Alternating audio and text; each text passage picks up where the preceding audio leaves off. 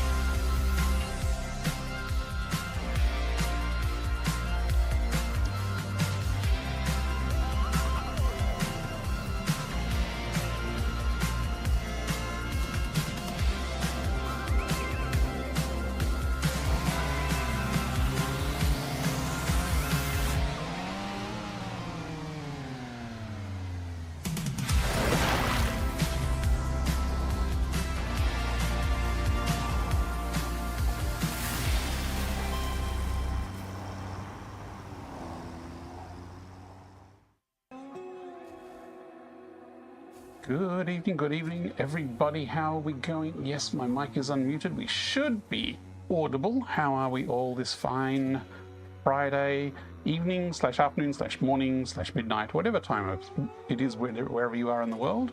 We are back in Satisfactory in VR, and I cannot hear the game sounds. That's just because it's quiet at the moment. Okay. Hey Dean, how's it going? We're back with a new factory build tonight. Oh, we've gone down the stairs. So I am just going to jump right over to the project window. So how do I do this? I go like this and press that button, and I wonder where my desktop has gone.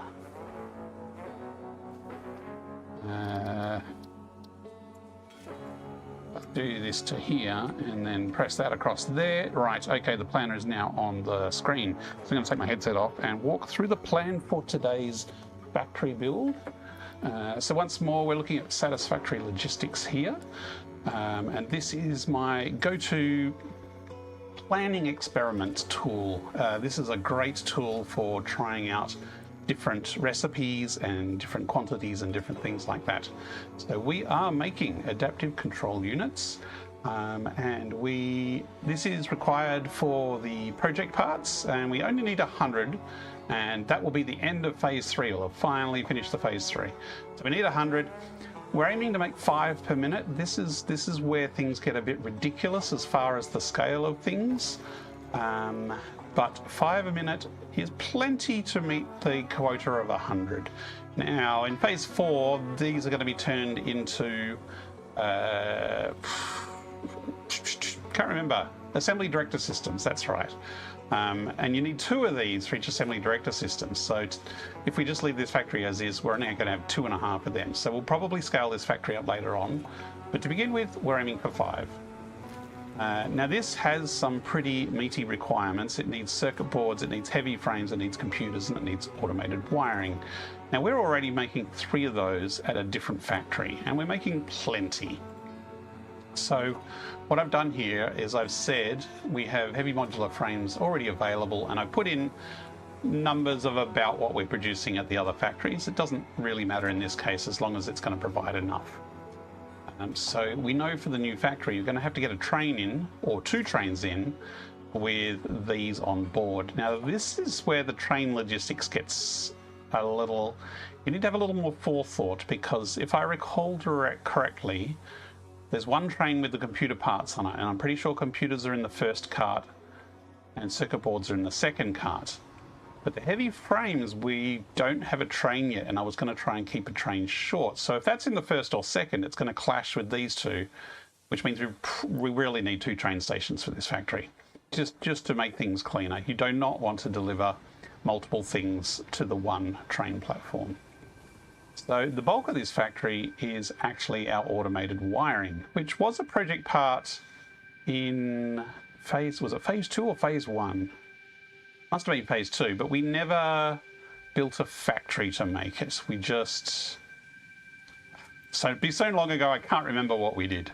But whatever we did, it was temporary, and we tore it down afterwards. So this will be our first factory making automated wiring. And this is how we're going to make it. So this is going to be the bulk of the factory here. It's not too complicated, but it requires a lot of resources. So those 5 adaptive control units are going to take 17 constructors for cable, a whole pile of assemblers and constructors for pipes. Now, the fuse wire, I originally had this as just ordinary wire, and that requires 40 constructors. And if we go with the popular iron wire to reduce the copper, that would take 53 constructors. Now where we're building, there is Caterium not too far, so I'm just going to go sod it. I'm going to use that Caterium because that simplifies things. That changed. Why did that change? Sorry, fused wire. No, we're not going to make it a pure Caterium. That would be silly. Fused wire. So this brings it back to 13 assemblers, which is a much more reasonable number of machines. I don't like spanning gazillions of machines. I'd much rather be able to have less machines with better quality of inputs and such. So this makes it a bit more reasonable scale-wise. And down this end, we're going to use our usual iron and copper alloy recipes. I much prefer them over the pure ones, especially on a limited power grid like we are, because we only have coal power at the moment due to personal goals. We are not using fuel power in this playthrough. And then we have the Caterium ingots, which I think I might go pure. Actually, no, I think that's defaulted. Or is it? Yeah, okay, we might go pure just for the Caterium, just because it's expensive otherwise. So this is kind of the general overview plan. So once I have a plan like this where I know which recipes I'm going to use, then we come over to the Satisfactory modeler. Let me just close my browser because it's going to suck resources. So the last factory we did was the Engine Works factory here, and this is basically our playthrough here, but I've already planned out the new factory. So if I go back up a level, we have the ACU factory here. So you can see the same inputs, 10 computers, 5 frames, 25 circuit boards, and some ingots. Now inside here, we've got our 5 manufacturers for adaptive control units. But here I have 5 blueprints. So I've basically said that early phase that we need to make the automated wiring, let's do that as a blueprint. So the first thing I'm going to be doing tonight is sort of designing and coming up with this blueprint and seeing if we can fit it in a single blueprint, which I think is possible. It is 6 assemblers and 5 constructors, unless we overclock some of these, but I think even as it is, I think we can fit it in. But the flow of products is a little odd as well. So Yeah, I'm going to have to figure out the best way to lay this out, and it might take us a bit of experimentation. But this is the plan on what to do. And why is my YouTube preview lagging? That's better. Okay, so this is what we're working on. So let me just put the headset back on, and we'll switch back to VR. And the problem is I can't look at this diagram while I'm in VR, at least not while I have chat monitored. I admire your optimism, Future on VR. Hey, but Future you on only VR, get a how's it going? participation award this time round. Realm of Russ was the winner. Better luck next time. See, Azuren, your YouTube comment did count even though the first command didn't work. So Azuren is actually second and third. So technically, Future, you were third. But for some reason, the first command was not working on the YouTube side. So Azuren's hogging the medals there. Okay, just putting my headset back on. Command controllers.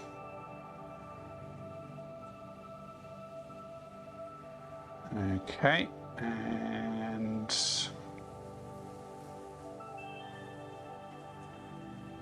where's my...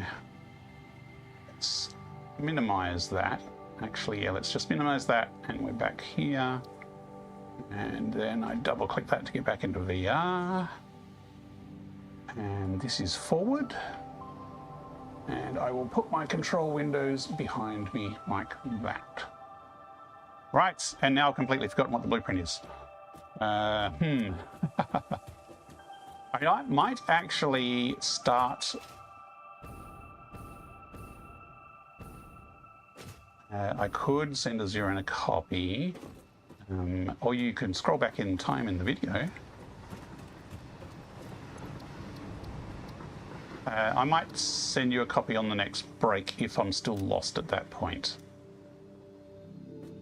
Okay. Let's start from the other end. Let's start from the output, which is the actual automated wiring. And I'm going to speed this up by using kind of existing blueprints where I've already got some structure around the different items. So now there's only 2 assemblers on the output, but I might put down a stack of 3 just because that extra assembler, I could possibly use one of these. So let's put it there, so there's a bit of space there. And see, this is already set up with a vertical manifold, although, I mean, I could always delete the top one if it gets in the way or if there's a problem there. Let's bring this over to there. Do I want to make these fat poles later? I might. Let's put it there for now. We can always move it later. Actually, what I probably need to do is the top one I need to make facing the other direction. Ooh, that could be loopy, because basically one of the stators is also an assembler. And I'm pretty sure... Actually, this is the output here. I've actually put this backwards already.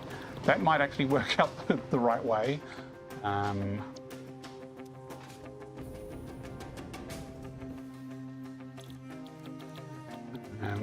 It was just the standard stator recipe, I think. Okay, so this makes 5 per minute, and below needed 2.5 each. So that is the correct ratio. Yes. Now the cable we were just making...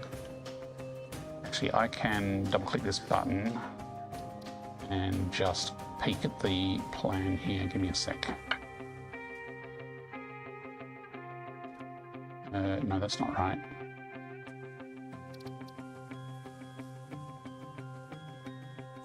Let me just arrange my windows over here. Okay, the cable is just the basic cable, but it's a stack of 3 constructors, but it's the wire that feeds into the stators and cable. That's going to be a stack of 3 assemblers as well. Okay.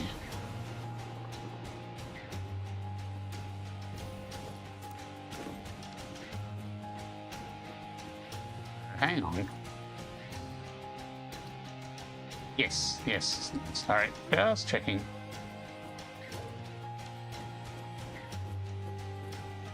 So these make wire that needs to feed into the top of that other one, but also the constructors. So if we rotate this around,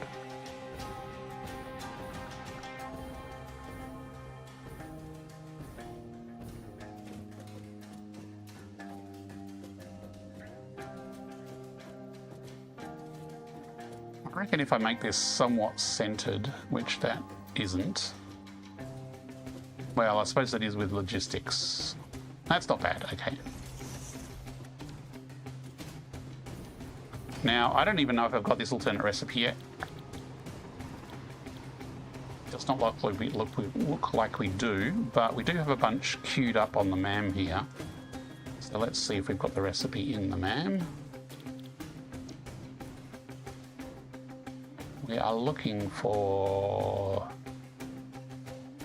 fused wiring. I'm pretty sure it was this one. I'm just going to be paranoid and check. Come on, mouse cursor, tell me if it's the right one or not. Look, it looks like the right one. I'm pretty sure it is, like 98% sure.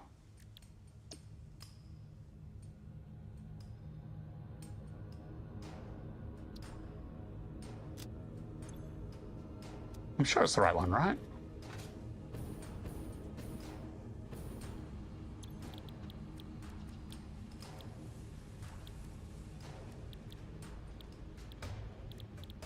Did I just pick the wrong recipe? Or did I not hit commit?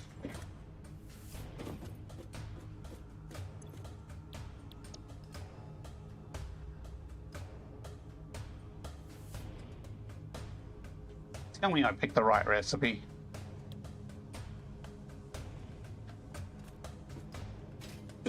Excuse me. Because I'm going to be a bit annoyed if I picked the other one, which was crappy. Oh no, here it is. Huh, I'm blind. My folks, I'm blind. Okay, so we have wire out the wazoo from this.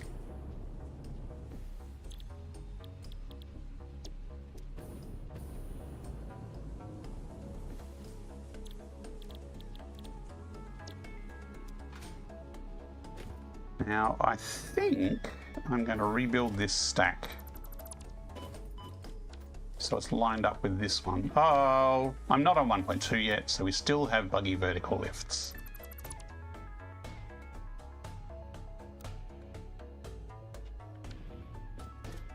So I do want this to face this direction, I think.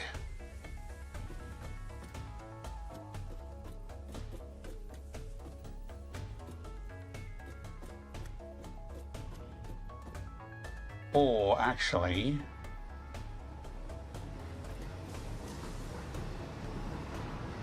no, I do want it to face the other way. I'm just trying to think how the conveyors will all wire all this up. That is lined up. That is 2 from the edge. Actually, I'm going to put a stack of 2 here.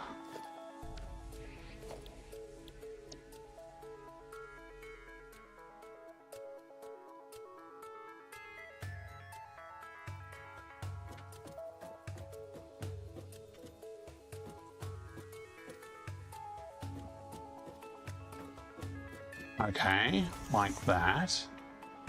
And what I'm going to do is at the top, I'm going to put a reversed assembler stacked on top.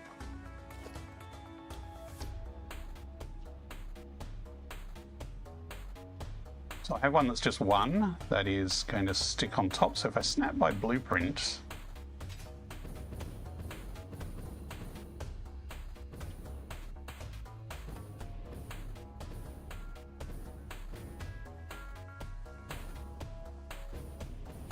let's get the heights about right. I heard that. They're not going to jump me while I'm up here. Hello, Chris. How's it going? I do not think there are any stingers around here, but nice try. Okay, so basically some of this wire here will come into this assembler here to make the stators. So wire in the top, stators out here, that goes down to one side of the assemblers below. So these two here are the automated wiring.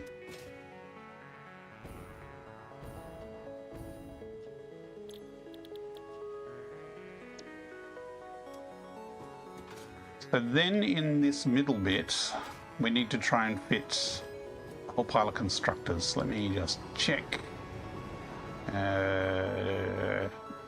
There's one making iron pipes and 4 making cable, and the cable goes into the assemblers.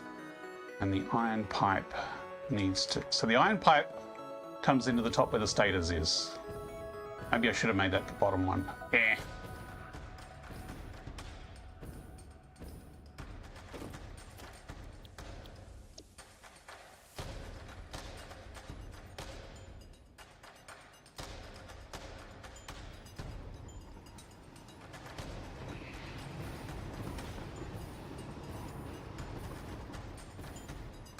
I mean, this one actually could be up high because it's just going to go from that top machine to the other one. So we could put that one somewhere up there. And then we just need 4 of the others down the bottom here. Which we could do as... I mean, there's enough space there, I think.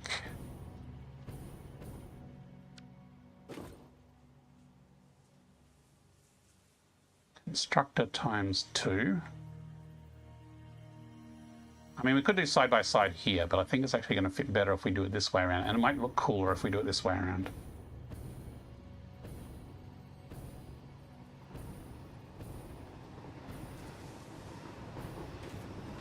I'm not sure of the spacing. I mean, we've got plenty of space this side, so maybe we do just have this lined up. Now, if I make it in the middle,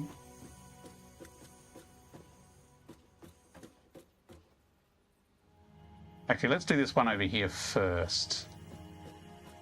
Because this has to kind of feed into there.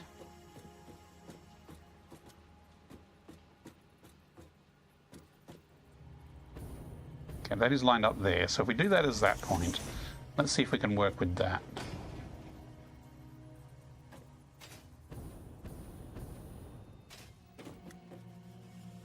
Okay, so the conveyor bits will actually clash together. _low_ just resubscribed to the channel. Thanks for your continued support. _low_. Hello, thank you very much for the resubscribe. Don't get to catch you live really these days, but still loving Satisfactory in VR. Thank you for your hard work. Catch you live really these days, but still loving Satisfactory in VR. Thank you. That's awesome. Thank you very much, Delo. Thank you for the subscribe. Are you playing lots of Satisfactory in VR yourself? Are you? That's good to hear. So yes, this is sort of how we have to space the constructors to fit them in.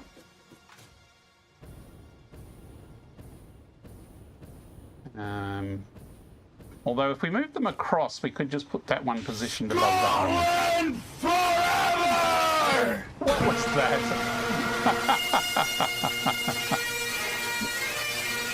Who did that sticker? Hang on, I can check on my dashboard behind. Hello, okay. That is a sticker. Thank you very much for the Scotland Forever sticker.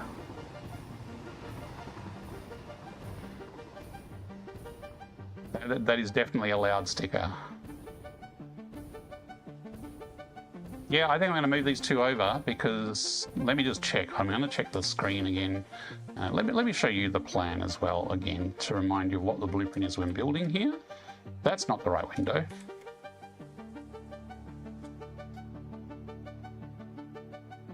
So we need 4 constructors for that, 1 constructor for that. We've done that, we've done those, we've done those. So yeah, I think this will fit quite nicely.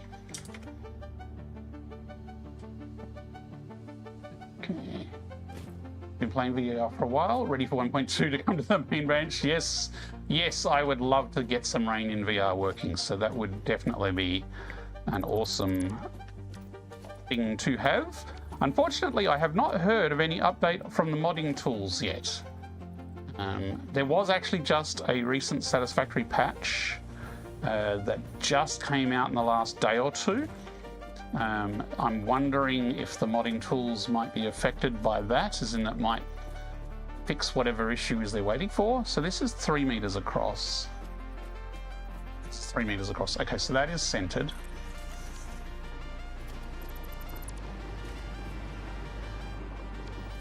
So yes, I once the modding tools are out, then I can start work on the mod update. Okay, it's not going to fit nicely. I was hoping we could have all the poles line up, but they are not going to line up.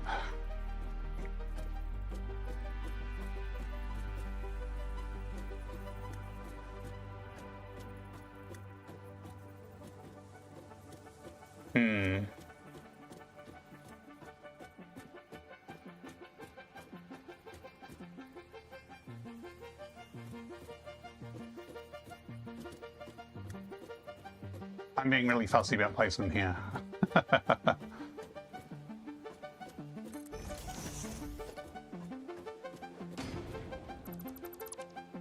This is what I do. I am fussy about the blueprint, and I spend ages agonizing over every little detail, and then when it comes to actually building the factory, I can go spam, spam, spam, spam, spam, green eggs, spam everywhere, and your factory is done, and you're up and running. Scotland forever! Bedtime for you. Thank you very much for the sticker.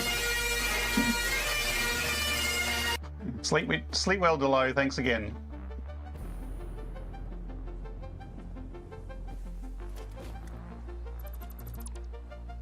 Okay, so now we want one of these on top here. Yes, I think I've got the stickers cranked to full volume, so maybe I do need to turn them down a bit. I don't know, what does everyone want? Do they like loud stickers? And they cannot lie.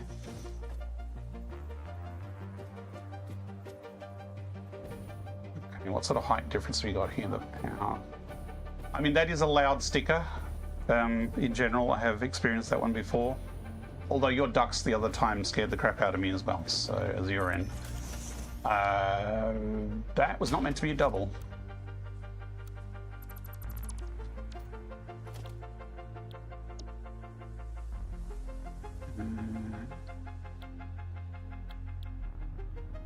I don't have active focus on the game apparently.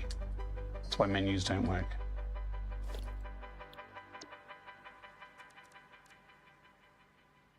So constructor just one should snap on top there. Missed. My flight is not very good tonight.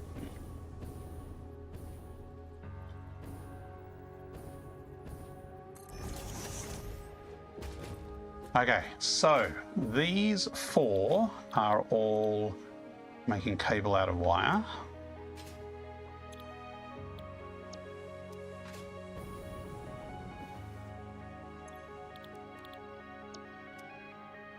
Thought I might have slipped off there. And then this one up here is steel pipes. Now, have I actually unlocked the steel pipe recipe? Yes, I have. That's useful. Actually, that is an input that's coming externally in. So that doesn't need to feed from there at all. Ooh, maybe I did this wrong. And we'll work around it.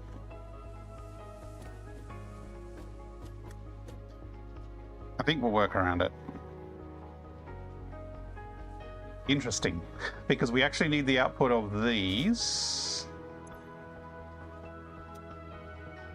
to mostly come into those constructors. Actually, we're going to need... See, I was thinking of making this like a vertical manifold just for this constructor, but it's not going to fit. So we're going to have to do some shindiggery, skullduggery stuff anyway, so don't mind me. So that's it. That's the blueprint done, other than all the conveyors and stuff. So we have 3 here that are making wire. 4 constructors are turning the wire into cable. one extra constructor is making steel into steel beams. Then the top one there is taking the steel beams and some of the wire to make stators, which will feed down into these two along with all the wire. Stators plus wire equals automated wiring. Easy. And that actually is a fairly... It's not too huge a blueprint. It fits reasonably nicely in the blueprint maker. I could move these across, but the reason I left this room here is in case we wanted to sort of upgrade these to fat columns on the borders. So on the borders there, we could put those as fat columns and make them fit in nicely. So we've still got room for that. So I guess we start connecting it all up. I'm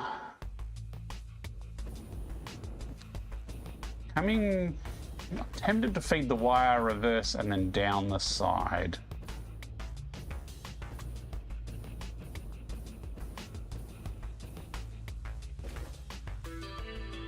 Also need wire coming in here. What else did this one need? This needed the steel pipes. Okay, so steel pipes needs to come from there into there. Okay.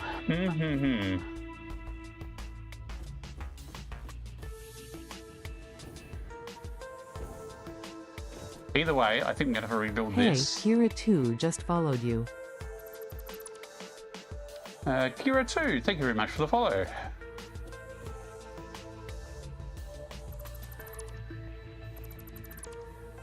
Okay, so we're going to have to redo this. Because I think I'm going to, instead, because this original manifold was coming down, but this time I'm going to have it go upwards, and then we'll split it up the top there between the different things that need it. So now we need the lift, and this lift, the total throughput is 90, 180, 270, and the belt speed is 270, plus we might need a Mark IV at the very top, but I think for the actual lift, a Mark III is fine. Now we want the output to come up the top. Now we're not on 1.2 yet, we are still dealing with buggy vertical splitters and mergers. So the best way to deal with buggy ones is to build a lift first, just on the ground like that. And then let's get our merger, and then to snap things on here like this. Where did that go? That didn't go in the right place.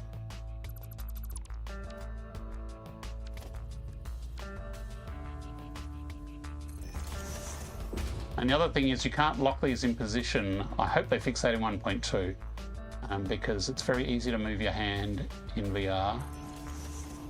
I think I got that right. Did I get any of those right? Okay, that was right. Hey, I think I did get them right.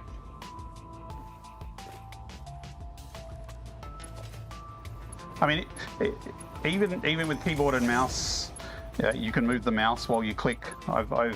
Before I started playing all the time in VR, I used to misclick with the mouse all the time and have to rebuild things, especially positioning constructors. That was really annoying. Okay, so that is our manifold that is coming up to the top. So we can delete this, and no, don't delete our power lines. That would be bad. Okay, so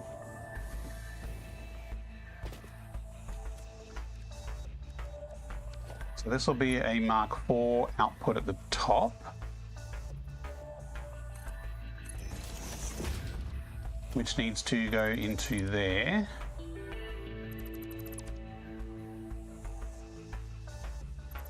Actually, if I leave that there, I might be able to just put a lift across.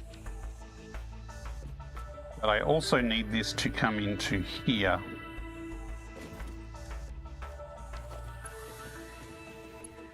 No, it's down the bottom. So I need this to go down and then manifold across that way. So I really need a vertical manifold here.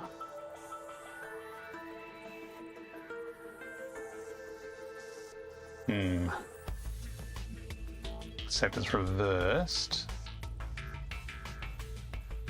It needs to be Mark 4. It needs to be lined up with that.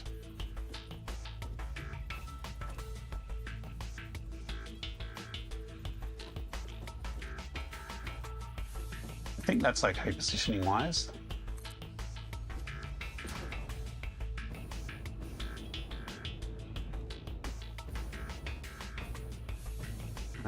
Now this goes across to there. So now we have a number of splitters and we need to get these at the right heights. So this height here,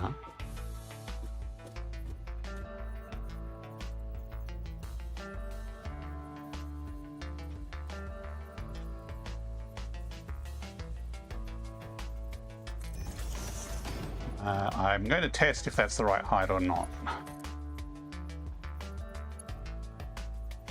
That looks pretty level.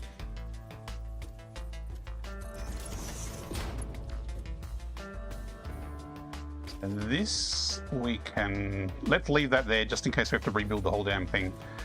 And so this needs to come down to this level here.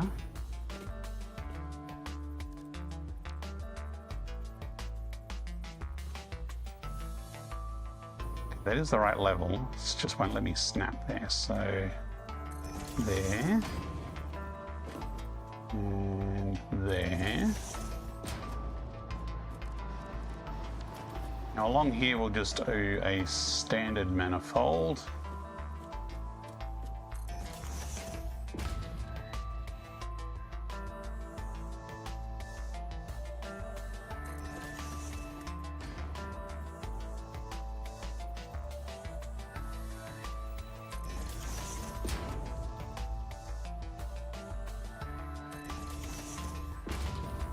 That should be it.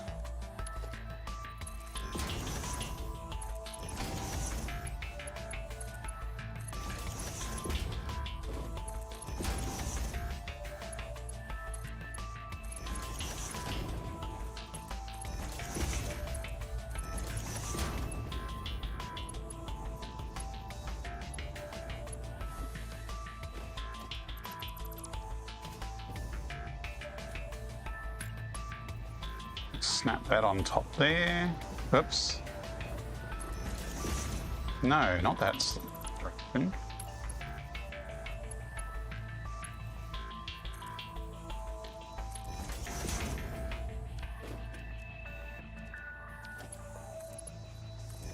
Okay, so stack of machines making wire. The wire gets, okay, that isn't straight, but it's level, so we can straighten that up, no problem. Actually, this one, how much wire does it need? Hibiki Ryuga, g'day, how's it going? How's your Friday treating you? This only needs 40 wire per minute, so we can... Yeah, it does need the full 40, so we can just use a Mark 1 belt here.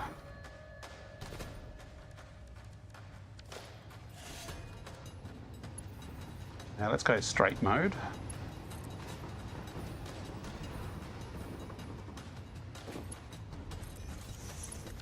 Like that. And then the rest should be fine. We can delete this bit off the bottom because we think we've got it right.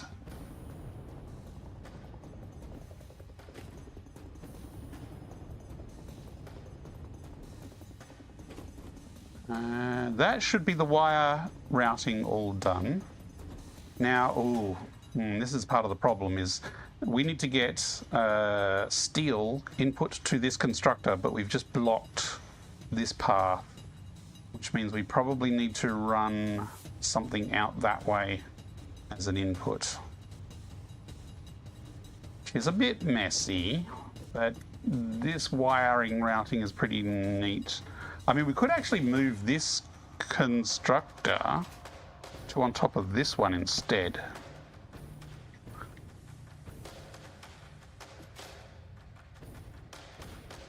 Although I do kind of like having the bigger one at the back.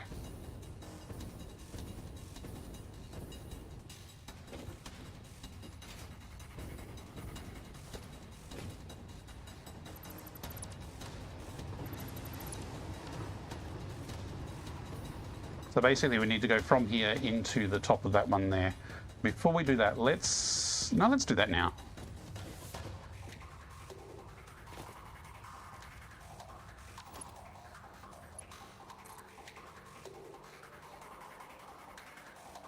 I'm just completely eyeballing this.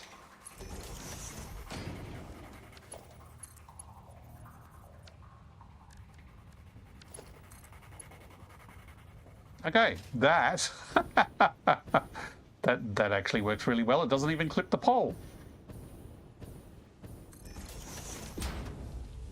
And just check. Okay, these are our steel pipes. Now we didn't need the full 100%. We need 15 per minute. So, come on, this should have the new keyboard unless I've accidentally rolled back the update. Here we go, 15 per minute. We still need to somehow get iron into here.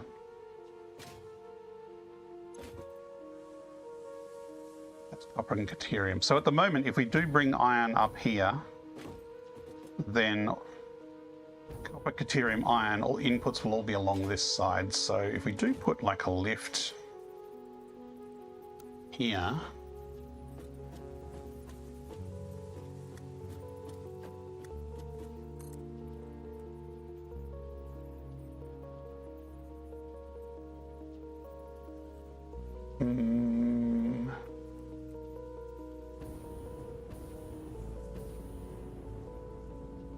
it comes down to there.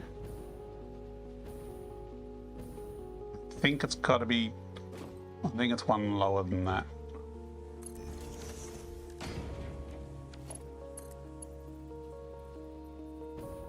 What the heck, straight mode? I missed! No! No!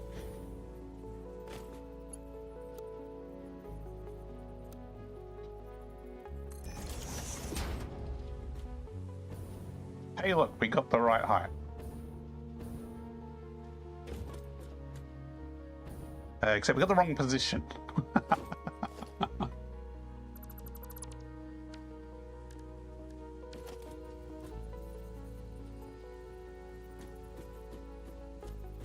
Not sure how I stuffed that up.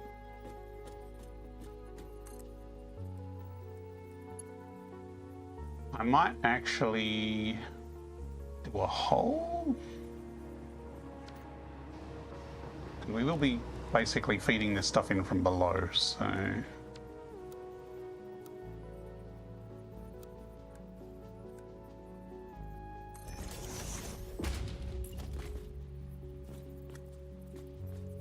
although realistically we're going to rebuild the hole anyway, so let's not do that. Mark CV 2KB, Satisfactory in VR. Yes, it is indeed Satisfactory in VR. You are very observant. And it is a lot of fun. I highly recommend giving it a shot if you've got the capability of doing it.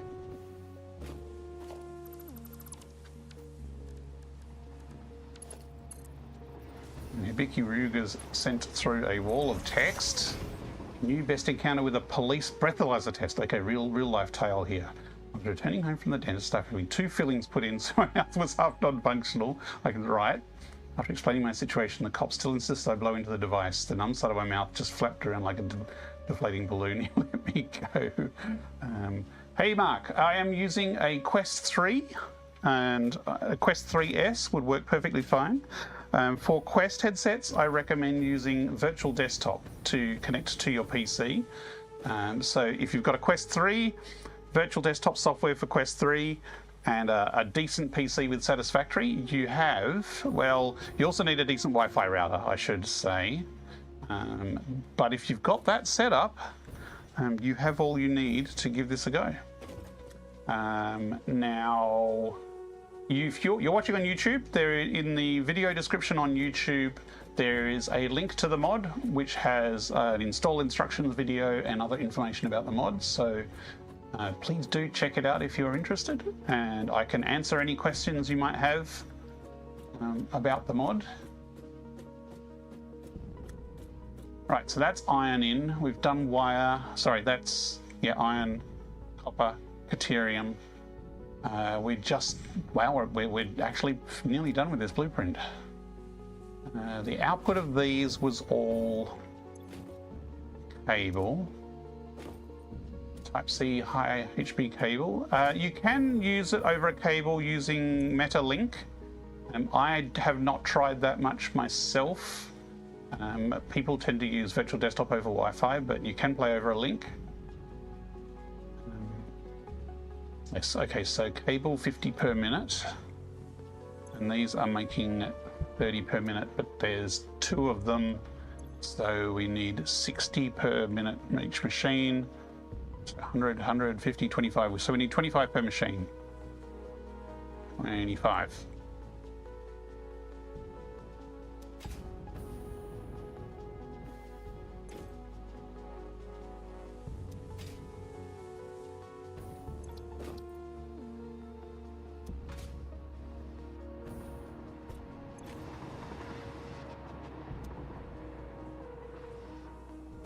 5700 X3D paired with a 9070 XT. The 9070 XT is an ATI card. That's, do you know what the equivalent of NVIDIA would be? I don't know.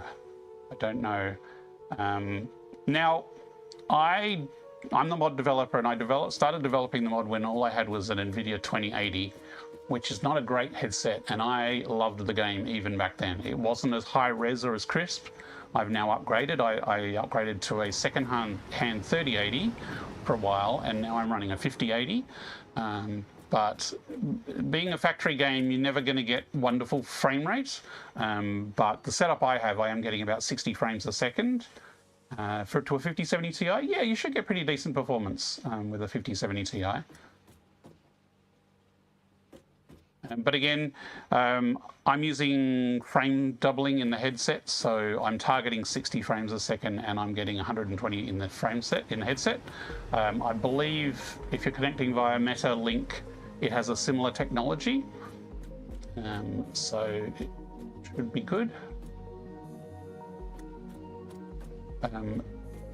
It may make you want to upgrade your computer though. But definitely that should be plenty to have a decent experience and to give it a go. Okay, I need output of here to here and output of here to here. That is actually, is that on the same level? It just got really dark. I think that's actually on the same level. This one's not quite on the same level. But I am tempted to just do normal manifolds here. Let me turn my flashlight on. There we go.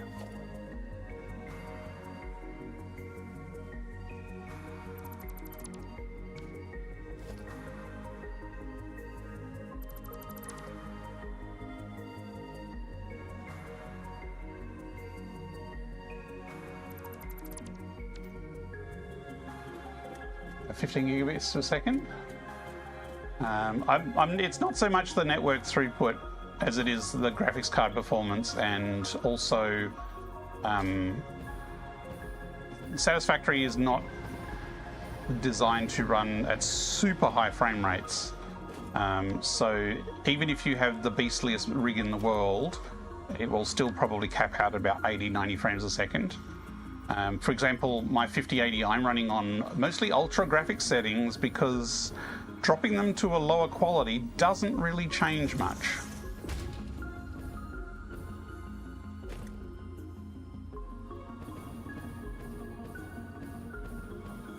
Now, if I turn on Lumen, that does have a performance hit. Although I'm hoping that with 1.2, with the updated engine, maybe Lumen might be a bit more possible for those cards that support it.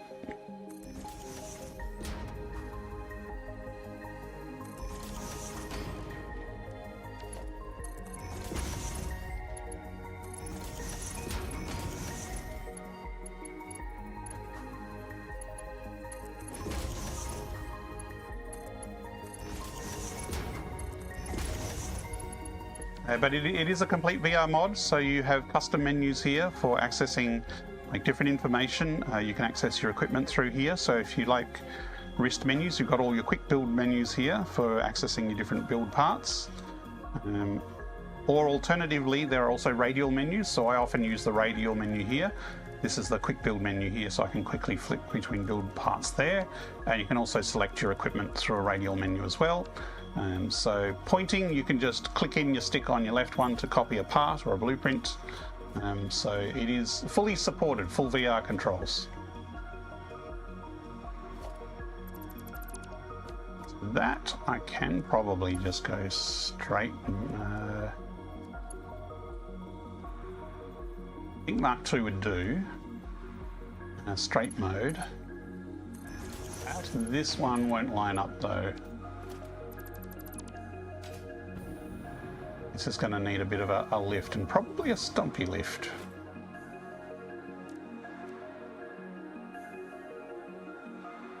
Which means I need a stackable conveyor pole to stack onto.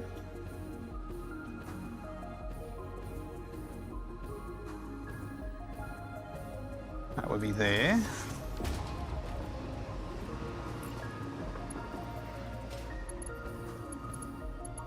Incoming propaganda broadcast detected. Please seek shelter.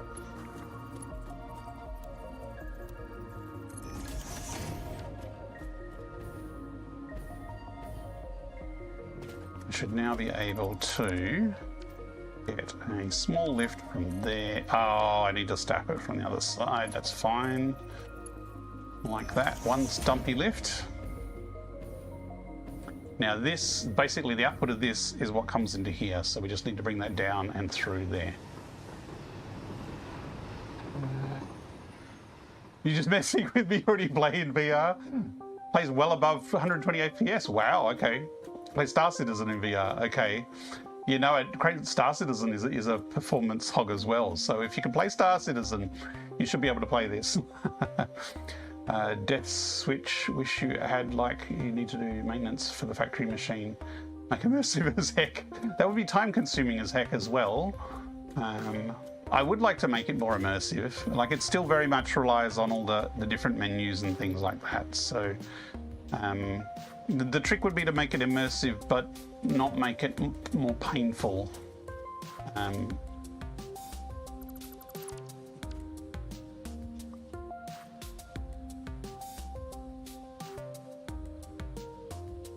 Pain is good.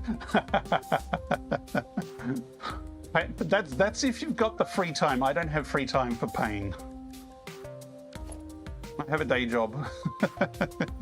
Most of my Satisfactory time is these weekend streams. Okay, so we're going to do another vertical manifold. But we will, this time, bring it down from above. So it'll come up to there.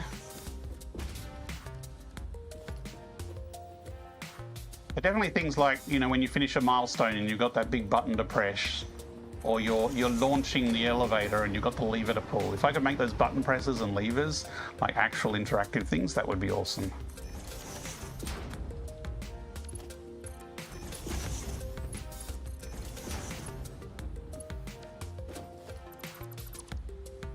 I think I can just bring a lift up from there, but that's probably going to be too close to do wiggly stuff. Probably easier if I do snap splitter on it. But a bit of luck, that's actually lined up. Actually, no, this won't work. Like it might. Oh, come on, let it snap. It looks like it should snap. Well, levers are what the artwork in the game is. So levers is like what the developers intended it to be when you launch the space elevator.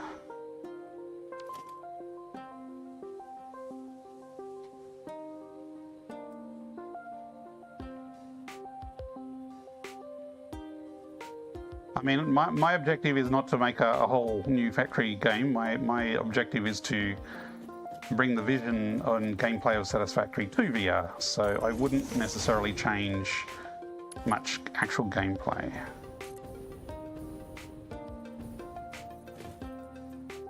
That is not snapping. Okay, plan B. We're going to start with the lift that goes all the way.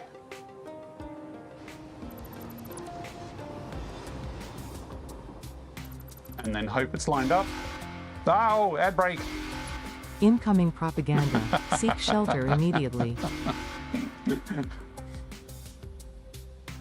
Need two hands to pull it. You could do a two-handed lever. I'm going to take a short break while Twitch shows you some lovely ads, or you can avoid ads by subscribing. And if you're with Amazon Prime, you can subscribe for free with a free Amazon Prime subscription. And this button is not pointing. There it is. Okay, back in a few minutes. Look lively. It's time to do those stretches and hydrate.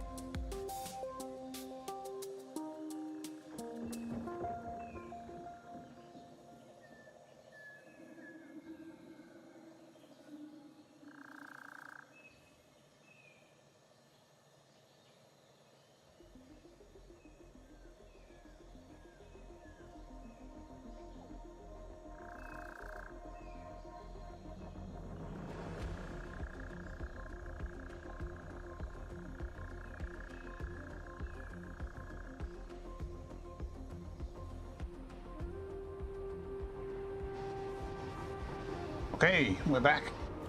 We are near our home base. We are making a blueprint for is it automated wiring? Is that what they call the stuff? Automated wiring, in order to make the project part that I can never remember the name of. It's not Assembly Director Systems, Adaptive Control Units. Okay, so here's the plan. At least this is the blueprint plan. So we have, oh, we only did 2.6. Oh, no, those are the assemblers. Never mind me. We have 3 assemblers here making wire.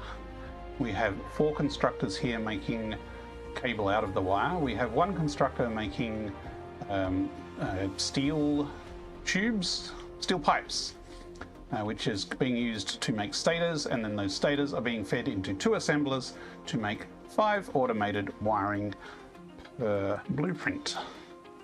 So that's the plan, and we've nearly finished it, or at least nearly finished the logistics part of it.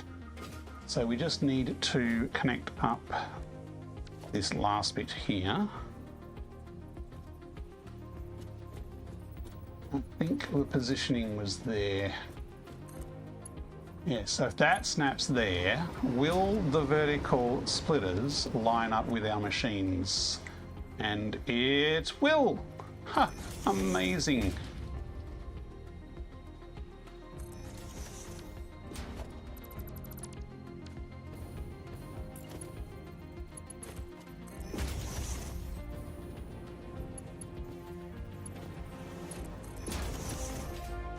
I don't know if we actually put a conveyor up here yet. No, we didn't. That would be useful. Okay, so this is our one assembler making stators. So it is feeding down into these that are making the automated wiring, and these four constructors here are making cable, and that's the constructor there that is making the steel pipes. Cool. Now, I think so the inputs are correct. So we've got three inputs. We've got deuterium, copper, and iron. Everything is connected there. So the only thing to deal with is the output, which is over here. And this is our automated wiring output. Now the thing is, this is designed to stack vertically. And the problem is that if we put a lift there, that's going to conflict with that. So what I will do is I'm going to rebuild this manifold out 1 meter so that it has clearance. So then we can stack this blueprint as high as we want to go. And we will...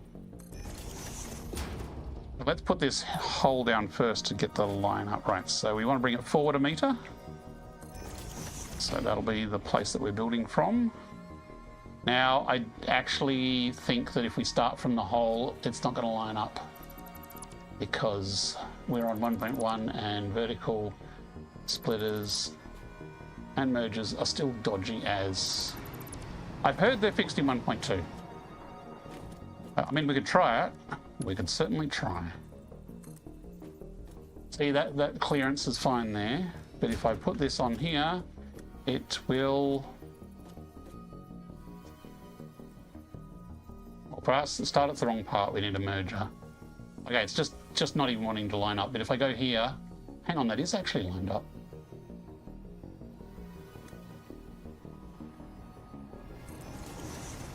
Can I get this one to go? I think I need to break the hole off.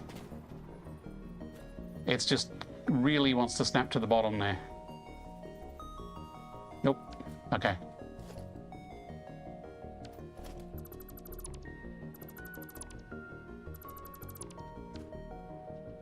Under the radar, hello, how's it going? Hey Mac, how's it going? Played any exciting games, VR games lately under the radar?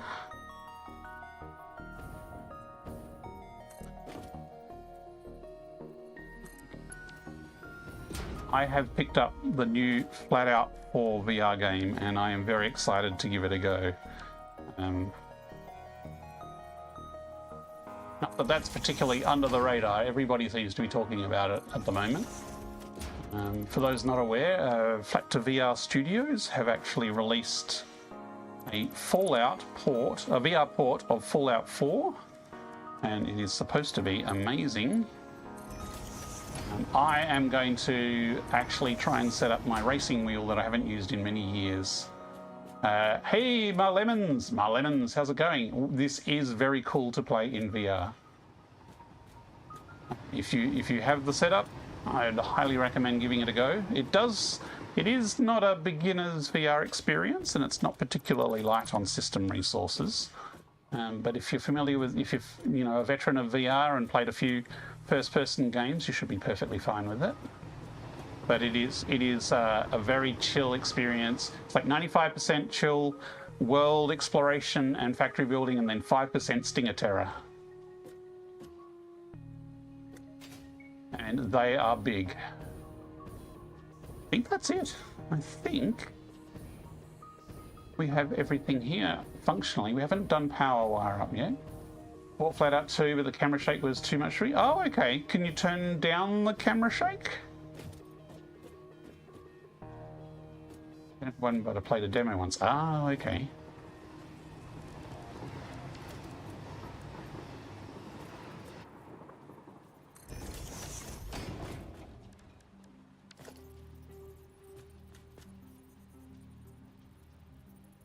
Oh, which way is it facing? Okay, that way. I put a hole here just because it makes doing a vertical connection easier, because otherwise it really doesn't work very well. Whereas if I put this here, I can then stack this blueprint on another blueprint and I can do a lift from here and then connect it to the next blueprint above. I was playing Shapes 2 all week. Oh, okay.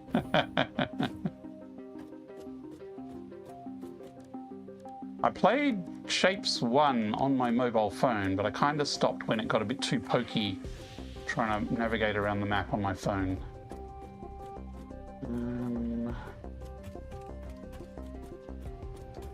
We've lost all our frame support because we've pretty much torn down and rebuilt all the manifolds here. Actually, we've got some there.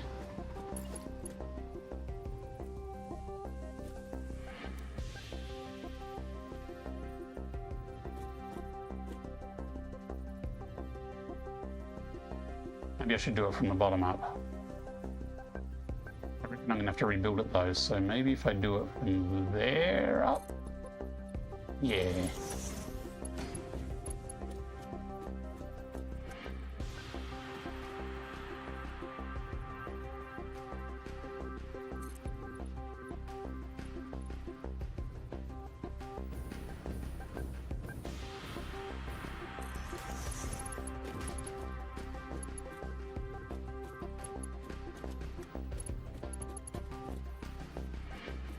Made a comment on Discord and the devs said they will put an option for the shakiness. Cool. They are very responsive to feedback, it seems. It's kind of odd that they didn't add that as an option for a game that is all about very large sudden movements. You'd think a shakiness option would be a pretty standard thing to add in.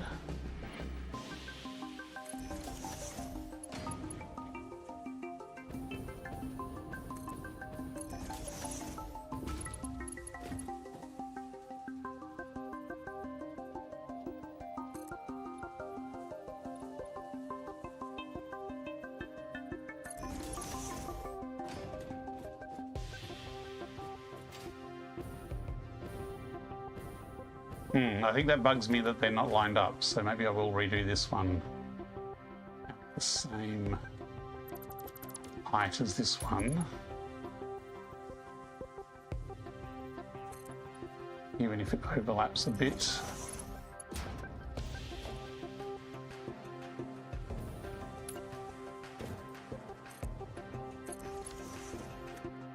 Whoops, I'm going to fall off the edge of the blueprint here. And over here. Well, I guess that only needs to go that far up.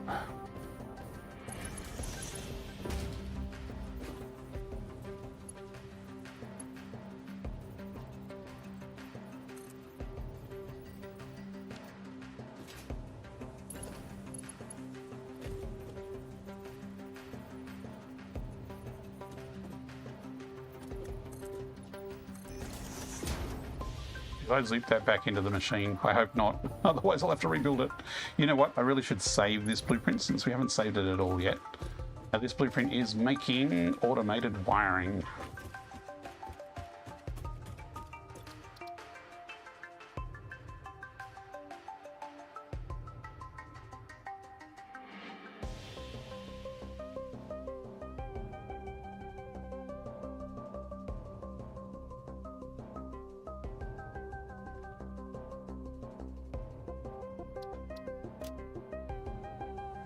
Edges apart.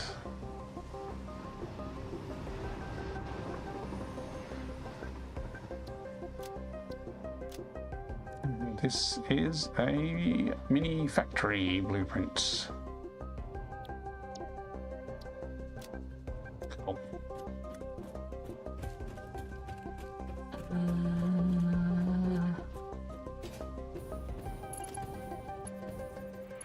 Some more supports.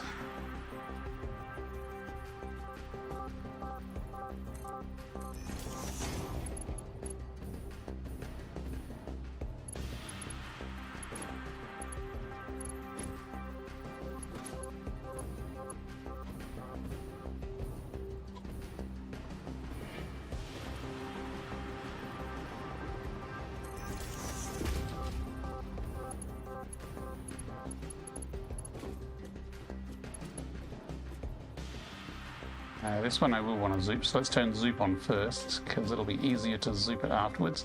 So basically I'm offsetting this by 0.5 meter. So normally the line up is either there or there. So I'm doing a half nudge there so that it kind of lines up a bit better.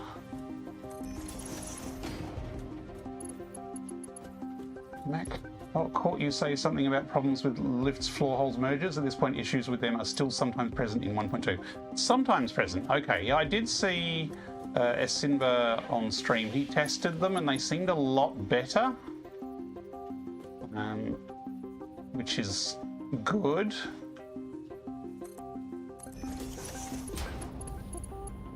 I mean, a lot better is not a hard bar. They are super buggy.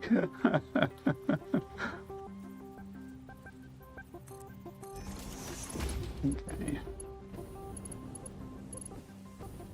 I don't know if I can keep watching, getting a bit motion sick. Sorry about that. I am doing a lot of jetpacking around, and jetpacking in general is very motion upsetting. Normally I'll be standing chill on the ground and just looking around, but the fact that I keep jumping and jetpacking is, yeah, that is going to be a bit harder to watch. It's not a problem to me because I'm the one in the world and everything is basically based on my head movement and my perception.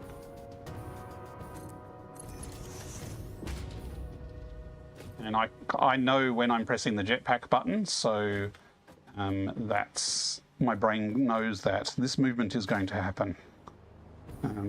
But it will be better once we're out on the main factory floor and I'm sort of more just spread out and putting blueprints down. But this particular part of the build is going to be a bit jumpy.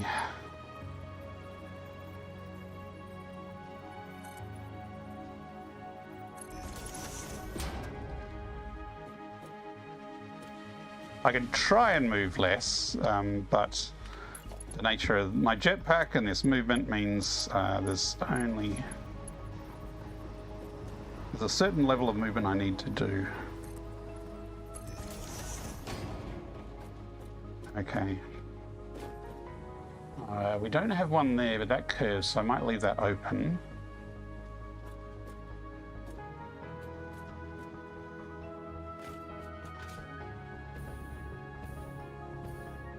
I mean, we've got basic supports, I think, on all the verticals and straights.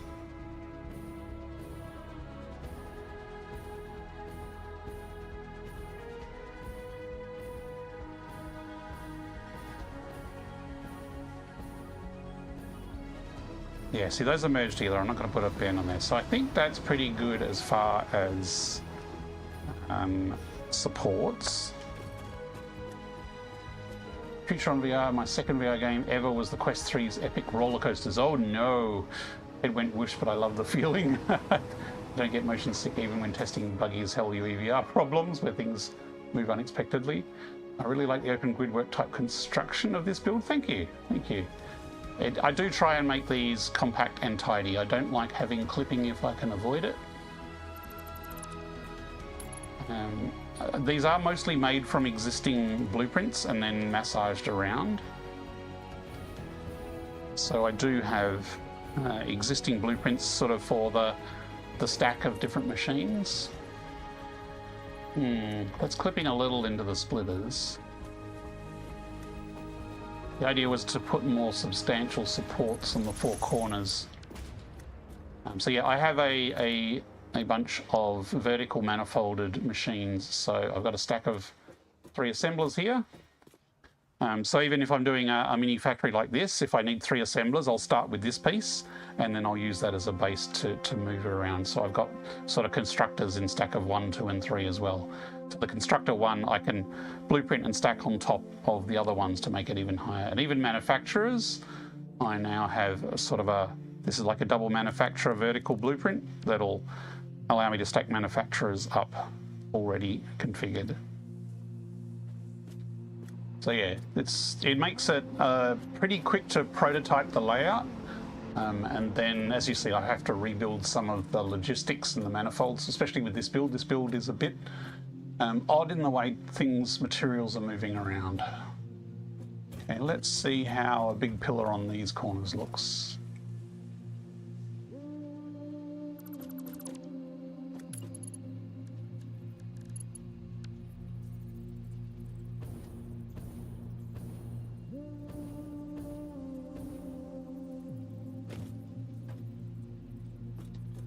Kind of where it lines up with the other one. Yeah, okay.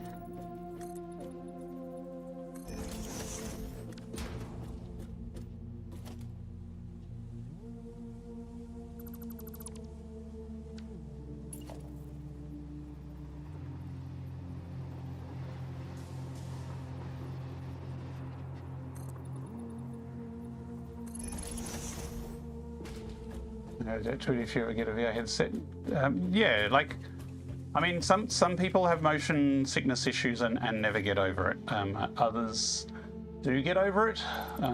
Some find that they get motion sickness watching a picture on a screen, but actually in the headset they're fine. So there's a few, I guess, common issues that people run into. Everyone does seem to be different in what affects them and how much it affects them and whether they can adapt to get over it or not. So when I started in VR, the smooth turning on the stick, whenever I did this, my world would spin and I'd feel like I'm losing balance and I'd fall over. But I got over that.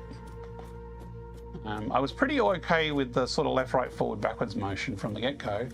But I also found when I started in VR that I have really bad heights vertigo, or at least I did when I started, which in VR is a problem because they love throwing you on cliff heads and things like that. Is that under this level?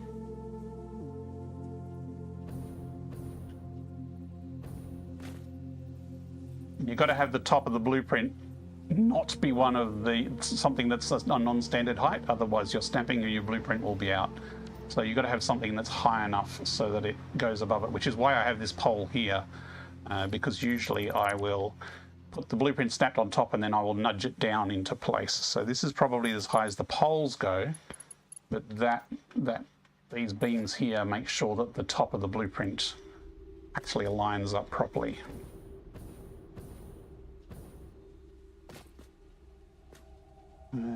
That's a different height. That's interesting.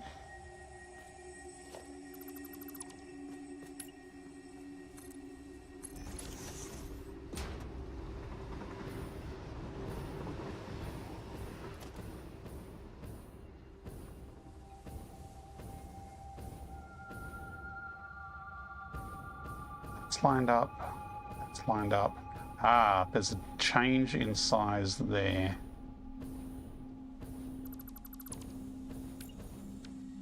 Ah, that one was a single one I snapped on top of the others because it's facing the other way. Oops.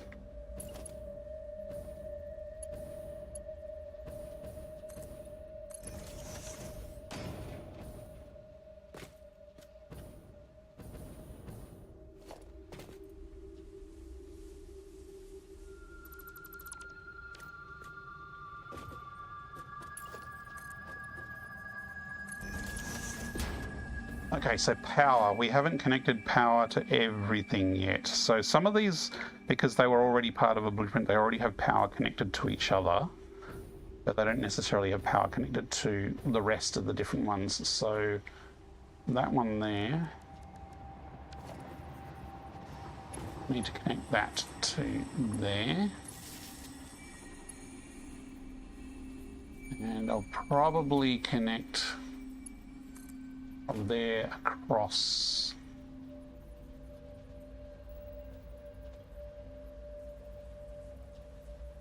to there.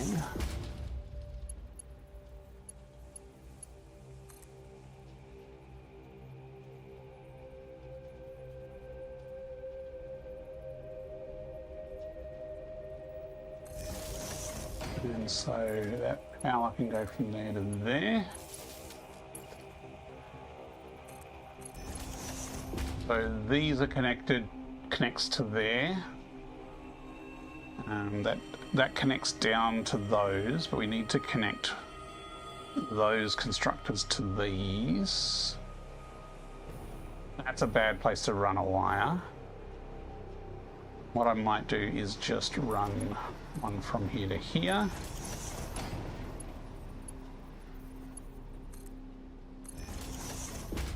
And run that across there.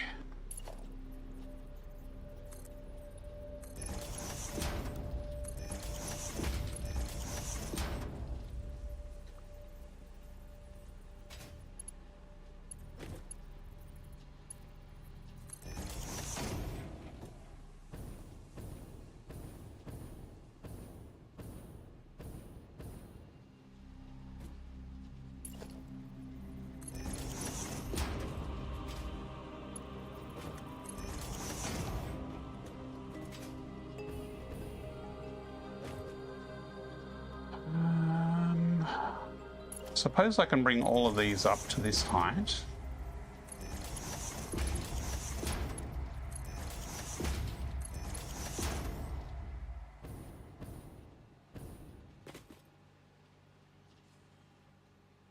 Having that kind of beam across here as a top roof would be nice.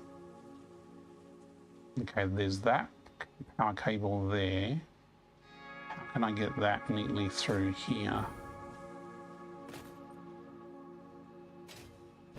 Because I can't bring it straight through the constructor. I could do it on the outside.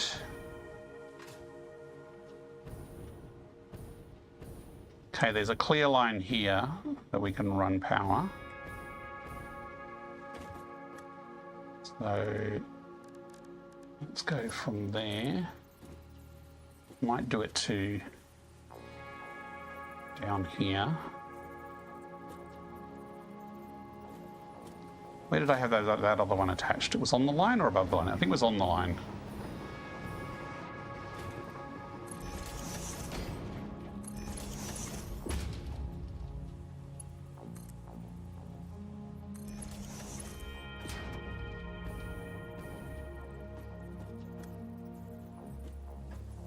Was here, wasn't it? There, that one.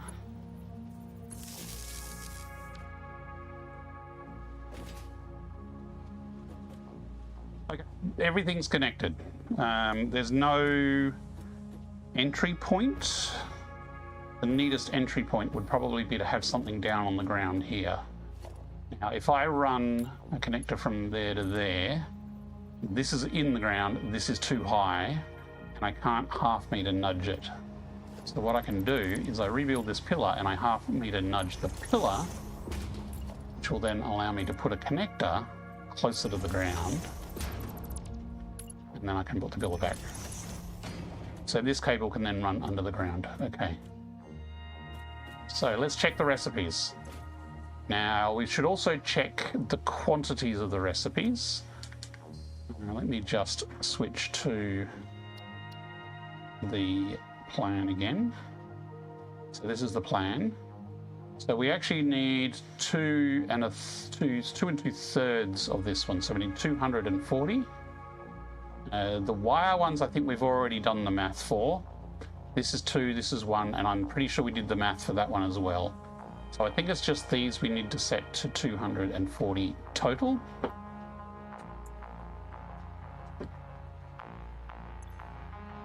So that's 90. 90. You know, I might as well just go clear 240 divided by 3, which is 80. So if I copy that, paste,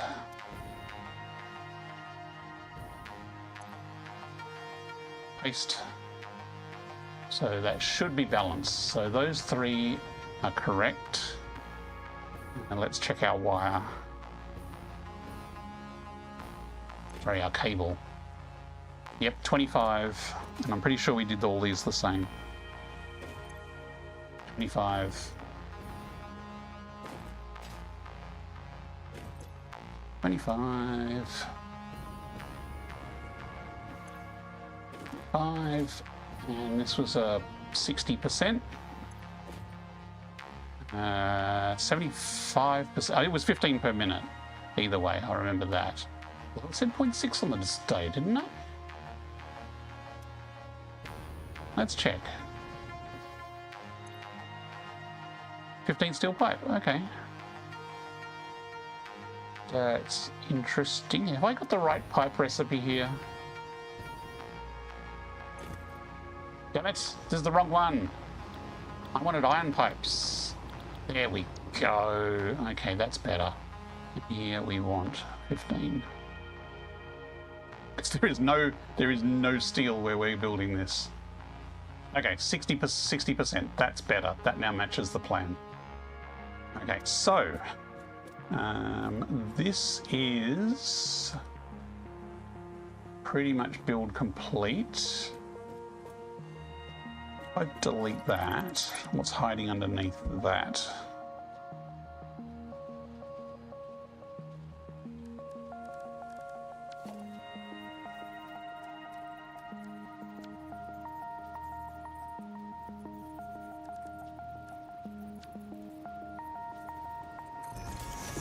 I'm just going to do that. Okay, I think this is the heart of our new factory. Not happy about this, but oh, you know what? This needs to be a vertical manifold because if we stack these on top of each other, this input needs to go all the way through. So this actually does need to be a vertical splitter here. Okay, yes. Which means we probably do need a hole down here for sanity's sake.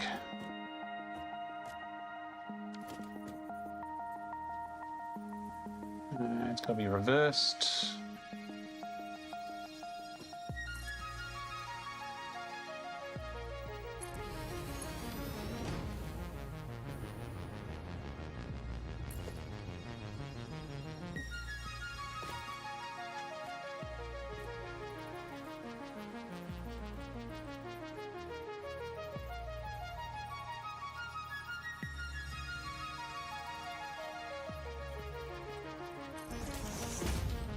We do need to rebuild this.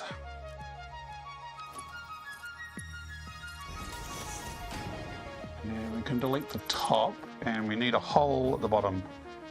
I don't know if 1.2 allows you to connect from a vertical to a vertical. In 1.1 you need to have a hole in between because you can't go straight from a vertical to a vertical. So ironically we need to delete this whole conveyor. So we just did this just for the splitter at the top basically.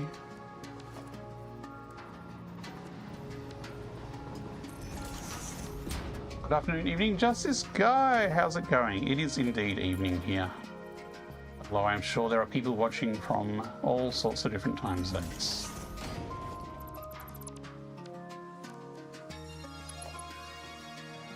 So now we build from here. Oh no, we need. This is the thing. We can't build that way. We have to start from here, and we have to. Well, not there. From there, bring it down. There.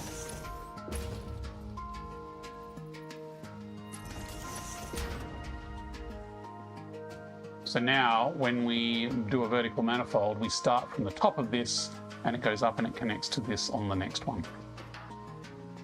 Right. Manifolds of the three inputs that are stackable. Manifolds of the output are stackable.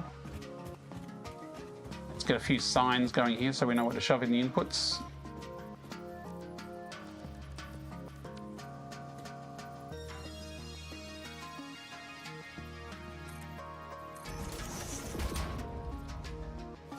Do you know you can, is it you can copy this?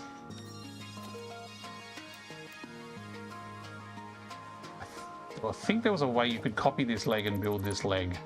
And it's not working right now, so call me a liar.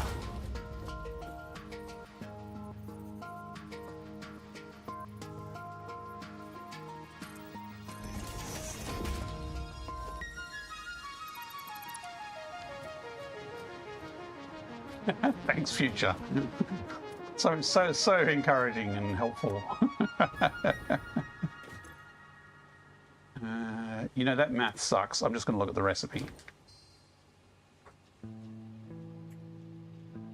A whole 8 Caterium, 32 copper. Wow, the amount of iron is actually higher than I thought. That's iron pipes for you, I guess. 8 Caterium, 32 copper.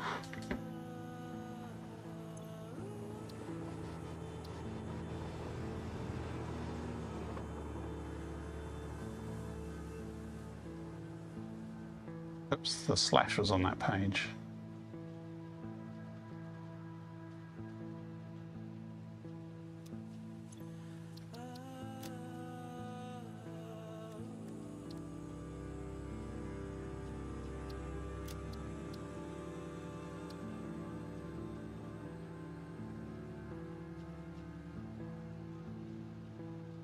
Oops.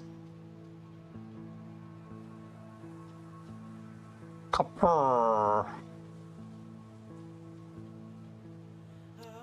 Oops. Hang on. Oh, it did work, okay. Interesting though that click went through, that shouldn't have happened. 32 slash. In. Oh no, there's too many enters.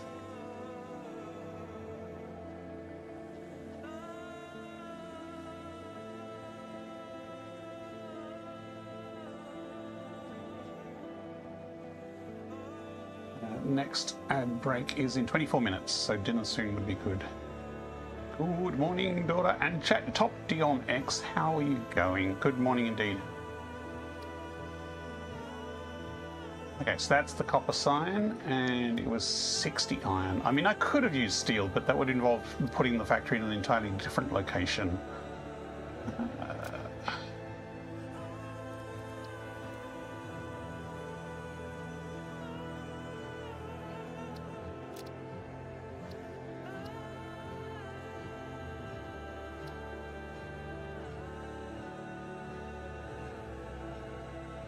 So this is actually iron.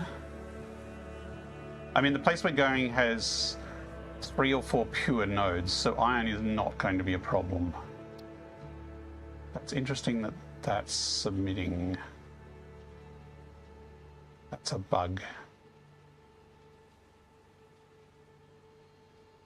More testing of signs needed, apparently. No, not 32, and it's the wrong icon. Jeez. 60. Let them in.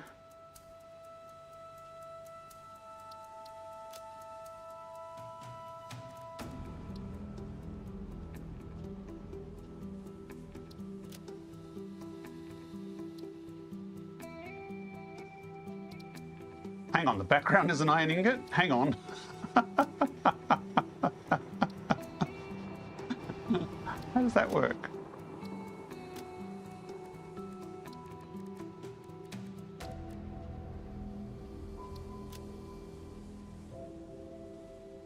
Iron 60 per minute. We finally got there, chat. Finally, we got the right inputs. Okay, there's our labeled inputs. We don't label the outputs. We just see what comes out the other end. We know what happens then.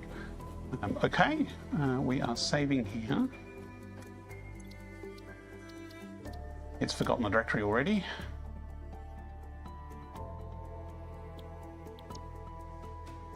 Save. Done. Okay. Now, actually, there was one more thing I wanted to do, which I can do very quickly, is I wanted to steal the surrounding from this blueprint and make it as a standalone thing.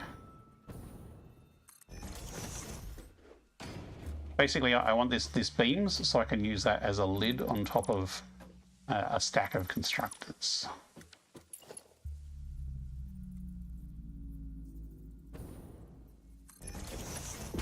Just like that.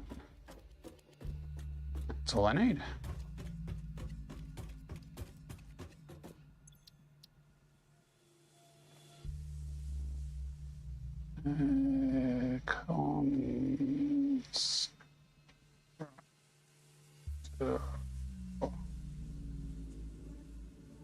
Support top, I guess.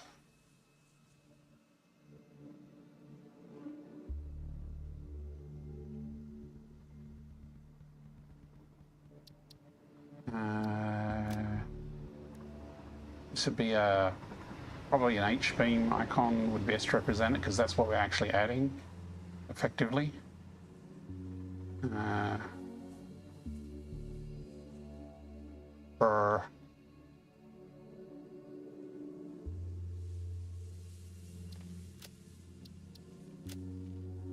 And this is kind of a feature. It's very specific to a machine. I really need to break this down into more categories, maybe even new parent categories. I have so many blueprints now. I'm just going to stick it there.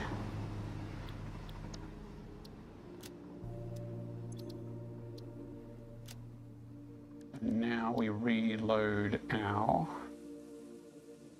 automated wiring.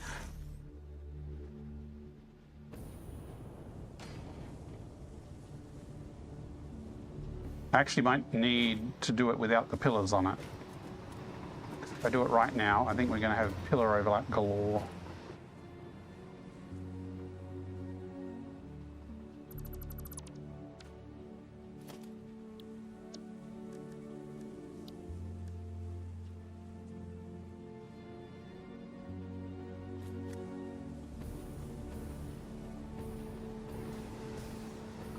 Now that should snap by blueprint to there. It's not. Okay. I'll do it not by blueprint then.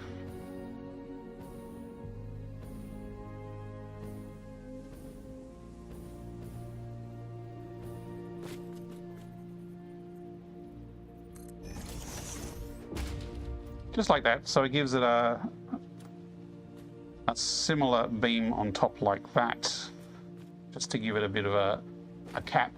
And I don't think I'll bother capping that one. This is sort of just to bring this in line with the one next to it. So I think that's it. So a year-end dinner is ready, is it?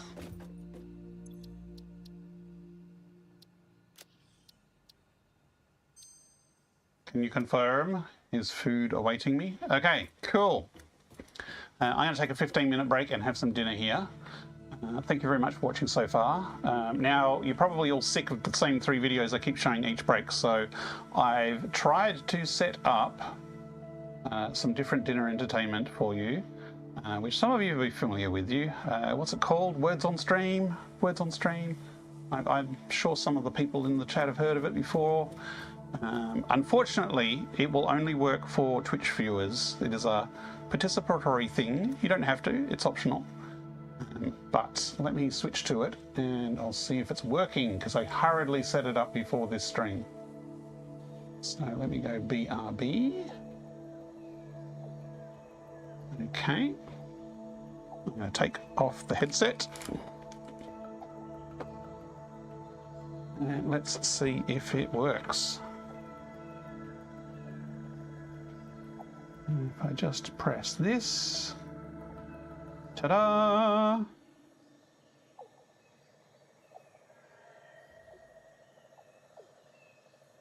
This is where we see if Russ is awake.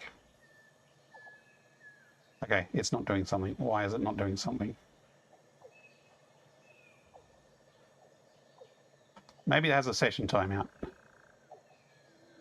Let me load my main browser again, see what's going on.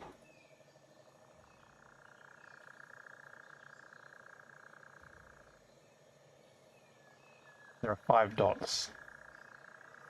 No, there are 4. Is this a test? Okay. Is it showing on stream? Okay, it is there. Okay. There's the how to play instructions. Apparently I needed to load it in my browser. I hope if I close the browser, it will keep working because it's focused. Yes. 3 dots. I'm pretty sure Hibiki was quoting, is it a Star Trek episode? Trying to brainwash Picard. Start. Yay, there we go. I don't know if there's sound or not. I'm just going to set the normal music replaying, actually. So knock yourselves out. I'm not going to play because I'm going to be eating. Bunnert? I think there's this typo there. So yeah, YouTube people, unfortunately this is tied to my Twitch login. It's not a multi-stream thing. So YouTube people will just have to watch and cheer. Or jump over to the Twitch channel and join in. I'll see if I can do some multi-stream solution in the future, but this was just hurriedly set up before stream. I will be back after I've finished my spaghetti bolognese.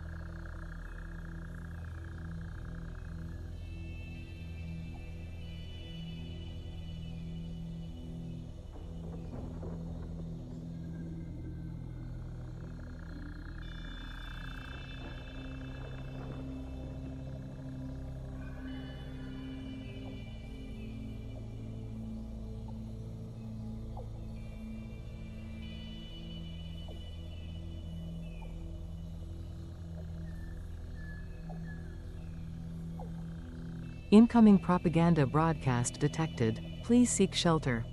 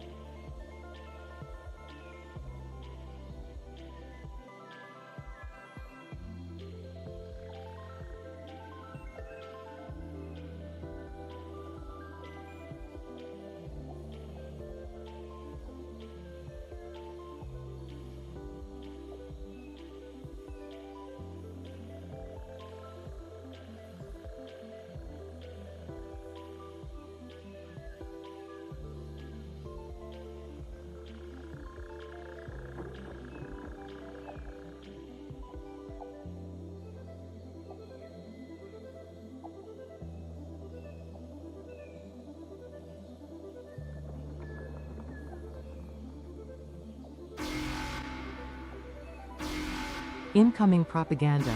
Seek shelter immediately.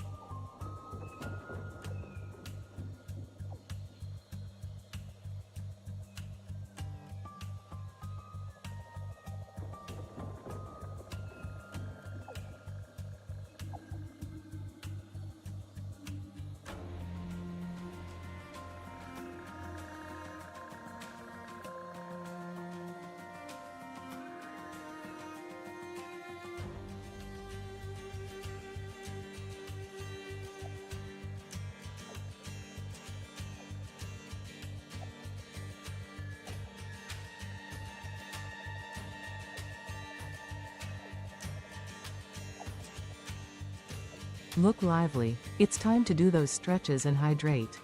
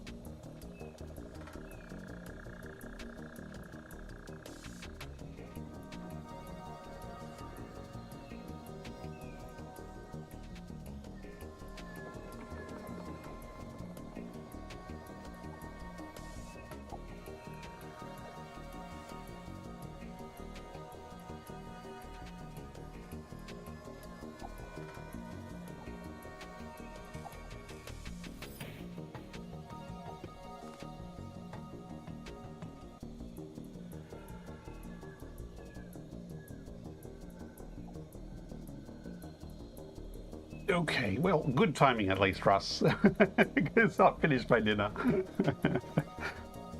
So is Jay always the dodgy ladder to watch out for?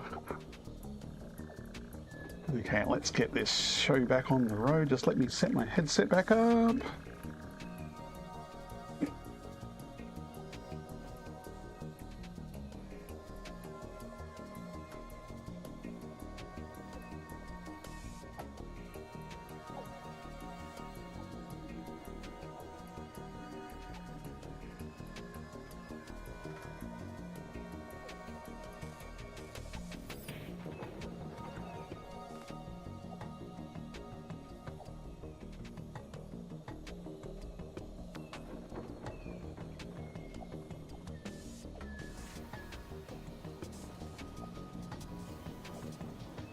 Okay, that's set up. Actually, I should close the browser on my laptop, streaming laptop, otherwise it's going to cause problems. Let me get rid of that.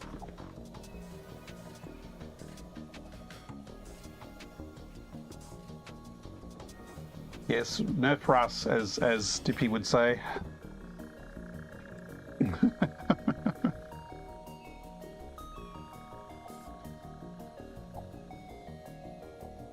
Okay, now, did that pesky ad break finished?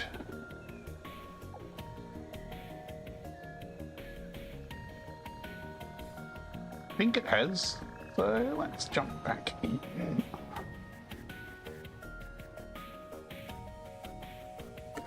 Oh!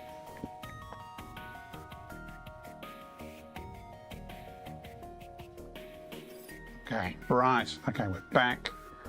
Now let me reset my view, forwards, chat behind me.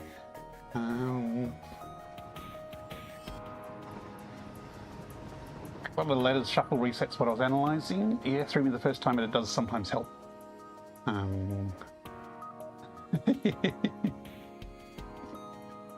Yes, I've seen Russ in other streams.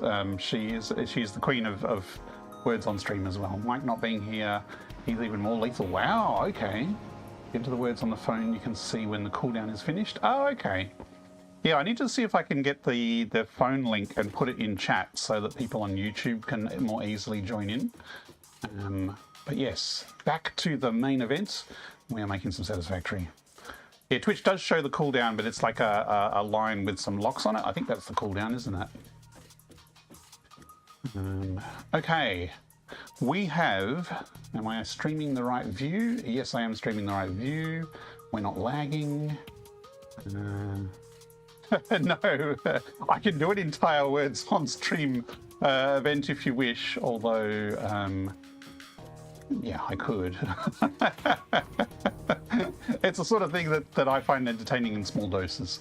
I've made a blueprint here. This blueprint is making smart wiring, is that what it's called? Automated wiring. We are making automated wiring. This is part of our final project for phase 3. So phase 3 objectives. We have finished the versatile framework. We have finished the modular origins. We need to make a measly 100 adaptive control units. I think I got the name right. The part that is my nemesis. It is one of the most painful parts in the game to make, and we are making it here tonight. We may even get production happening tonight if we can quickly get this build going. Where is the plan? I'll just quickly show you the plan. Here's the plan. No, that's the blueprint. That's the blueprint we finished. Oops, move that back there. The factory plan is here. So it's a bunch of the blueprint we just made and a bunch of manufacturers and a bunch of resources that we're going to bring in by train to make 5. Well, we've done the blueprint. We've actually finished the blueprint now, and it wasn't too hard to make in the end, actually. So we are making 5 adaptive control units, and we have made the blueprint such that it is stackable, so we can easily expand capacity later on. It's a good way to get affiliate. So now we are off to the northern forest, where there is a spot with a bunch of pure nodes and a Caterium node not too far away, and we can start production. So do we need any extra resources? We do not have a lot of concrete or beams, so I might pop off. Actually, we can stop off on the way at the mall. The mall will have them. Do I have junk in my inventory to toss out? Do not need weeds or one single wood, or well, this isn't a rubbish bin, so that will just chuck in the bin. Why do we have 500 screws? I don't know. The rest is probably fine, but we will stop off and get some concrete and some beams, because you always need concrete and beams. All the rest of it, the depot can supply enough. Wow, we have a lot of crystal oscillators for some reason. Okay. Realize it's not just your voice, Autumn, but the Satisfactory music as well. It is a very chill playlist. It's not just the Satisfactory music, but the whole playlist is very chill, which is kind of intentional, because most of Satisfactory is chill. The stinger attacks maybe not so much, but on the whole, I do have a similar playlist for sleep time music as well. It's not quite the same playlist, but pretty sure we saved it, right? We must have saved it. Oi! Thank you, now we're awake.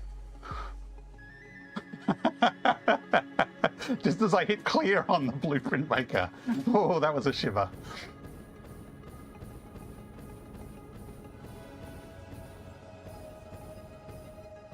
Is chat all awake now, I hope?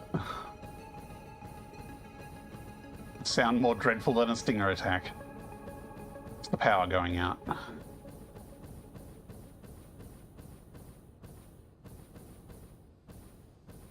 Here we have the space elevator and our mall where we bring most of our goods after we're producing a bunch and drop them off here for sorting and easy access. So when the dimensional depot is not enough, you come here to go shopping.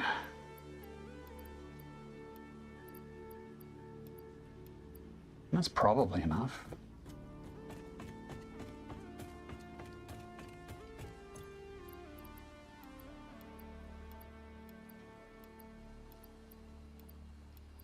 Probably not as beam crazy with this build yet. At least we haven't started architecture yet.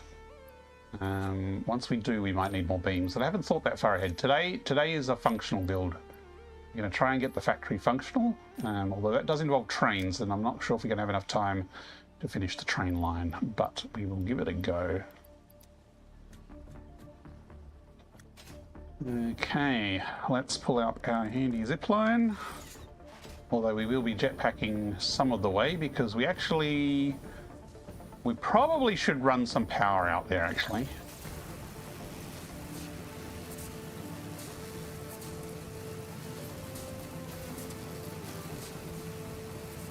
Because we're not going to get very far without power, huh? Although I think there's a power line not far from it. Actually, you know what? Let's swing by the factory we were building last week, which is the modular engines factory. I've done a little bit more work since the last stream, mainly on updating the train station. So this build here is the modular engines factory.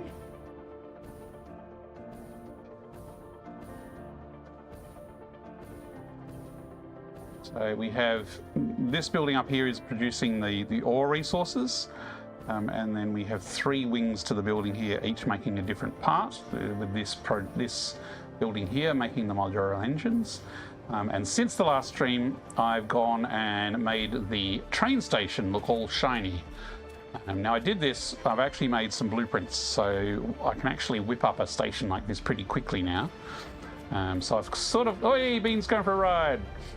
I think this will be kind of the style of train station I go with in this build. So we just have the one through line and the one station here. So the through line that comes through here, and then the main station here where things get dropped off and picked up.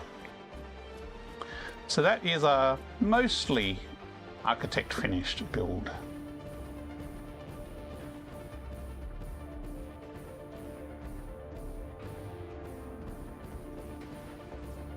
Okay, now where are we going? We're going where there's lots of pure iron. Not that way. It's that way somewhere. That's probably it.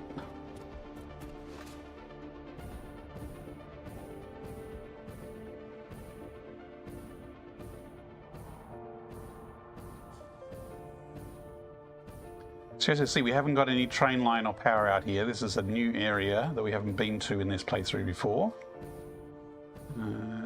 Is this the spot?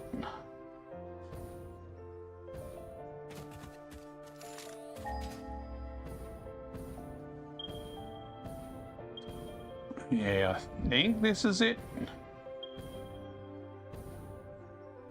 Or is it that bit over there? Or is this the whole area? Let's also look for copper.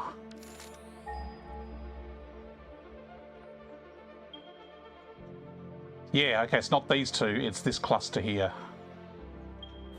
So it is this one further over here. So it's actually quite a way inland from the other place that I was thinking.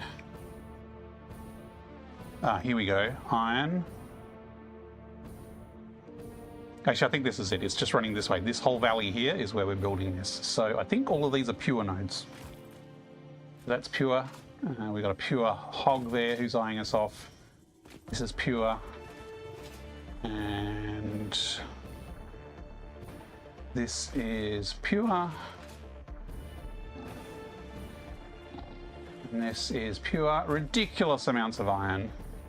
And then over here is the copper.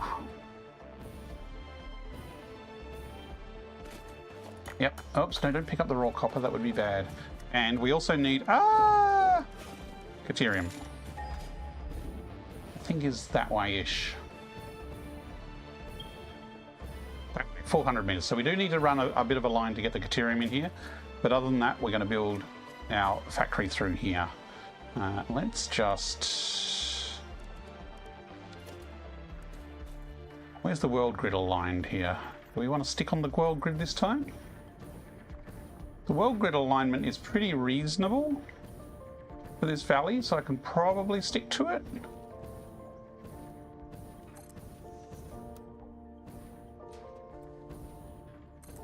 Let's just concrete over it. It looks pretty flat too, so it's probably a reasonable baseline for the center point. So there will be a train line here. We need to figure out where that train line is coming to and from. And so we need to do that kind of before we put down all the big blueprints, because train line logistics is going to be a space factor in this area.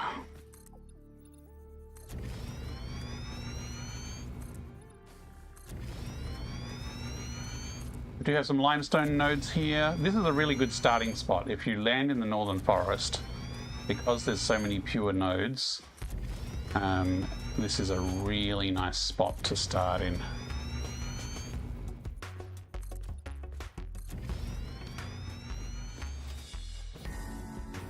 Okay, so how are we going to put a train line in and out of this area?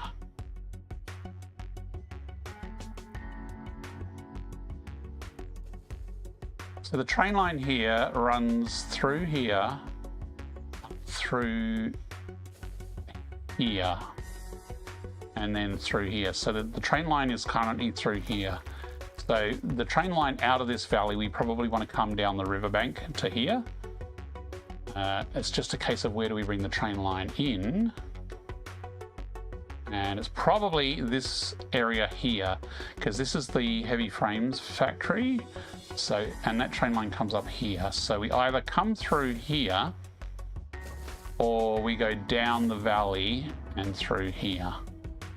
So let's actually put a map marker there. How do I do this? Do I just drag it? No, it says the person who did the VR mod.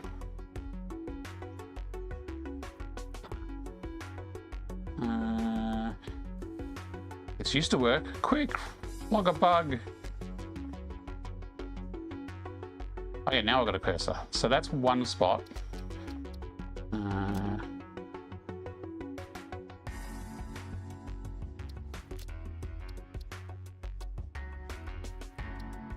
So that's one possible spot. And let's check out this valley here, because it might be another good spot as well.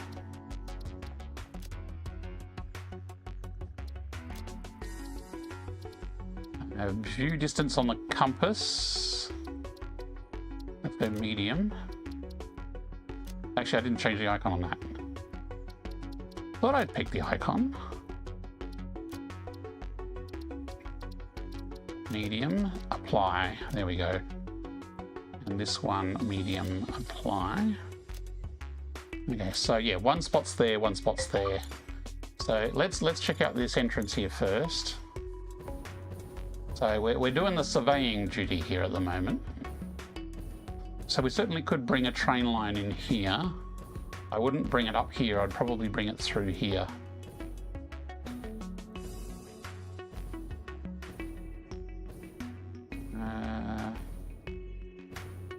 It's a bit twisty.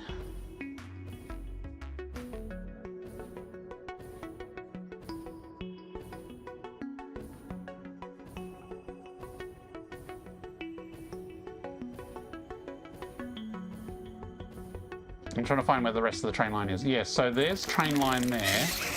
That was a redeem. I did get a slight shiver. You have to wait for nighttime to really get me. So breaking the line off here and bringing it up over here, we could either cut around that way and circle through there, or we could come up the hill here. See, the other factory's through there. Yeah, no, we don't want to go this way. This way's a bit too out of the way, I think.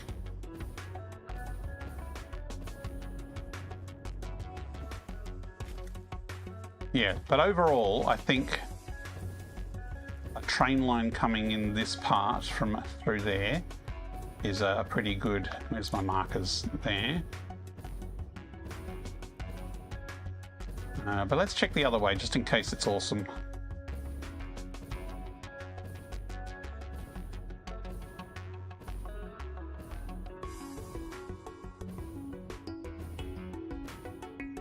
Let's do some gardening. Okay, so this doesn't actually go through, so this is a terrible way to take the train line.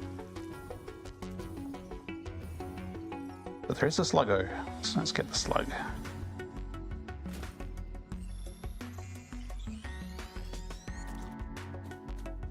Okay. Yeah, there's not really much point coming down this spot.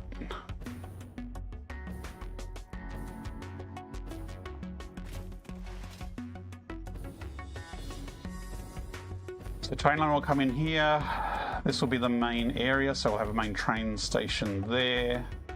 And then we could hook out there, but I think we'll just come out this direction.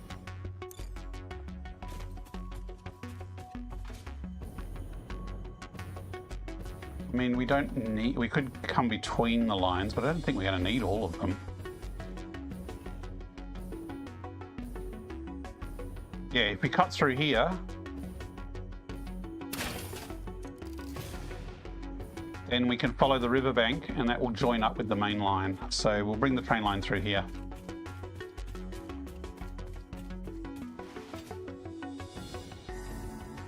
So many iron deposits.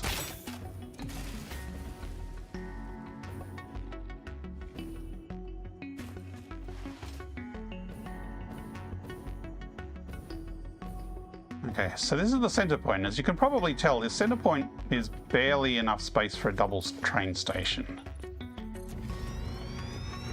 So we will probably build the factory around it or above it.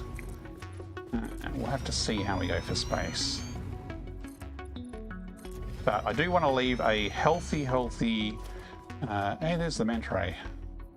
A healthy space for logistics. So I'm going to do that and then maybe a 2 meter. So this will actually be the floor of the main station area.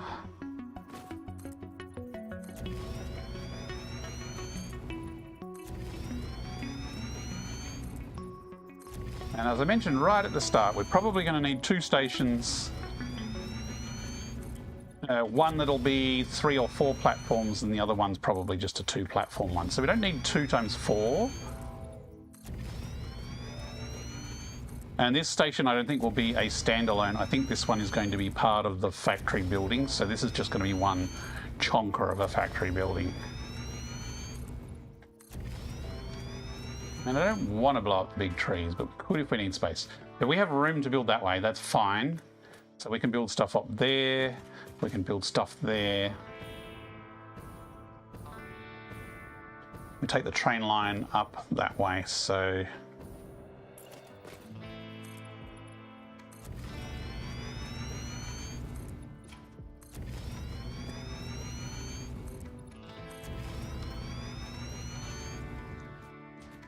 Okay. Now, we're going to be using alloys, so we're going to be combining the iron with the copper to churn out lots of resources. So that's probably easy to just have on the ground over here.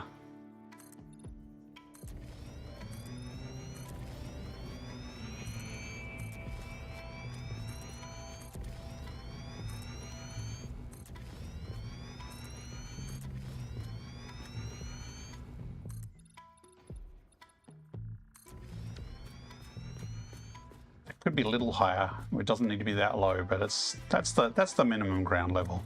So we shuffle all the iron down there, the copper there, and we can churn out ingots by the thousands.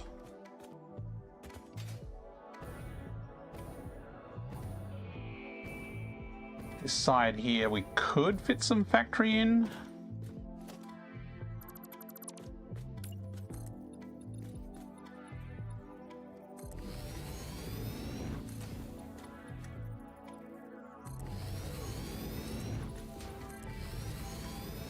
Because basically there's going to be, for every one of the automated wiring blueprint, we're going to have one manufacturer that's making the other part. And then later on, there's going to be other manufacturers that will make the next project part after that.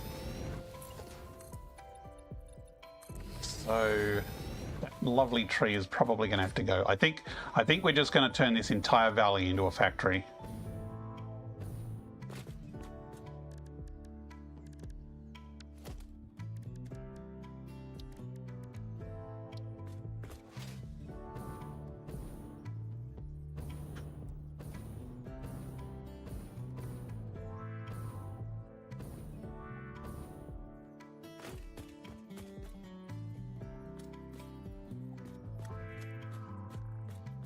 We also have that arc across there, which is going to limit how high we stack machines. So we probably have to stack either side of that. So that is a consideration.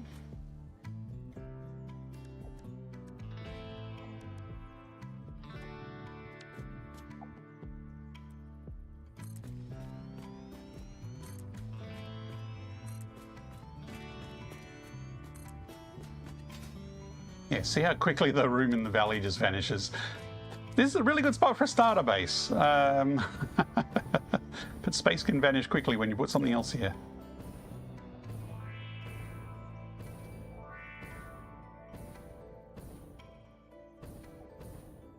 Might actually move these all over a little bit.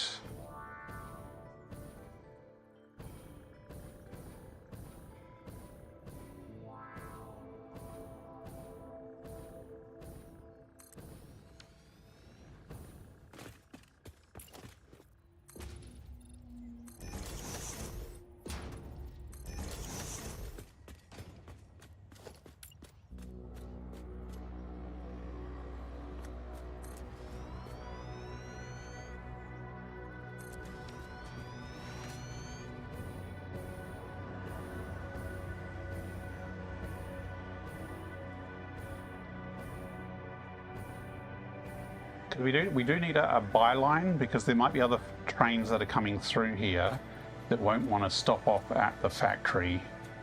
So if we bring the byline down the side here.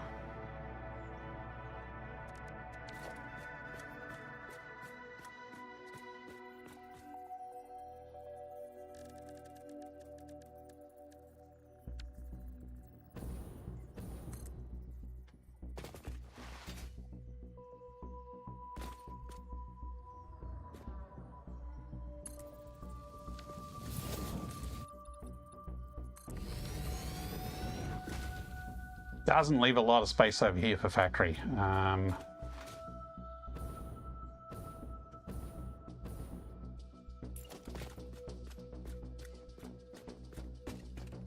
But again, I think we're going to be extending quite a bit that way with the main thrust of the vertical factory. And as I said, we can build above the train station, so it may be that all the manufacturing actually happens up above.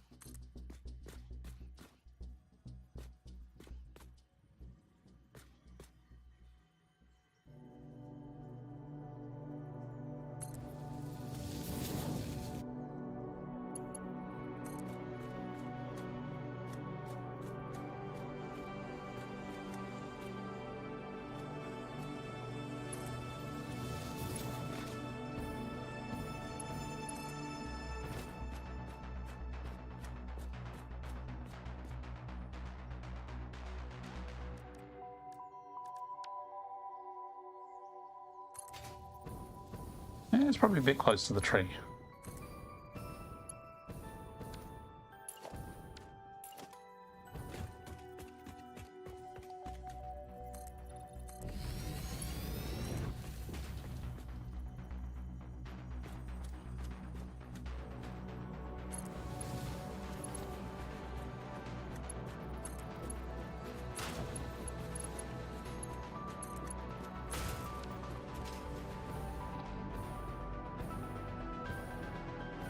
I probably will angle it more that way, but this is just kind of getting a placement and an idea and a feel for everything in its spot. It's easier to move things later, but this will give us a good spacing. And then we do a similar sort of collation of rails leading that way. Right. Let's get some ore processing going, eh?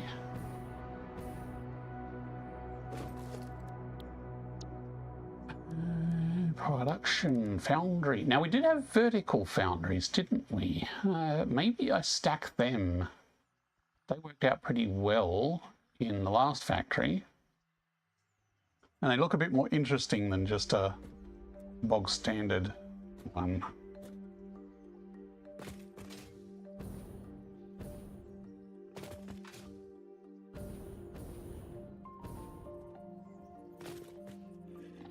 We might want a bit of a logistics flaw here, actually. It's an angry piggo there.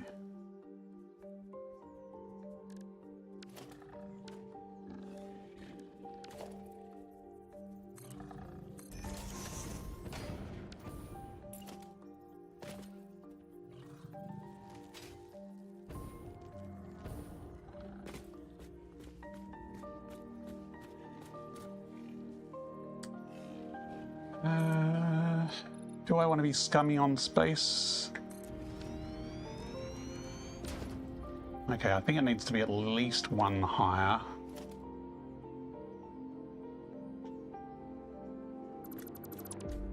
Preferably two, realistically.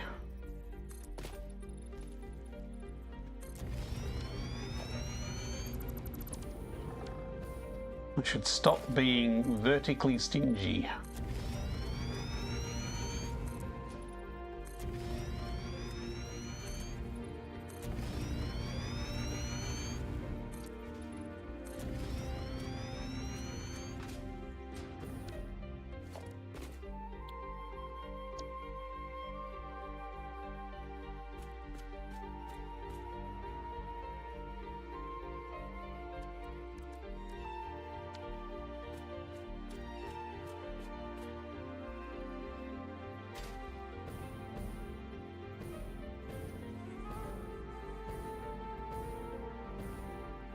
I need to blow up that tree. I think the tree's got to go, unfortunately.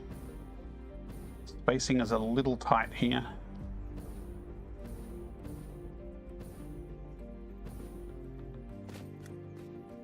Vertical Stingermeister 5000. Hopefully there's no Stingermeisters around here.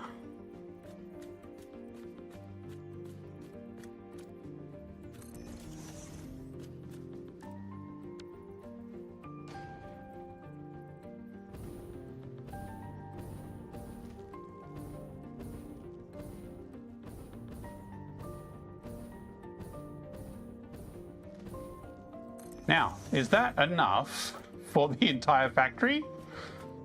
I would not be surprised. Okay, we need some iron. Actually, probably isn't enough. You know, there's a reason we came to the zone with all the pure nodes. That's 75 each there. Copper is 100 each. Okay, copper, we're not going to need more than just the two, probably. Pretty sure we need more iron than copper. 100, 100, okay. Let me check the plan.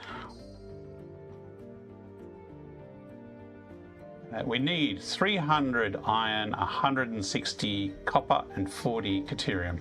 So the stack of two is enough for the copper, but we do need more for iron. So we need 300 total.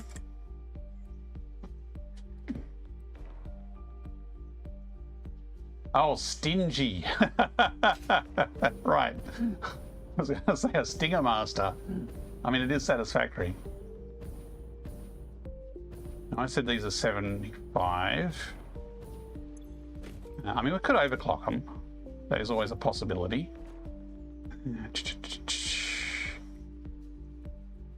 Oops. All right, clear that. 300 divided by 75. 4. I knew that. I knew that. It's just testing you.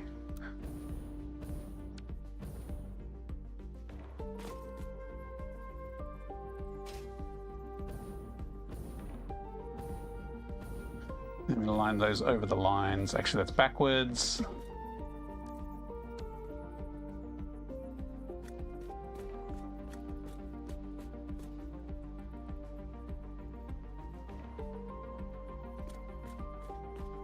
Okay.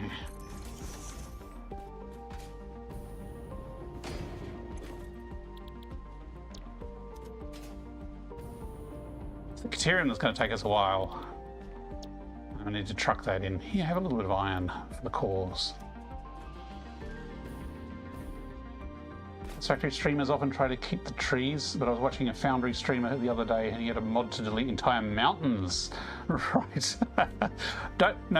So I guess was the Foundry player playing in VR though. That's the thing. If you're in VR, the aesthetics tend to have a bigger impact on you.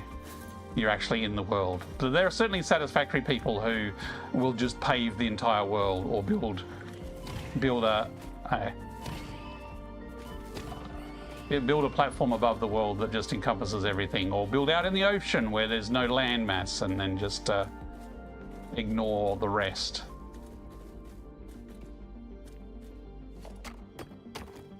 And that is a common build style, is to just build massive facilities offshore. Our Foundry's got its own engine, okay.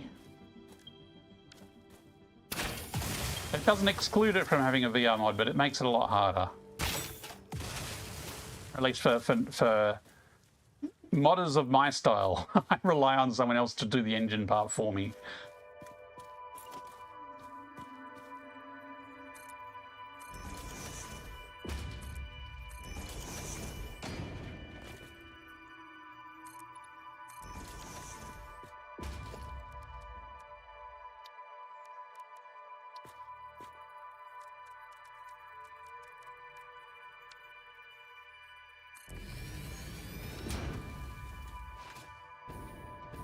How much raw bits do we need? Not much. I'll do the math later. But yeah, the whole point of these recipes is they are super efficient. So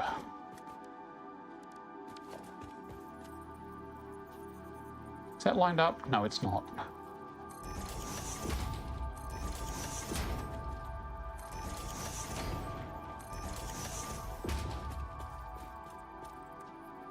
Oops.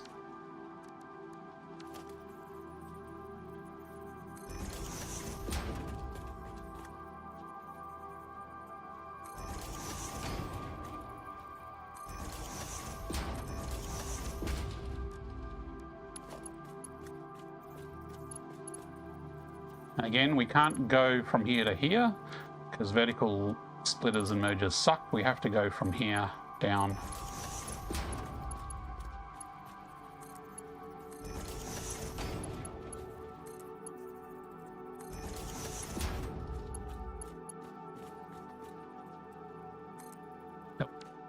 Already did it wrong again.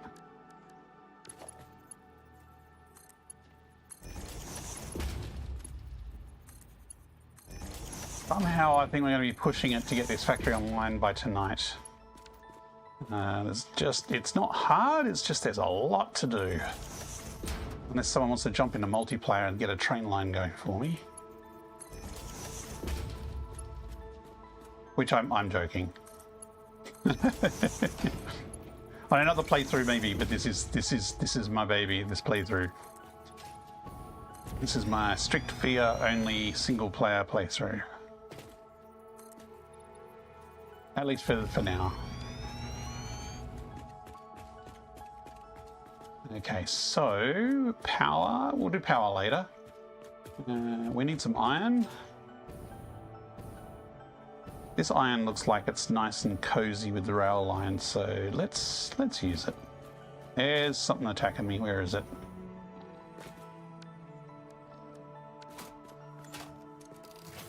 Ooh.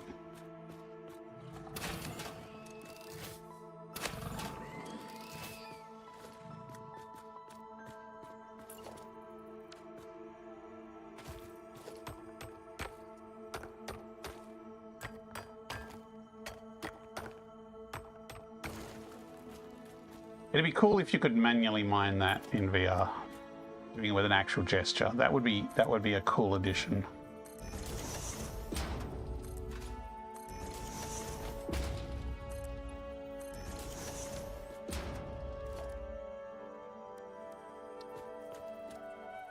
You'd have to rate limit it to stop people flailing wildly, but...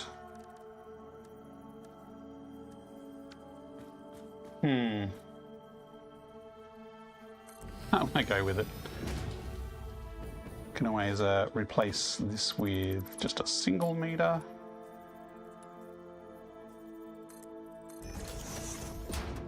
You sleeps? No problems, Russ. I will see you online tomorrow morning, and hopefully I won't sleep in too much.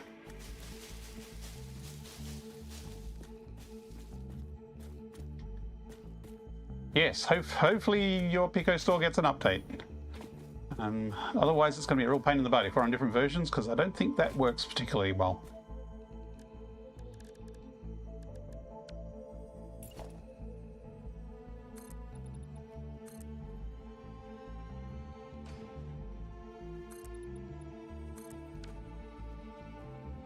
Good night. Thanks for hanging out and showing us your mad word skills.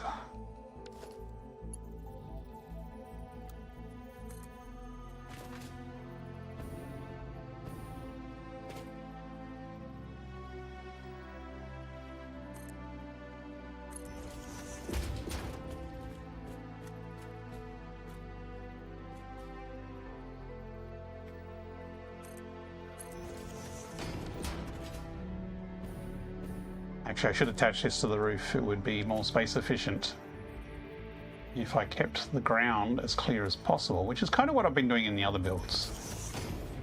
And the beautiful thing about having a manifold like this under here is you only have to use one height of the two inputs, because you can put one either side and it doesn't conflict.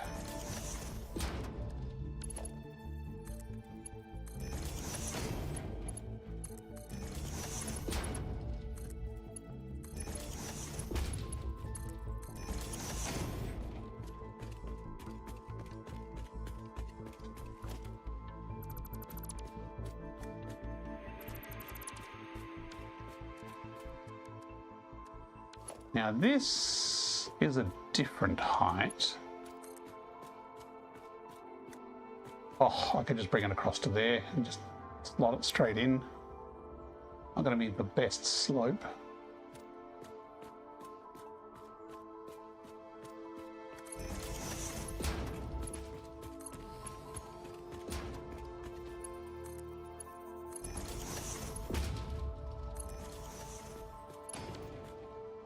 And the beauty of these two alloy recipes is they both take the same input.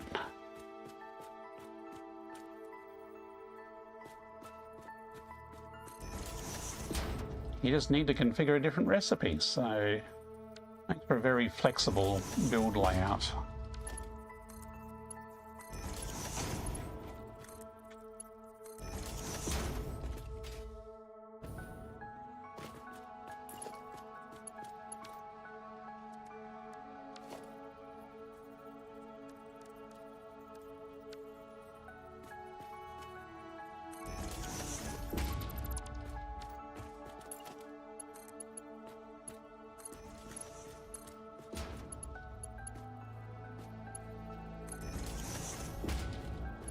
Oh, not quite long enough.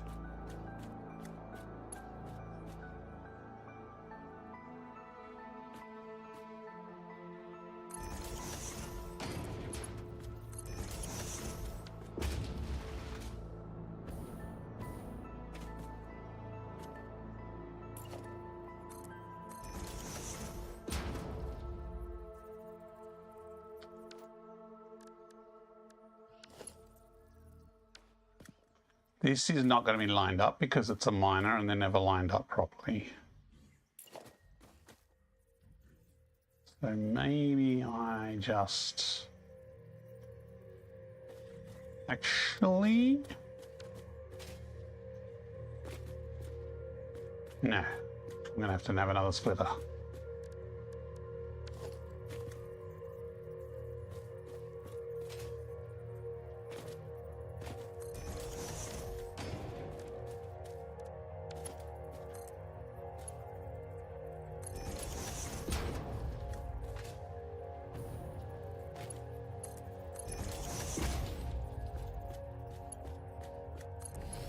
Okay, so that is copper and iron all connected up to 6 foundries that are making copper alloy and iron alloy. The output will be iron on this side and copper on this side. I will put a merger on the copper because later on we will probably need to expand this. And so it's always good to be prepared for an expansion.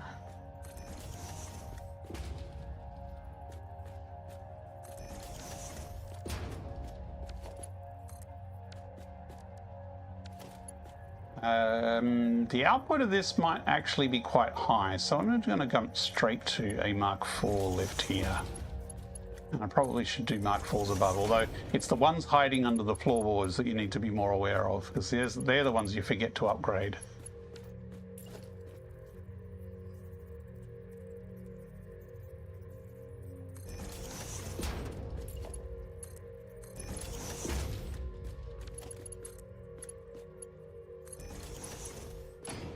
Okay, so this is where we have our iron and copper. Done. I mean, still got power and all that kind of silly stuff. He might be a problem if we're building super high factories, so we do need to take his flight path into consideration, which is going to be a pain. But we shall see. Okay, now the first part of the blueprint is the automated wiring, and I think it's going to be just easier to do it that side, which is right where the flight path of that manta ray was. I think little trees be gone.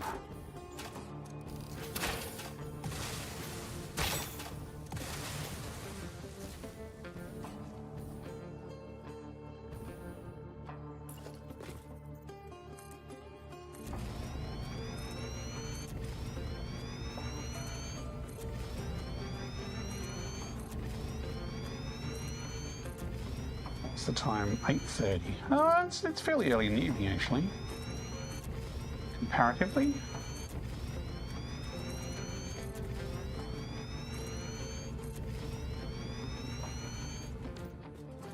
I wonder if he flies straight through this zone. That would be typical, wouldn't it? So we need 5 of these blueprints to begin with. So let's see if we can do it without stacking them.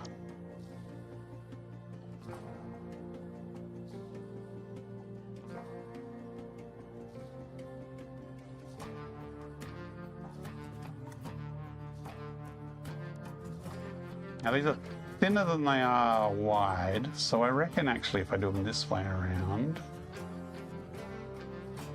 we fit 2 side by side. Not really. Not unless we take some of these big trees out,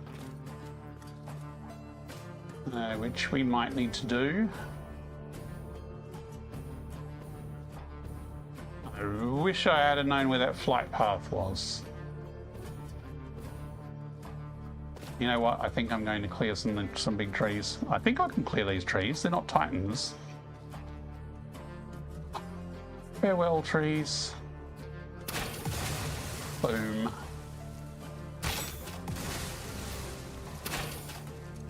Tree must grow.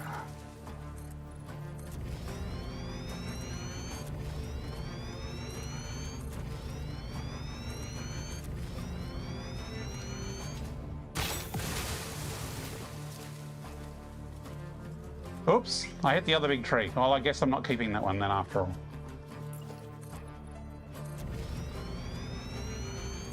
I did say I was going to turn this entire valley into a large factory, so I guess that's what we're doing.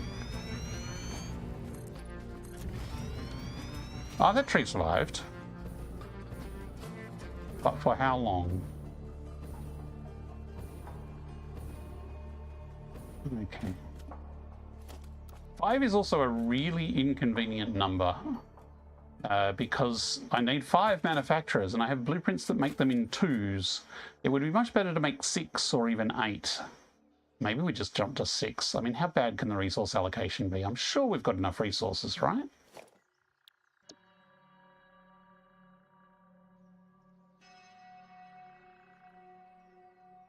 What's the plan? The plan is making automated wiring for the project part that I can never remember the name of. And we are using this blueprint here to make automated wiring.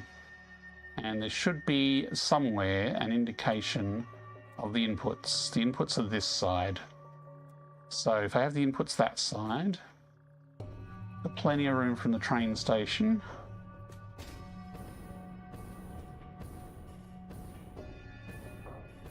Okay, that's kind of an odd number of space between them.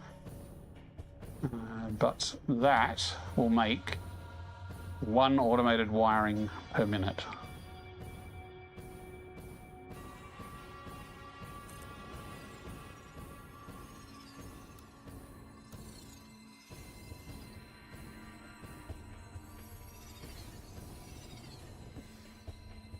Oh!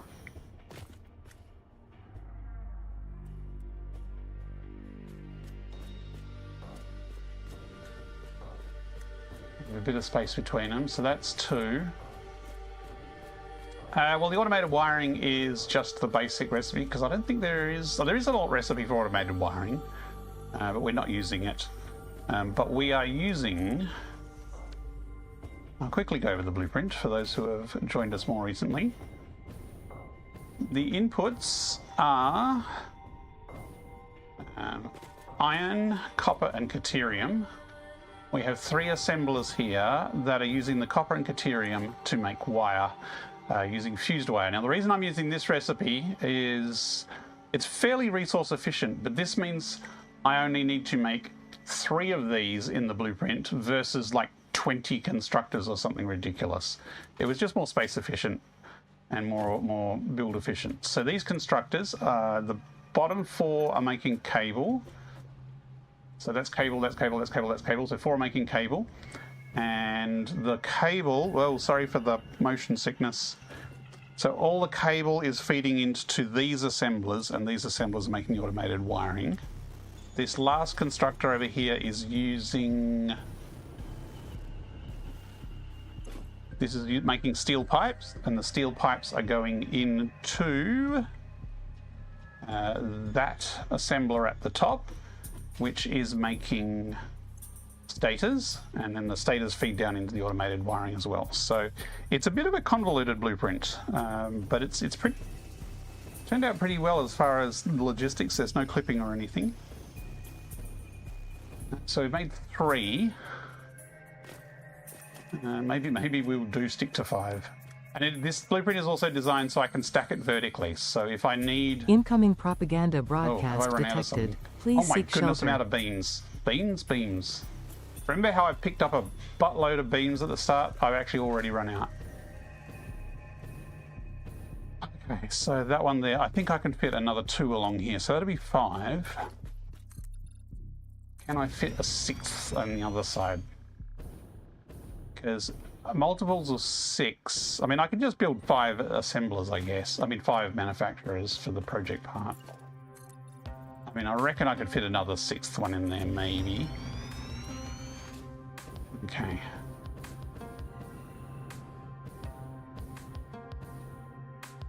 I know the manta ray will clear these. It's just if we build up higher, we might run into manta problems.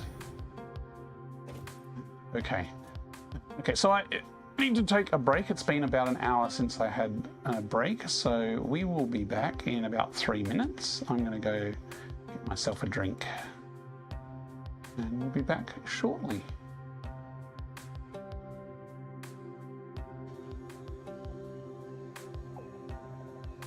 Look lively. It's time to do those stretches and hydrate.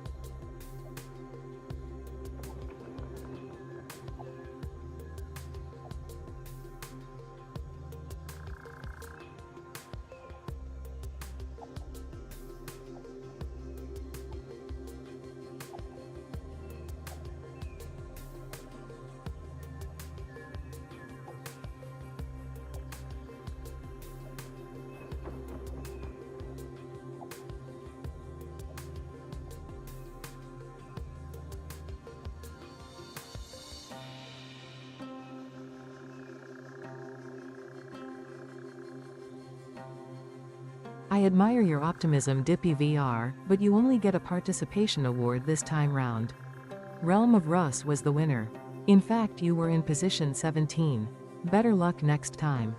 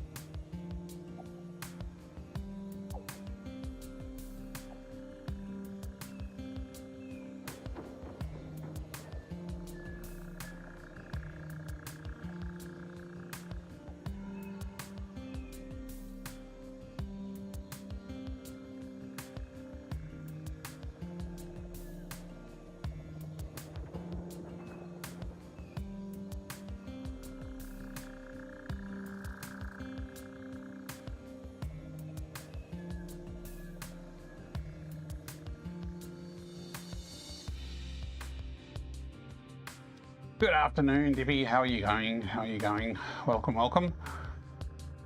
You missed half the fun. Now, we are having a problem with beams in that we do not have enough beams because apparently one of these blueprints takes 719 beams. We're actually pretty low on concrete as well. So I might take this opportunity to go back to base, and what I might do is I might run some power while I'm at it because we're going to need power. Mock search, give me the map. Now if I do a power line, okay, I can remove that, that was a dead end. And I know where that is now, so I can remove that. Actually I might leave that there because it might be useful as a spotter when I'm weaving the rail through. So if I bring the power line through here, maybe. I guess I'm just gonna run a power line and see where I end up, right? So that's this direction actually, so let me go in the right direction, that would help. Let me guess, these take a lot of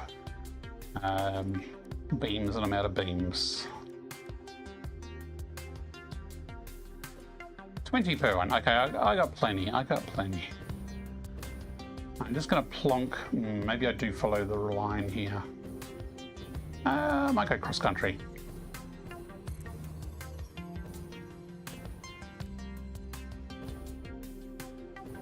You know what? I'm going to get more fuel before I suddenly realize I've run out.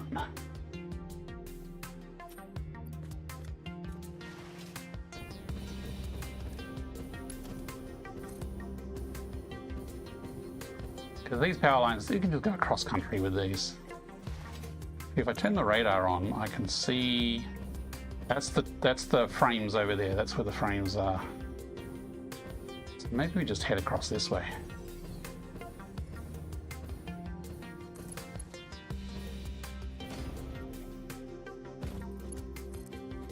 Oh look, you can see the heavy frames factory in the distance there.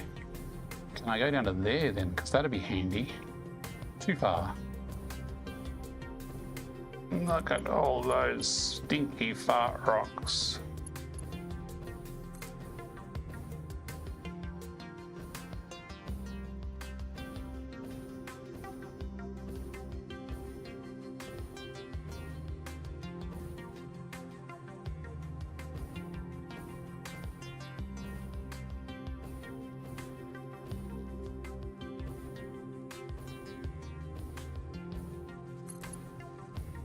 Right, one's just around the corner.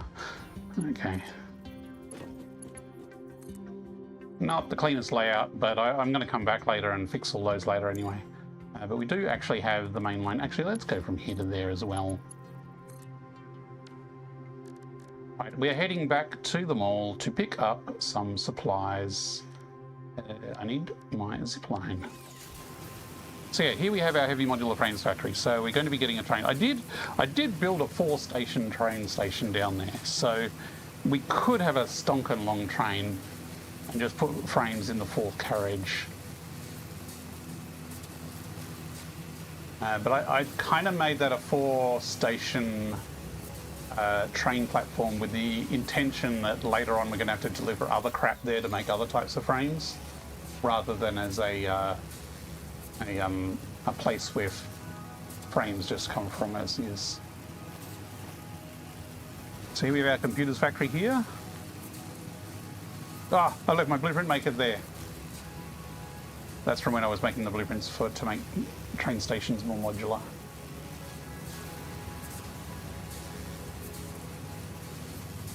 Let me turn around. Whoops, wrong way. That's better, because I was staring at chat. I couldn't see where I was going.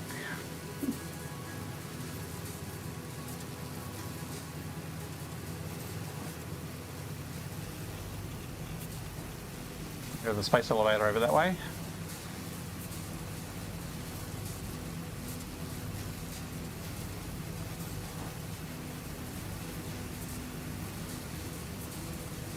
So I might just jetpack from here, I think.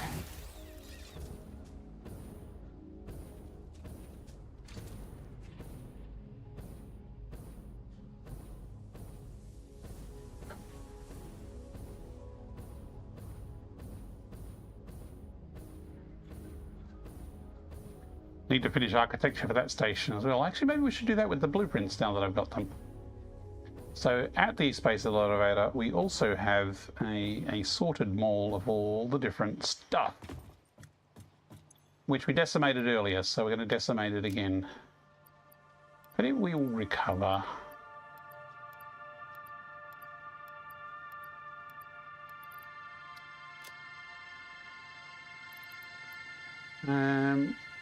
I don't know if we're going to need as much concrete now.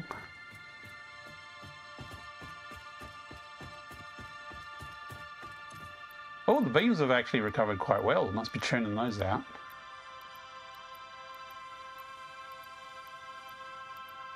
You know what? I'm just going to top up on all of them. Let's get rid of things we don't need. Tons. Okay.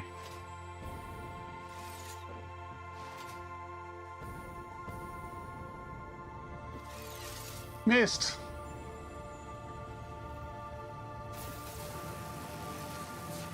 Don't actually have to hold my hand up there. It's just immersion.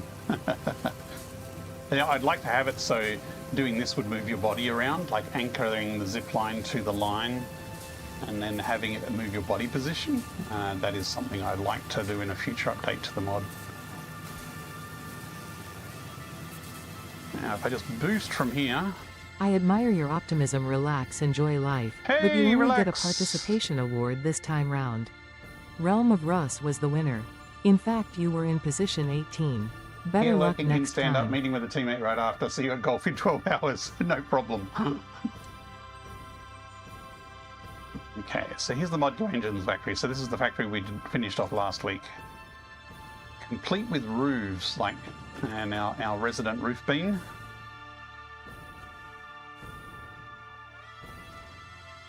So there's our new power line over there.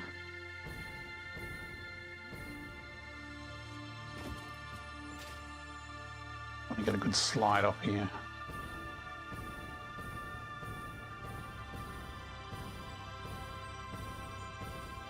There it is through there. Okay, so it is a bit more to the left than I was thinking. I was originally thinking it was somewhere over there, but there it is. I can see the station through the trees. Essenberg, hey, how's it going?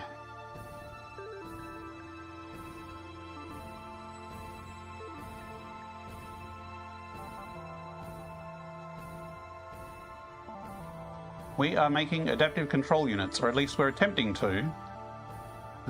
We are out here in the northern forest where there is a ton of pure nodes.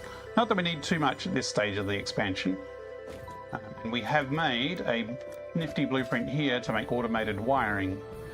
I just had to duck back home because I'd ran out of materials, namely beams and concrete. So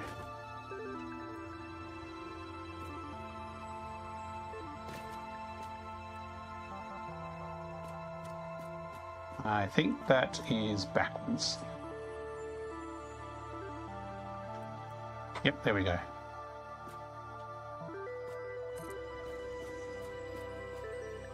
Oh, it's a bit of a tight fit.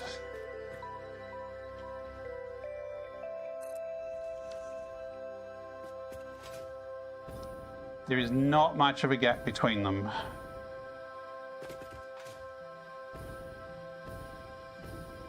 I'm tempted to move them all this way and leave a bit more of a gap between each of them. I think 5 across is a good amount. I could fit a 6th in there, but 5 is looking pretty good. 1, 2, 3, 4, 5. But I think I want a bit more gap between them, so let's do that. Oh, stupid 1.1 bugs. Do you know if deleting vertical lifts is fixed in 1.2? That would be nice if it was. So it's a pain in the butt currently.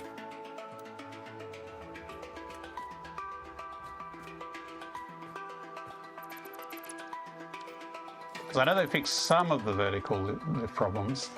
It seems they've fixed vertical motor splitters in 1.2. Yeah, I saw you on the stream, you were doing some testing.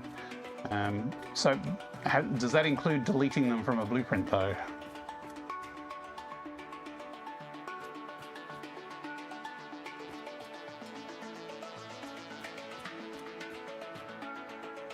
I wonder if I leave 4 meters between them. See, 4 meters is a nice walkway. Not tested the blueprint side, yeah.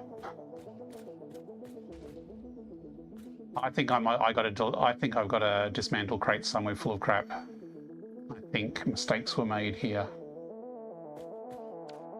Where's my nearest dismantle crate? What's the bet that is way over there at the other factory? Damn it. Maybe I should take out some of this concrete and drop it on the ground. Can always come back later and pick it up.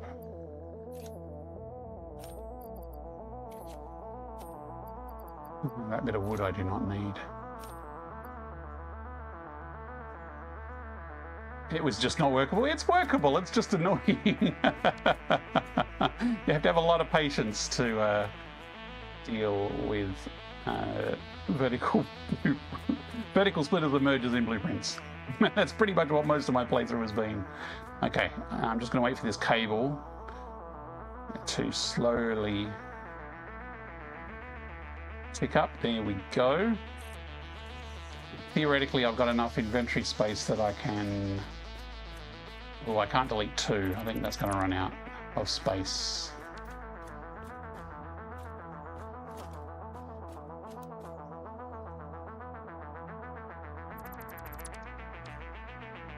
There's my inventory space. I might be able to delete another one.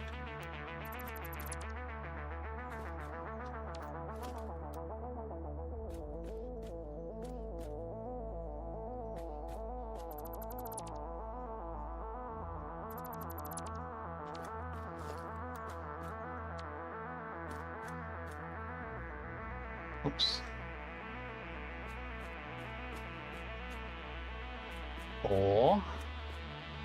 And this is where we find out if there's enough room at the other end to fit them with this new spacing. Looks like we do. Looks like we have enough spacing. But I ran out of cable again. Cable is vanishing into the ether every time I rebuild one of these. That's annoying. B-Merc, hey, good evening, B-Merc. How's it going? Or good morning? Or good afternoon? Do I wait for the cable? It's going to take a little bit. Okay. In the interim, we do need manufacturers. Actually, you know what? We do need the Caterium. Okay, actually, here's the Manta. Or can I quickly build one double height? I want to see if we've got clearance to at least double. That's looking hopeful. I'm about to run out of gas and crater. Oh. Okay, so we can... I think, just go doubling this later on and we'll be clear. He does fly that way, so we can also go extra high either side. We just need to leave a path through the middle. So we can at least double capacity fine and probably triple. And as I said, there's more spaces around here that we can just build more of this blueprint if we do need more later on. Okay, Caterium. We need Caterium because we said screw that many constructors for wire, and we're using Caterium to make wire a bit less painful. So let's go find this Caterium node. Actually, building those towers probably shoot a bunch of cable as well.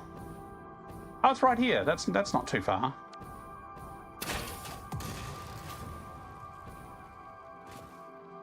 It's awfully quiet here.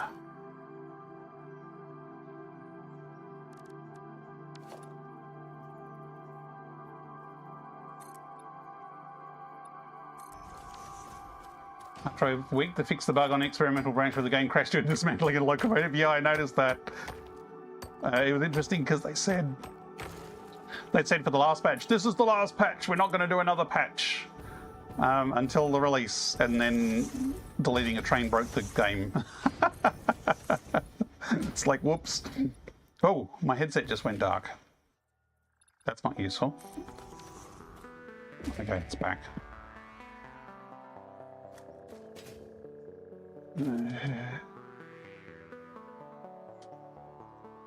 Yeah, I am glad they released a point release patch to fix the train crashing bug, because that seemed like it was a bit of a severe problem. How am I going to run this? Would probably be neater to run it along through here. Could run it through there, but probably through here. Oh, there they all are.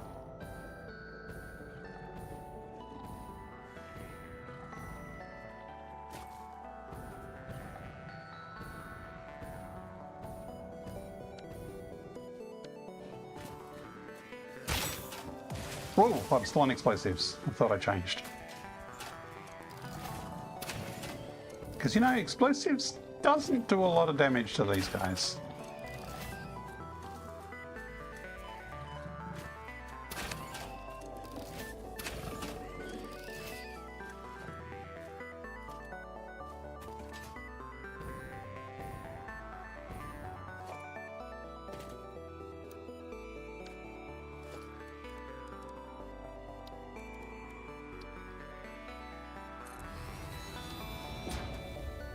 We actually wanted to make pure Caterium here. We don't really need pure Caterium though. The amount of Caterium we need is very low. Maybe I just make normal Caterium and we purify it later on if we do need extra capacity.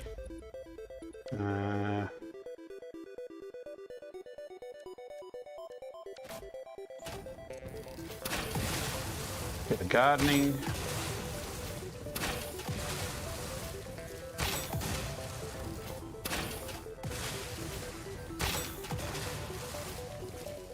What's this guy? Dark headset and Satisfactory is not as bad as Hogwarts. Your EVR anti-flicker just turns the view black as soon as you're attacked by Inferno. Oh, that doesn't sound very useful.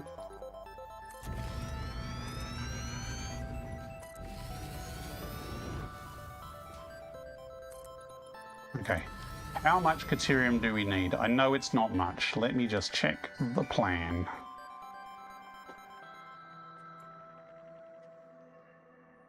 We need a whole 40 ingots per minute for this scale. Like later on we'll need more, but we just need 40. So yeah, I'm not going to bother with refineries and water and that guff here. We can do 40 just with a few stinky smelters, I think. Probably need 4.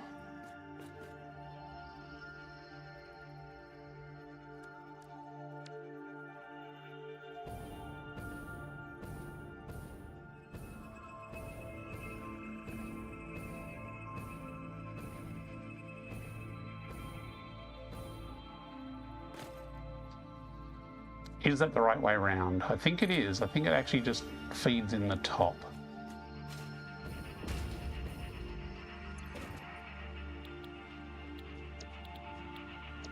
deuterium, 15, yeah, that's what I thought, 15 a minute, so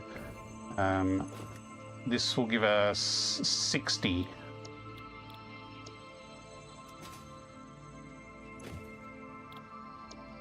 It's more than enough.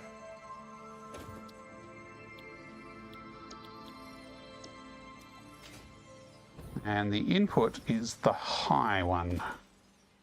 So let's grab.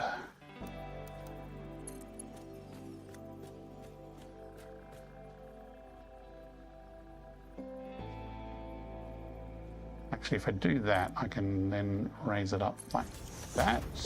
Oh, it's 3 meters high. Who designs a blueprint with a conveyor that's 3 meters high?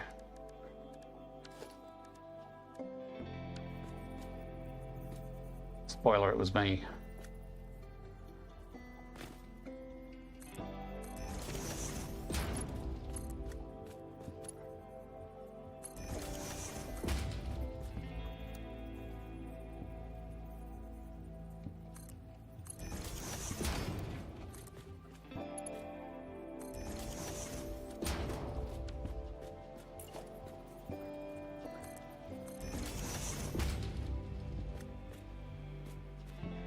To fix the game by pausing and unpausing? Well, at least there is a fix then.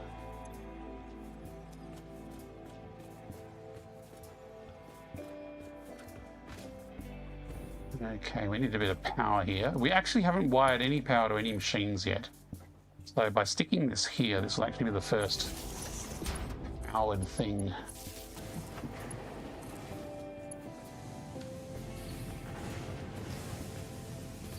Okay, so if we run...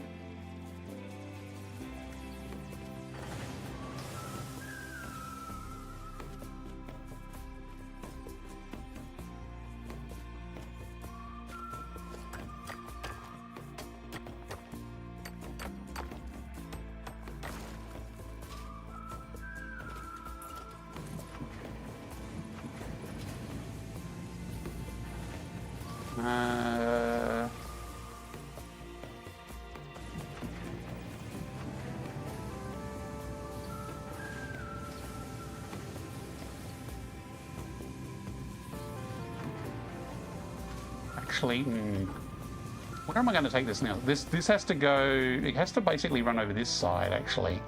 So maybe I do just run it across through here, rather than I was going to run it down the other side.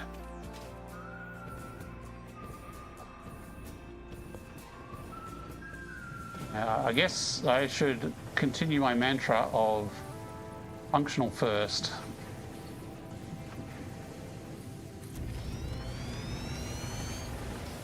And pretty later.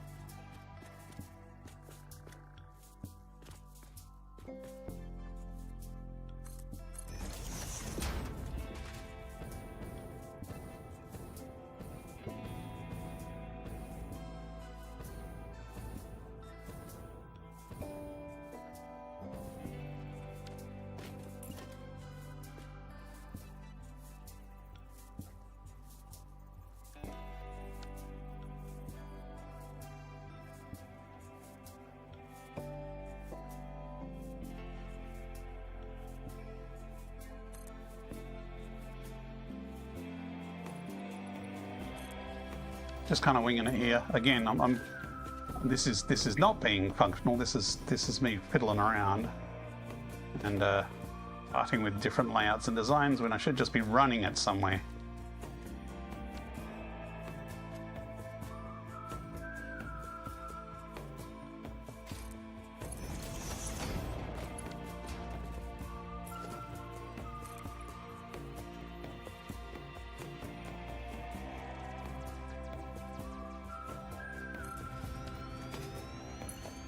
I think that the thing is that this might end up being the permanent location for it.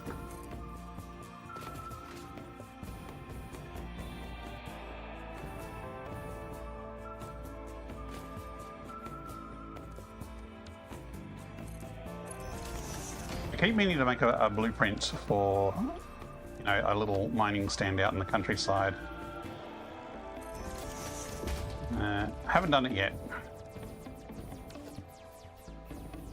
Because theoretically I could just use auto connect on a nice big fancy mining stand and just wing it from there.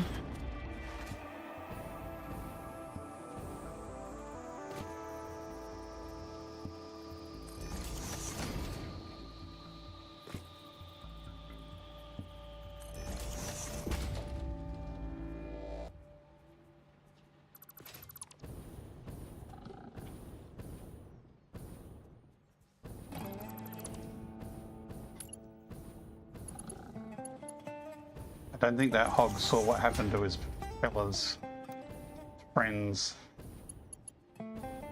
Bean, can you move, please? You're apparently in the way of my pillar. Thank you.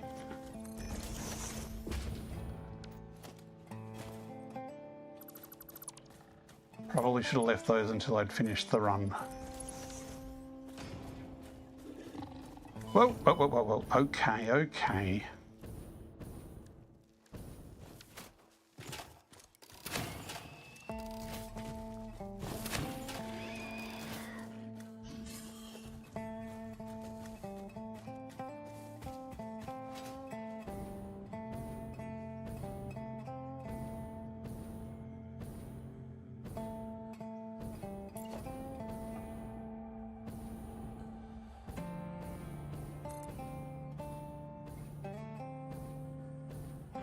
Now this theoretically is lined up to the world grid, so this should... Oh no, it doesn't. Oh, my headset just went black again. That's interesting. Let me just take my headset off and adjust it. Captain Slappy, thanks, gave me another way to support belts. Ah, you're welcome. This is a very simple... Hang on, I'm going to adjust my headset.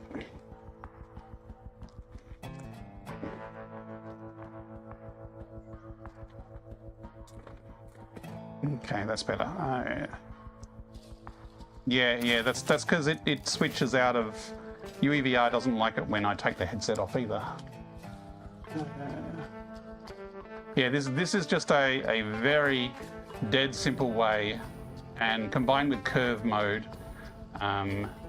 it makes for a pretty clean, simple way of having arbitrary conveyor belts stretching across the countryside. Now, this isn't aligned to the world grid because I kind of went diagonal for a bit, so ignore my suggestion that it was. Prune.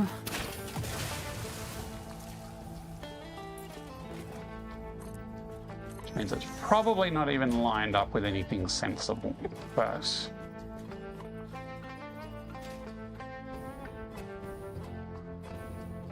just gonna eyeball it. This I can definitely redo later to have it more lined up.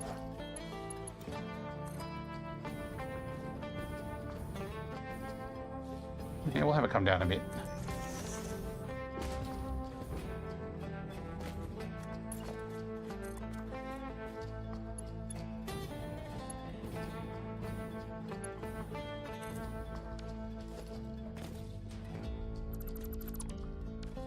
But the thing I wanted to do, let me try it really quickly.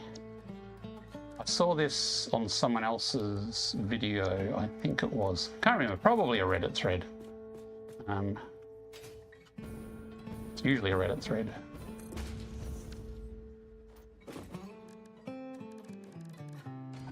How did they do it? They had a pillar. I don't know if it needs to be high or not. So let's make sure it's...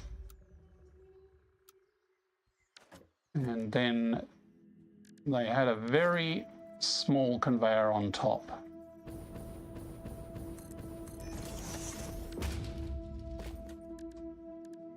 So just like from...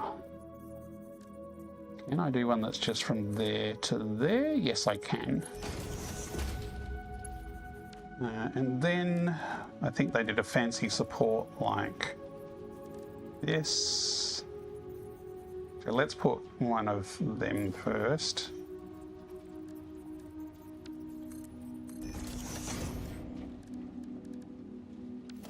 Oops, let's delete that. Delete that.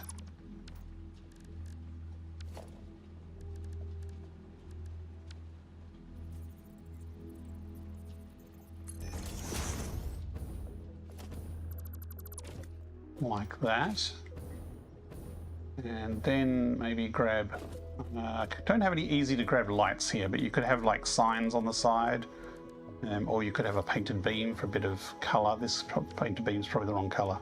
Now let's do a sign.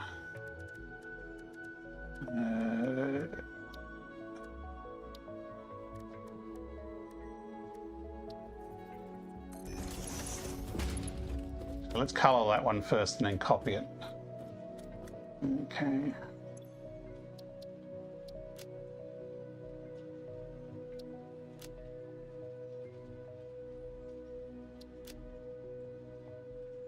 Let's set it to Pioneer Pants color. Make it super bright. And that should make it a nice glowy sign. Like that. And then you could, if you wanted to, you could paint the pillars as carbon steel like that. Maybe paint that top bit. Does carbon steel look okay on that? That's actually quite dark.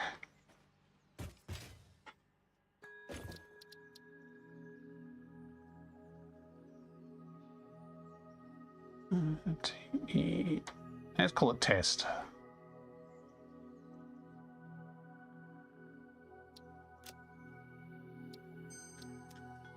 So the idea here is you can then build your blueprint.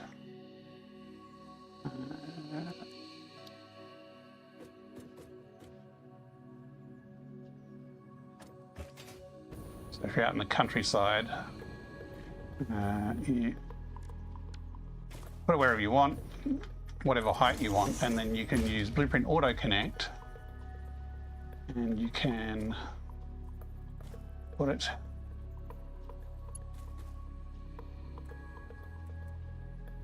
one click to attach it, and then you can just go do do do do do. I want my conveyor over there like that. And then you could do it like that, and then you could rotate it, and you can nudge it down like that. So that's a way that you can use a blueprint and auto connect to very quickly sort of have a fancy pillar that's a bit more detailed than just a raw pillar. And you could have it going across the countryside.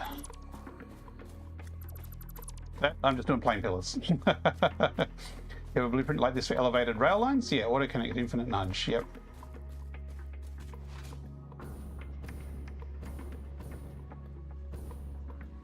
Yeah, I might work on that concept a little later, but for now, I'm happy with just the plain ones, and they still look pretty neat. Okay, so we have Caterium. We have our blueprints, so we need to start manifolding these. So this is the output. I'll do that last. Actually, I should put the holes in the floor, so I at least know where the outputs come out. I might as well delete this and reconnect from there.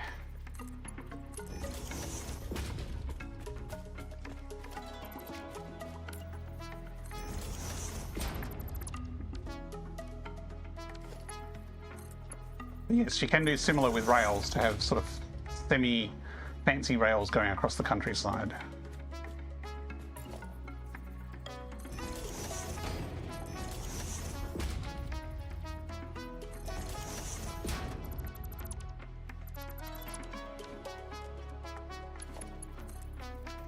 Probably is good that I connect these up now, because otherwise it's going to be annoying to do later when I realise nothing's working. Now this one you actually have to rebuild the whole lift from up there.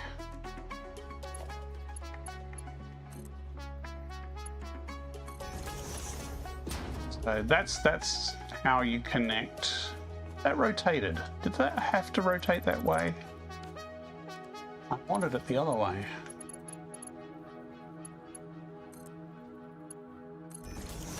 There we go.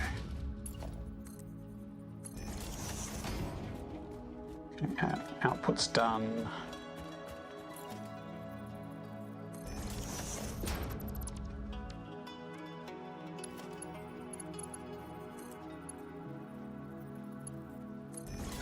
The reason I put these holes as part of the blueprint is when I snap this blueprint on top, you need these holes in place to be able to join the two blueprints together.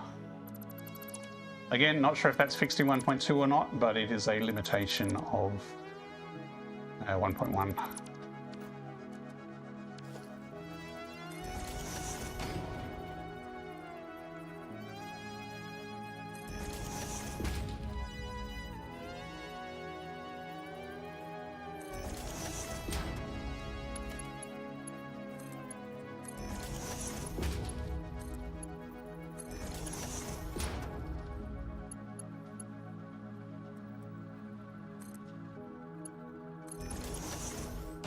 Okay, that's 2 down.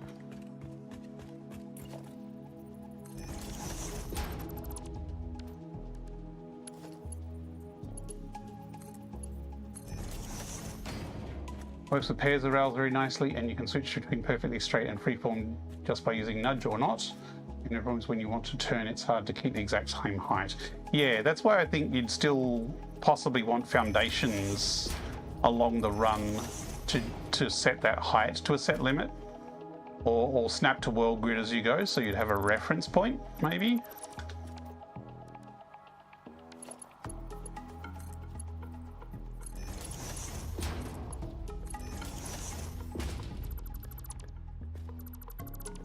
But I'm using the excrubulant method for rails, and it works pretty well. It's for freeform. Oh, I haven't done the hole yet.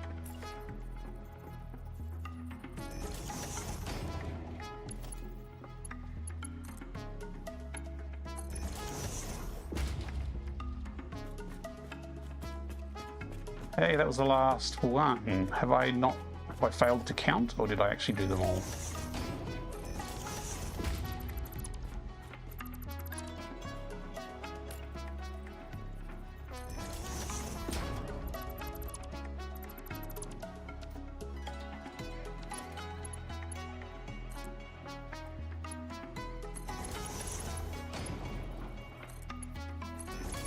Okay, I should at least be able to get all these blueprints running by the end of the night. Getting the train in and the manufacturers up online is probably going to be tomorrow night's stream, I think, at this rate. Okay, that's all good. Those are independent in the blueprint, those are not manifolded. Right, now where does which where go where, what where? This... So iron and then copper and caterium in either order.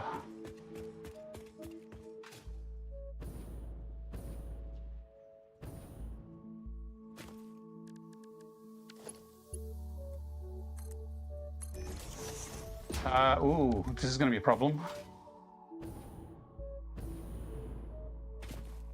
1, 2, 3, 4.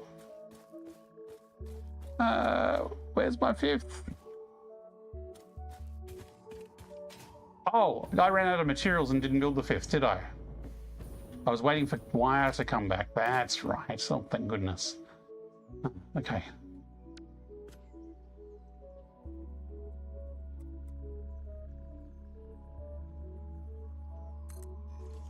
So that's why we ran off and did the Caterian when we did, because we were busy waiting for Depot to recover from all the blueprints.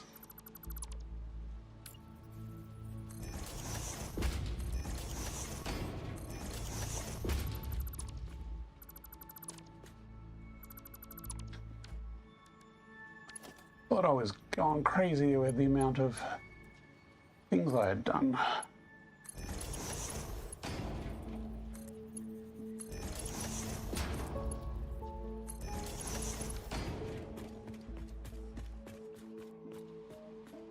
I do quite like the layout I've done here that sort of tries to keep walk space underneath all the things. It does make getting around and between the machines a lot easier. Okay, there we go. Do we have clearance? Ooh.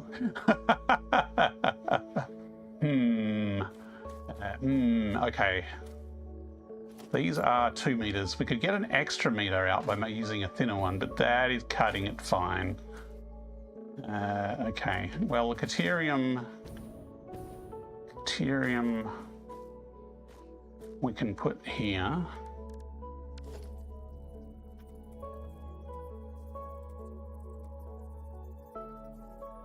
Oh, this is going to be a little squishy, isn't it?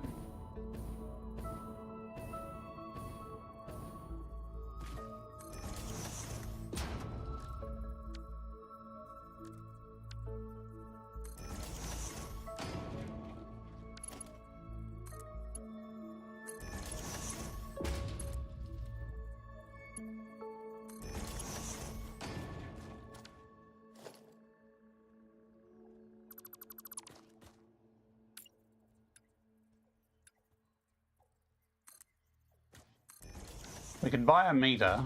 There's going to be a little bit of clipping, but I won't tell anyone if you don't. I am not rebuilding this all a couple of meters higher.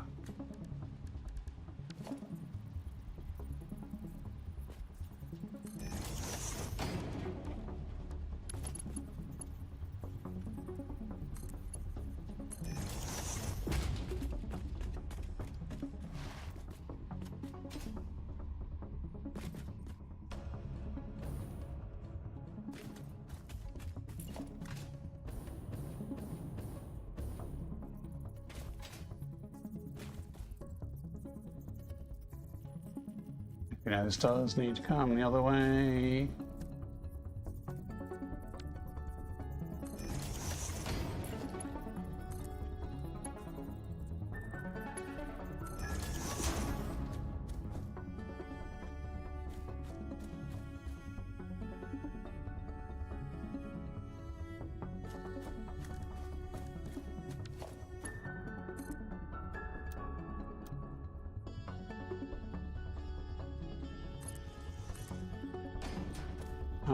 That one goes in there.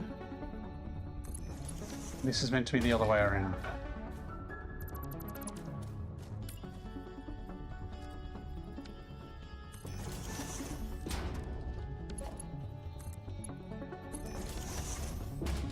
The ACUs, the annoying baseball balls. Yeah, they are possibly the most annoying component in the game to produce.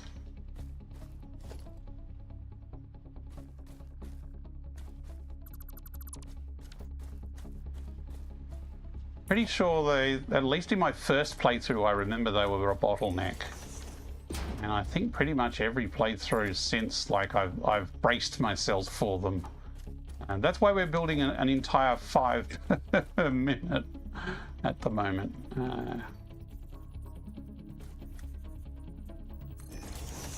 Okay, now avert your eyes.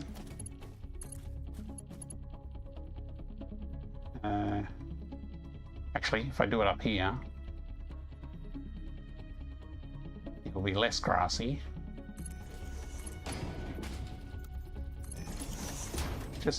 I'm sure it'll get through the grass there. It'll be fine. Adaptive control units. They're the phase 3 balls of doom. You need to make 100, and you need 2 of the buggers per the next project part. Automated defense systems? Automated something systems? So 5 per minute of the project parts at this phase will give me 2.5 of the project parts at the next phase, which is pretty pathetic.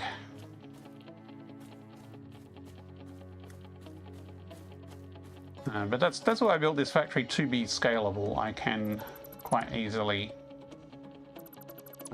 pending the manta ray's flight path, make this whole factory more throughput.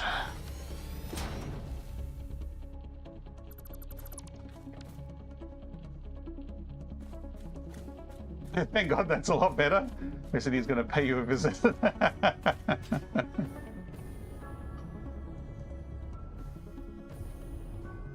Clearing ground is legit where you would have removed the ground if you could, and it's hidden in the basement. Yes, that's my ruling. It's like, I will not have a belt crossing another belt, but if theoretically it is just part of the top of a hill or something like that, where it is plausible that I would have made a conduit or a passage through the ground, then that is fair game. Like, I even have entire passages that go through mountains because it is justifiable to say that I excavated the entire space and threaded the conveyor through it, and you can't see it, so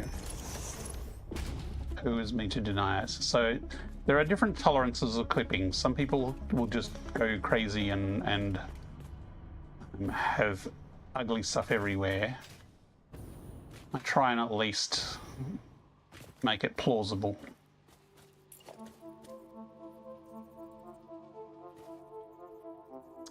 This one we can actually have on the other side here. Actually, that's what we did already have. Never mind.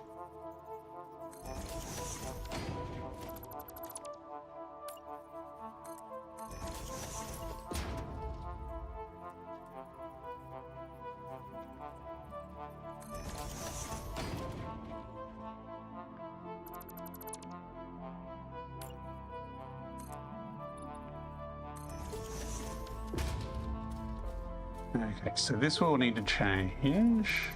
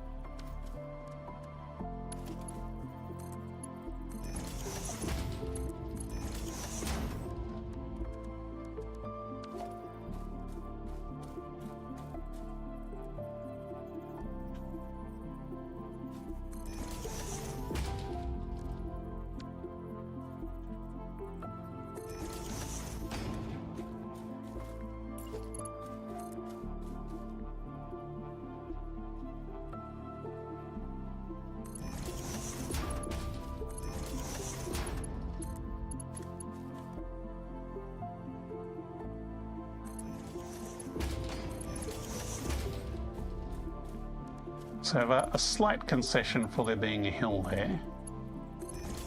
But on the whole, put down the bottommost floor as 4 meters so I can carve a hole when I want by replacing them as 2 meters so there's a channel.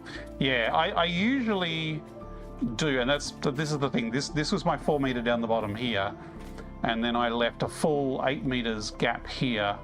But because I just zooped the surface across without checking the space below, I forgot that there was this hill rise here. So otherwise, this would have been my ground along here.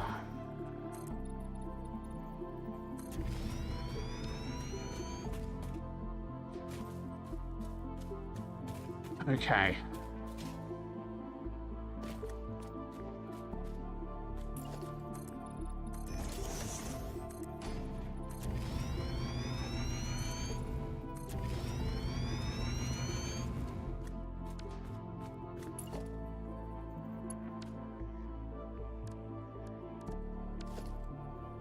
That's the only playthrough I saw how much pasta is needed and built 15 per minute. Absolutely made no sense. By the end I had around 30k of useless pasta. For all elevator parts, doing 2 to 3 minutes is usually enough. Yeah, it is, especially for the later ones. Like even I think my first playthrough I had like 2 pasta a minute.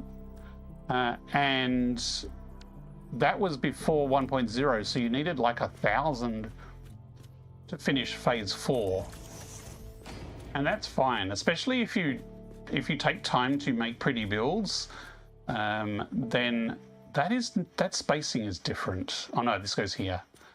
Yeah, you do not need a lot of throughput to finish the game unless you're unless you're having the fun of making the huge build.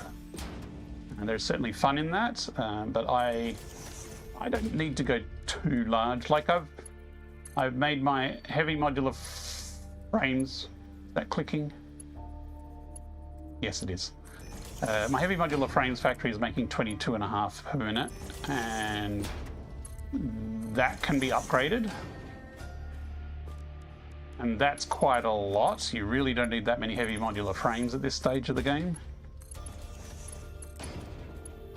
I even did it with screws, so yeah, it was a bit of a personal challenge.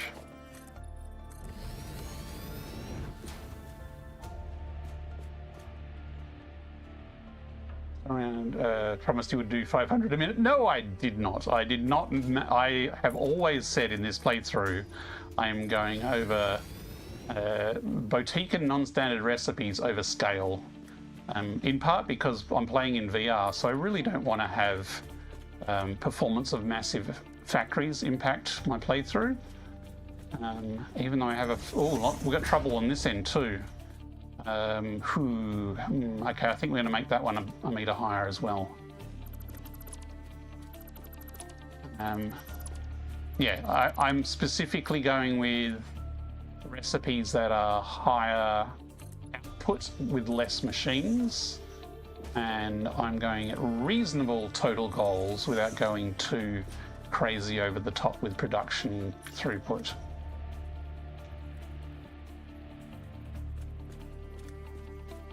Yeah, nuclear pasta is really a pain in the butt to scale up.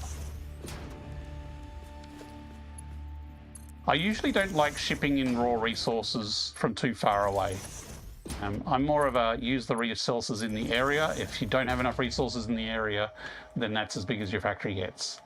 One day I'll do a mega one where I'm shipping all the stuff in. 500 a pasta a minute? Ooh. I know you can do 500 heavy modular frames a minute. There are people who have done that, or close to that. I don't know if they did much else on the map, but like if you watch BL Andrew on Twitch, if you like big factories and you cannot lie, subscribe to BL Andrew's channel. He makes simply massive builds. He does not know the meaning of a small factory.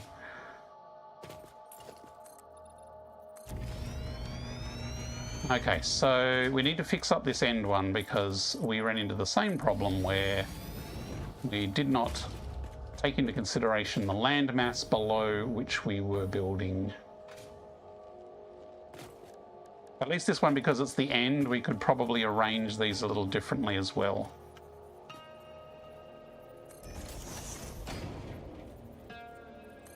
Or I could rip it all down and move them all across by one.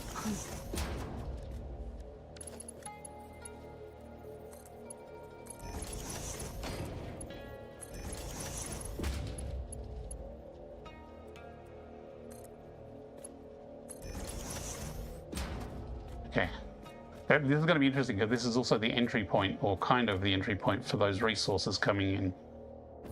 But I could actually bring all the resources in along here, or even along here, and then just have these as conveyors because this is the end of the line. So we could just do like this. And then this one would need to go through.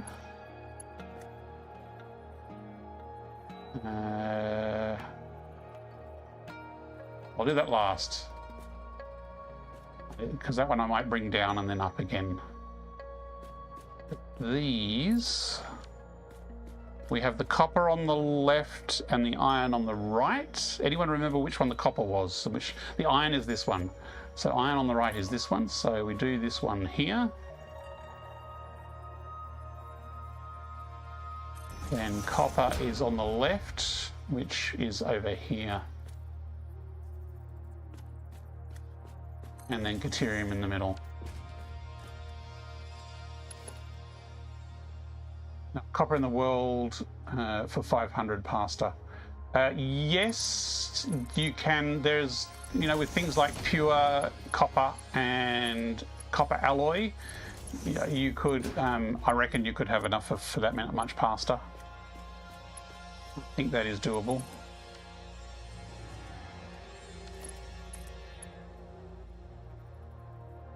Ah, that's off to the side. Okay, I'm just going to go curve mode.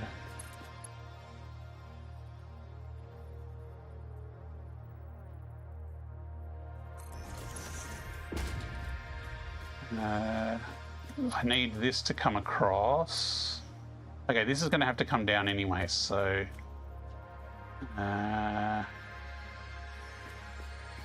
if that is coming under here, that solves our Caterium lineup problem. And these are small minerals, so having just a 1 meter gap is enough.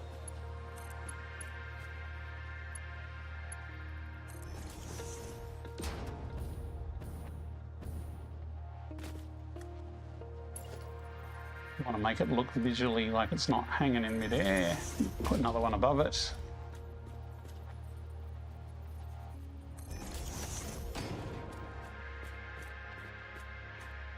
Oh, then you can come up with their 1.2 options. 500 a min pasta would be 167 particle accelerators if you could fully overclock and sloop all of them. That would be a lot of power to overclock and sloop all that many. So more likely 334 accelerators. Yeah, I wouldn't want to sloop that many.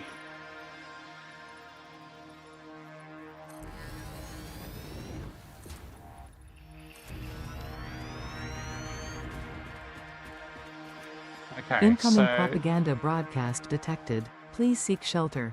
I just realized that this is actually lined up with this, which is annoying.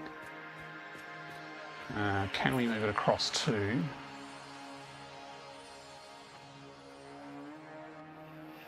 I mean, we could bring that one across one. Yeah, let's do it. Which means we need to redo all this.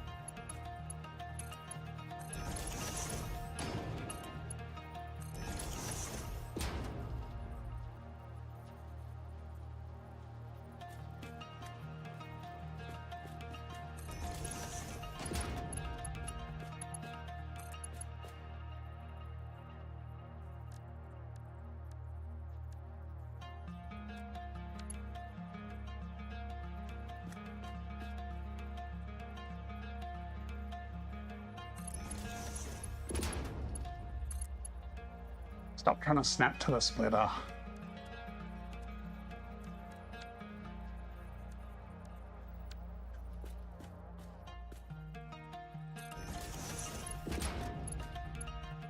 I just realized that needs to come further over because that is coming out of there.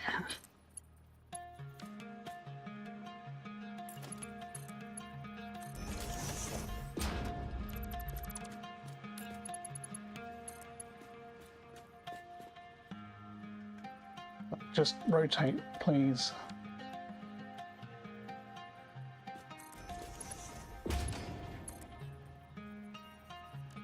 Imagine if it lined up in the obvious angle first go. Wouldn't that be grand? I've slooped a few accelerators after I unlocked them and it raised my total power consumption from 25% to 99%. Yes, slooping late game machines like that is an incredible power draw. Okay, so if I've got this right, iron comes in here. Copper in here, and we're done.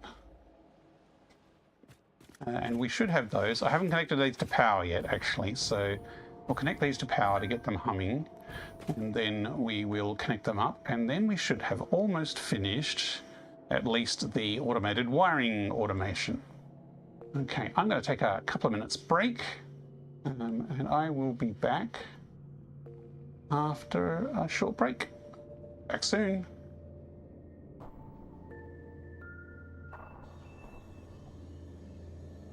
Look lively. It's time to do those stretches and hydrate.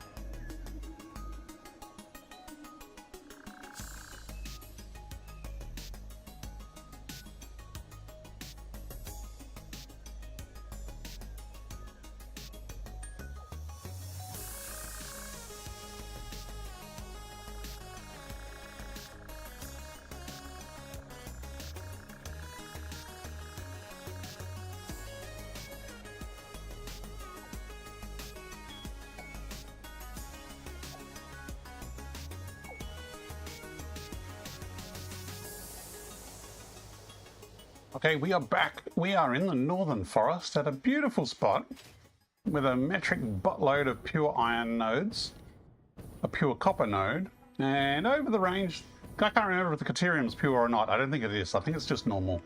But that's okay. We only need a little bit of Caterium. Fully overclocked and sleep power draw is 13.5 times normal. Yeah. I don't even have that any. That's my entire grid, I think. If that. So we are making stupid balls. Adaptive control units. That's what they're called. They're really painful to make because you need a lot of machines to do it. We need to connect some power up to our raw materials here so we can get things a-buzzing.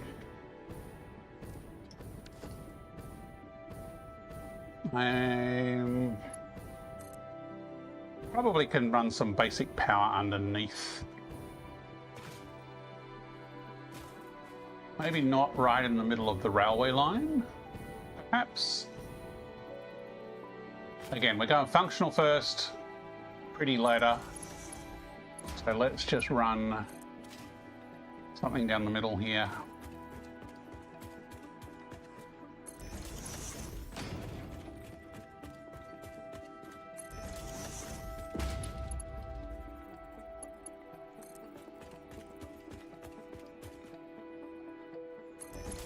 Now there was a mining node over there, so let's run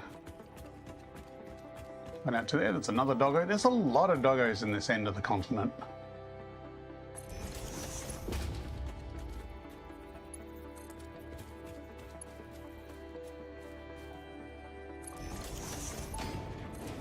Iron is online. I have not bothered to pick the right speed for the iron. It's just churning out iron. It should be enough, but we will double check to make sure it's not enough. If not, there's another 3 pure nodes in the area. Let's bring this here, and then we'll bring it across to... Where did that line up? It's the chat window in the way.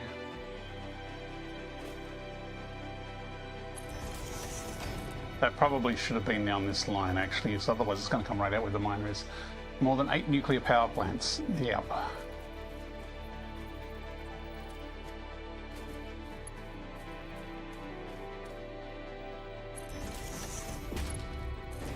That will be tons of copper.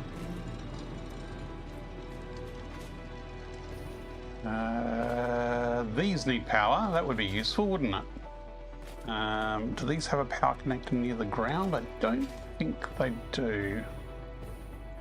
Not built into the blueprint.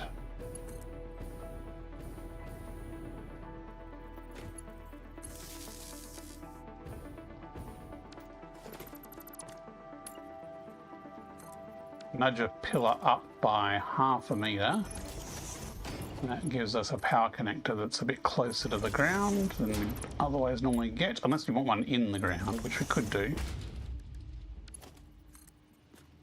That is near the dots on the second slab. So right where those splitters are.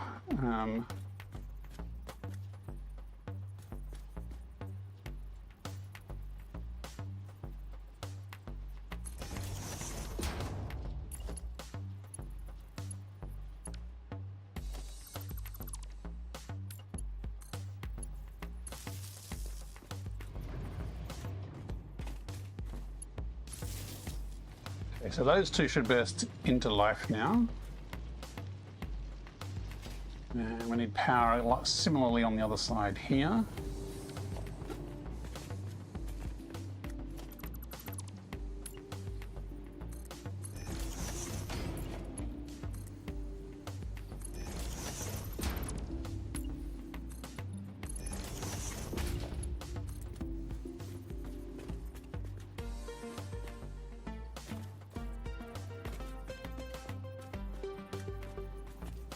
That's about there. That can go across to there. Actually, that's not far. Right. We have all our alloys now pumping away.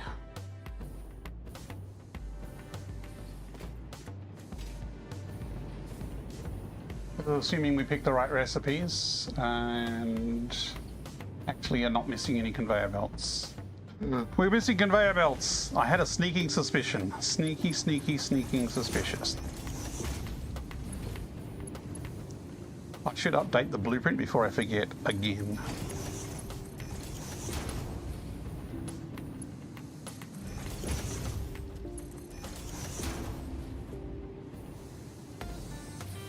That's better. Okay.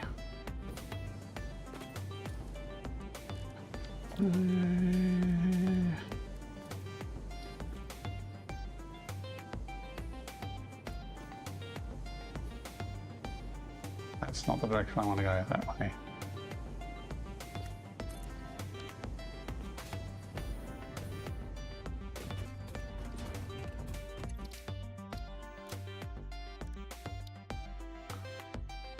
Foundry vertical 2.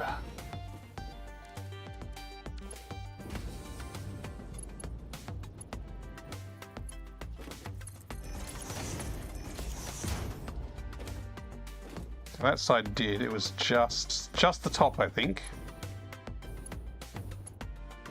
That was it. That was it. Okay. Too easy.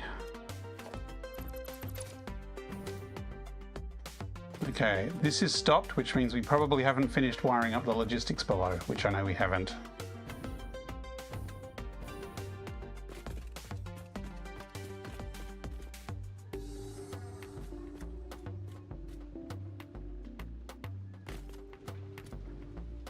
I might make this drop down a little.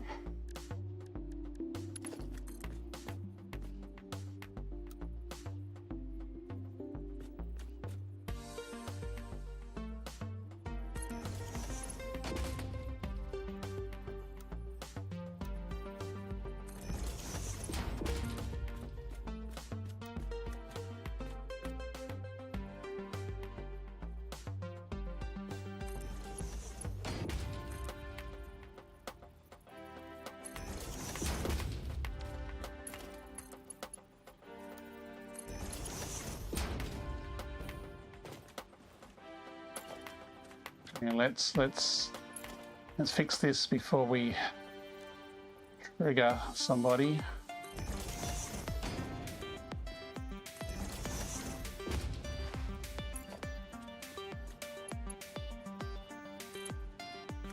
Now this is the copper, and this has to go into there.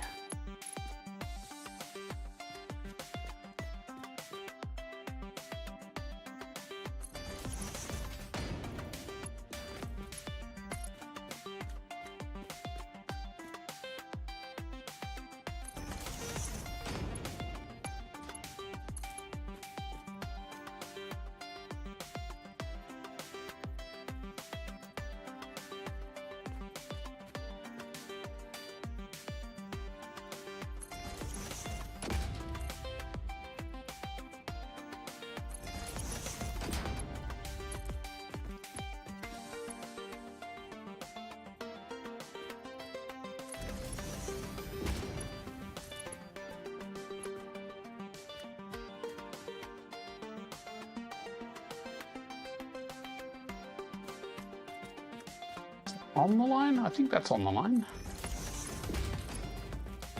Ah, not quite far enough.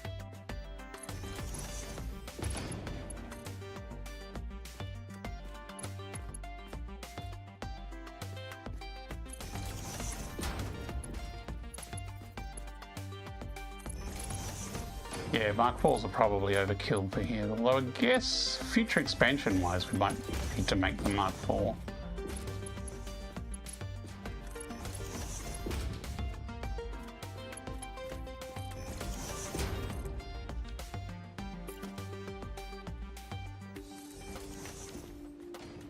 So that should now filter all the way along, and it should manifold into everything, which means it's going to take forever to balance, but there's probably a good reason to get it starting now. So these don't have power yet, so that's our next step. How are we going for concrete? Probably pick that stuff up now. We're not doing any mass deletions.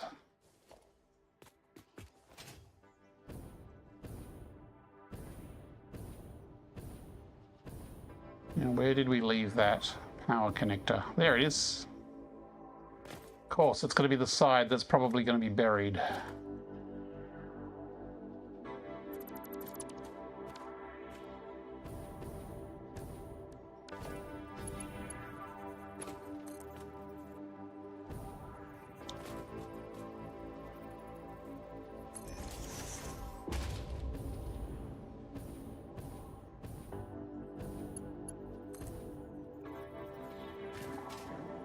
Oops.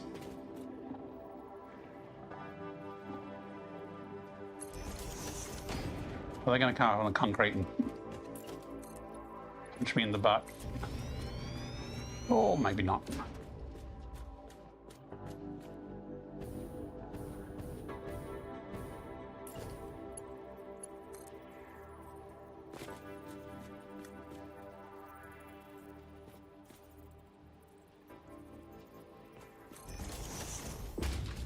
It was the wrong side of the line. Actually, that's right. That's all right.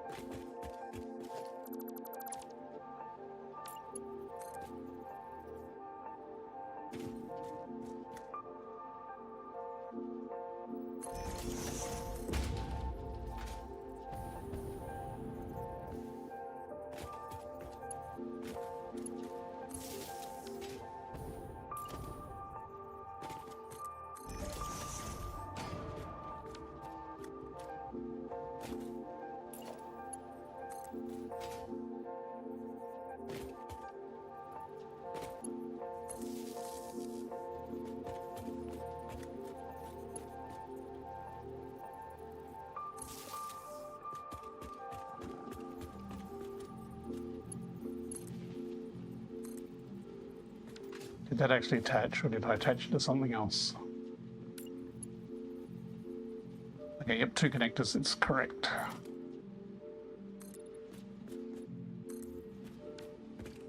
Okay, so if I take it from probably here.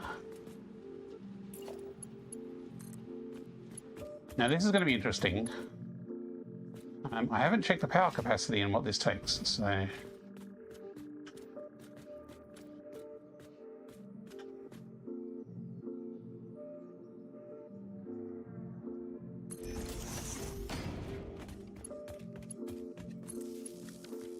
Listen out, listen out. We haven't actually tested this blueprint at all, so it could actually just not work. But you were all too slow on the power tripping redeem. Okay, this is hopeful. This is hopeful. We're making wire. We are making pipes. That constructor there is not doing anything. That's suspicious.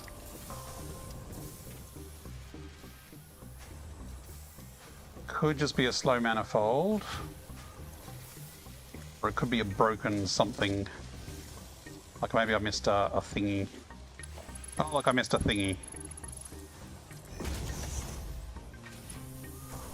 Then I missed one here as well. No, I got the bottom one. Okay, it was just one. We've missed one conveyor so far. Also missed that. That should be filled in the blueprint. So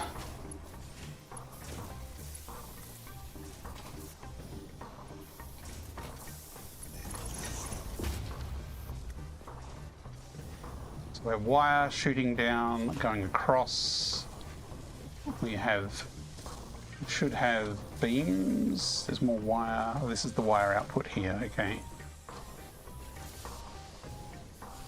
There's the pipe output. This doesn't have power.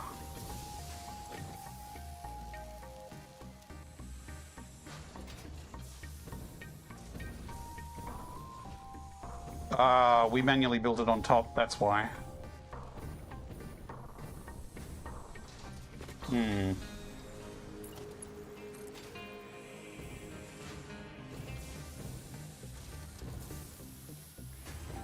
Okay, so there's a few problems with this. Are they annoying enough to tear down everything and rebuild it? Probably not at this stage.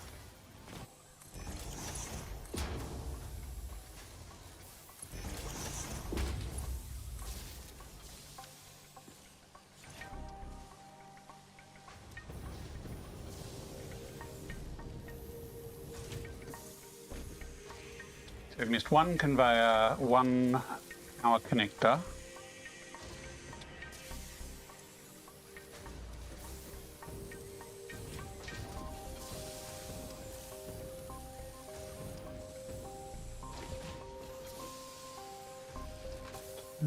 Let's just run across the top and do all the power connecting.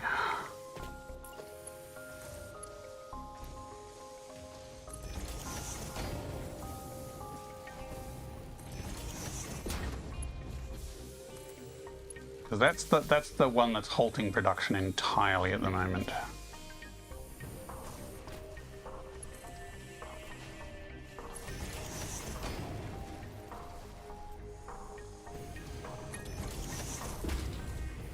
Fortunately, it's pretty easy to quickly run the wire.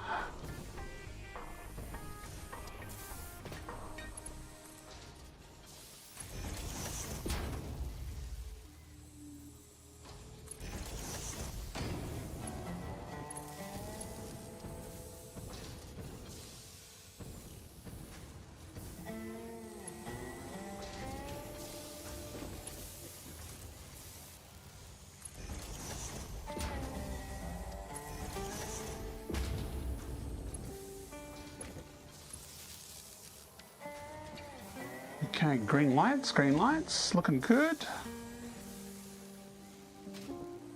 Whole thing buzzes into action.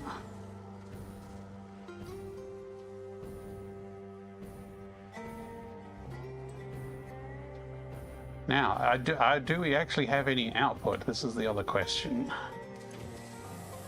I mean, the stators are going to be slow to make, so that's going to take a while to come through. I am seeing green lights. We do have green lights. I repeat, green lights. So we should actually get some wiring coming out of these ones. Yes, look, we have wiring. Now, I don't know where I'm going to send it yet, but we have wiring.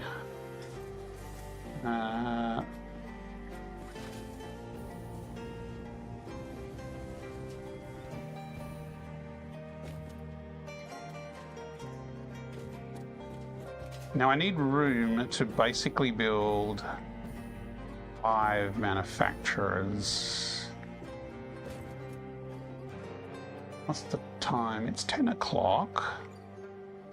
This is the stage of the last factory, the motors, was it Versatile Motors? Versatile Engines. Where I got to this point, which is like the point before the last bit. And then I just went, slapped down some manufacturers and we're done. And finished it in the one session. So I could keep going. The problem is this one actually needs a train line with a whole bunch of materials coming in.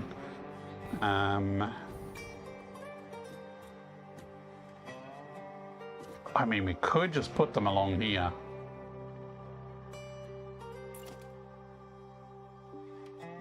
Either we put them along here, or we put them above the train stations. Which I kind of like the idea of putting them above the train stations.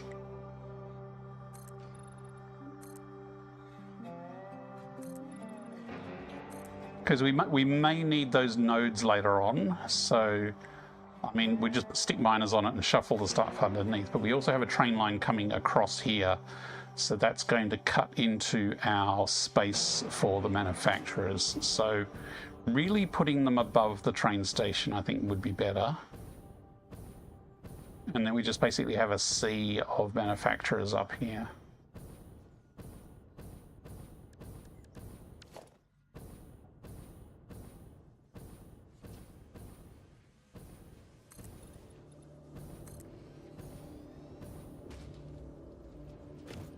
And The manufacturers are going to be fed mostly from the trains anyway, so it does kind of make sense. Let's go 2 meters.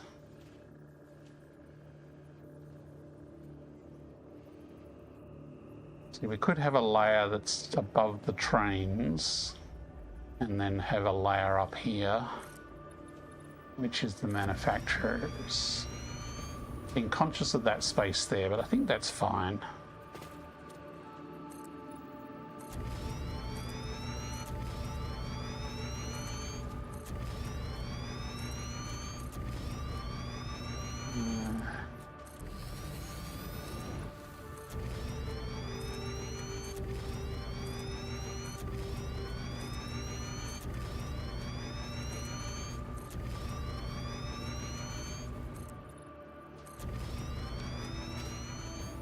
That is definitely going to get in the way of the layout. So we probably need to make that a feature.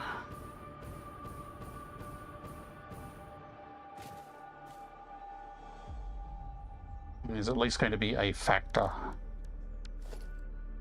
Okay, so manufacturer blueprints. Why can't I'm already on blueprints, that's why. We have 2 vertical, which looks like this. So we could do 1, 2, 3, and that'd be our 5. We could put some over here. So that's the thing, we could have some manufacturers either side of this column here.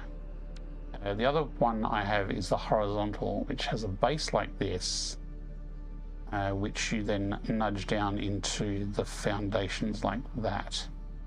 So it has a built-in manifold. And I wonder if I could have a blueprint to extend that as a third. What I could do is I could have these back to back like this.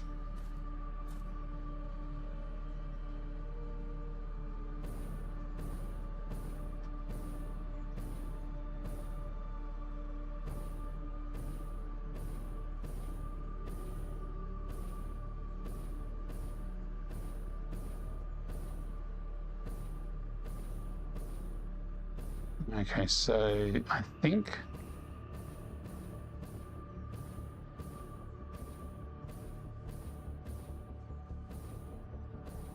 put that there. Could nudge it that way. We want to leave a space in the middle. And I'm going to slip down.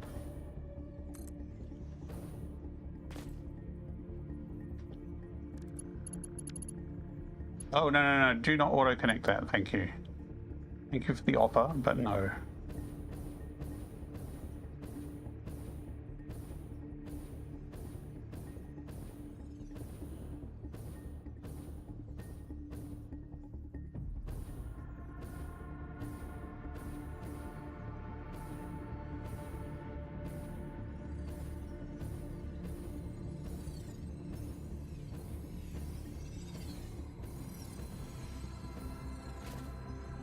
See, this could fit a third here. Manufacturer by itself. And that would fit 5.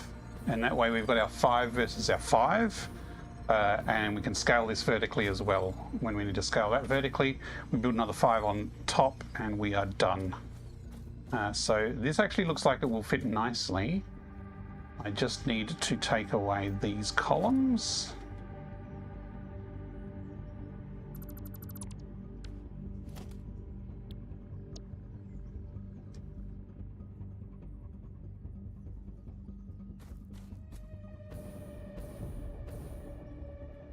Make sure they're lined up. Yes.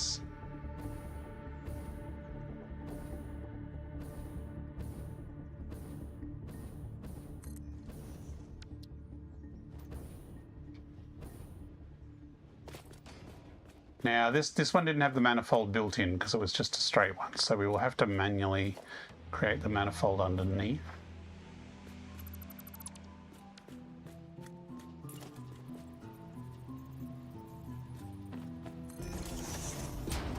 I think those might have relied on a 1 meter actually. I'll have to check underneath. I might need to, let's check before we rebuild all the holes actually.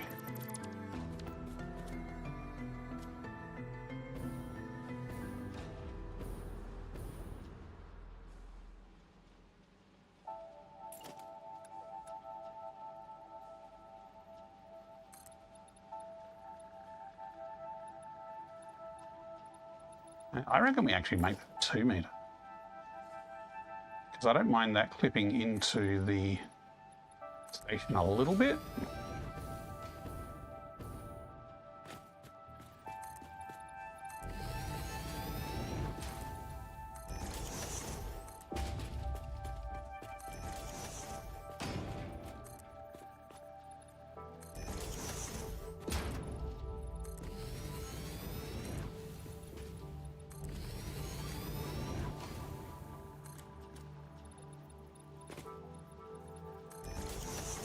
Wasn't very well done.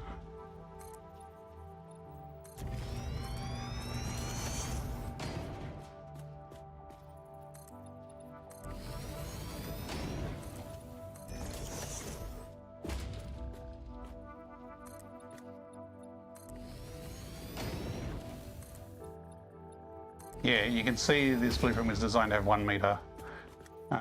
One's not 2 meters. That's fine.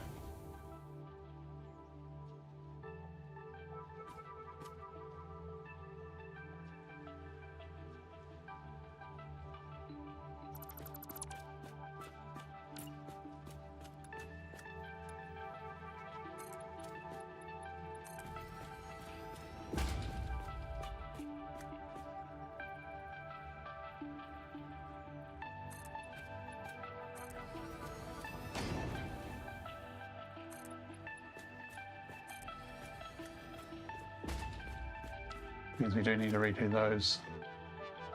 Because all of that will have to go.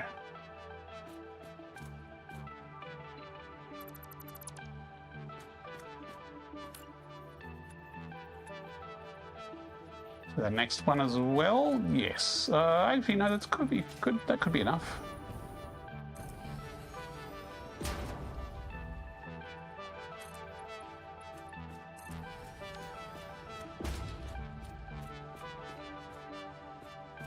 Yes, okay, there's not enough room.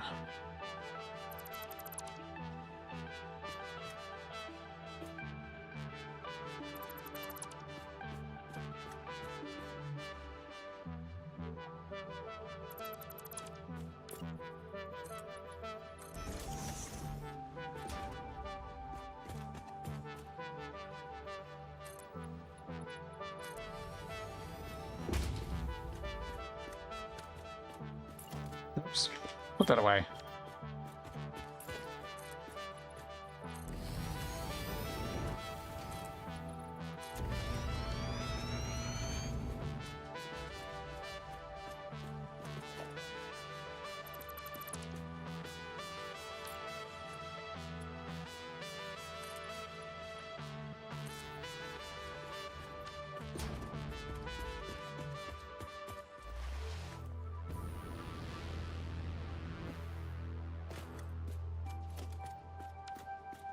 Okay, let's try this again.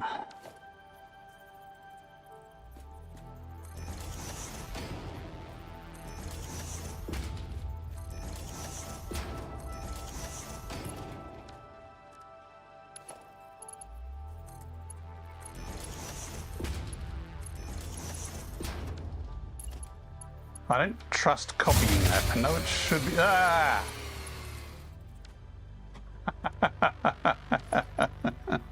Thank you, Dippy. I think for waking everyone up.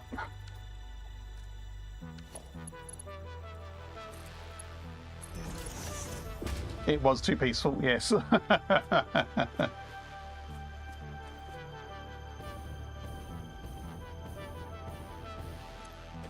Okay, right, adaptive control units, 1 per minute.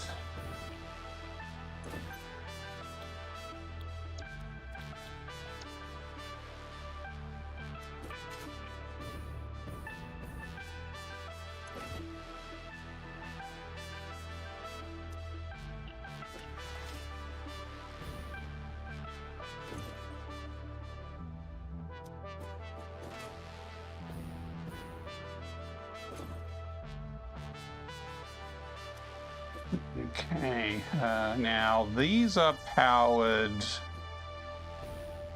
I think these actually already have a connector because these already had logistics below. These already run a power cable down to the bottom. So,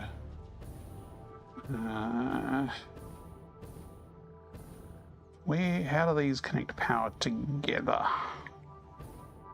Ah, look, here it is. It runs along the bottom, straight through there. Oops.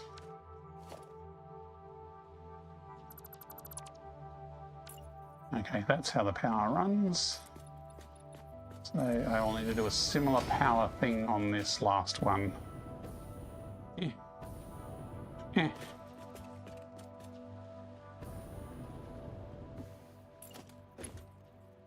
I think this is going to need a 1/2 meter attach point, unless I don't care.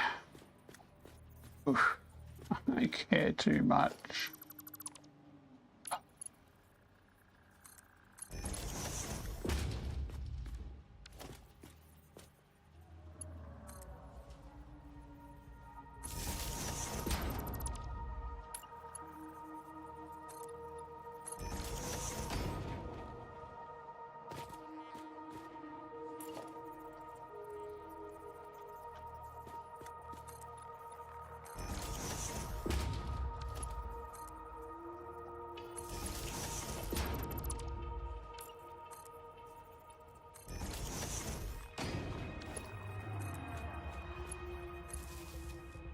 Okay, and we can probably grab a power connector from over there. It's probably way over there.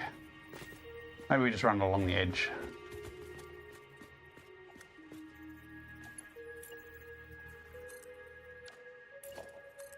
Come on. Thank you.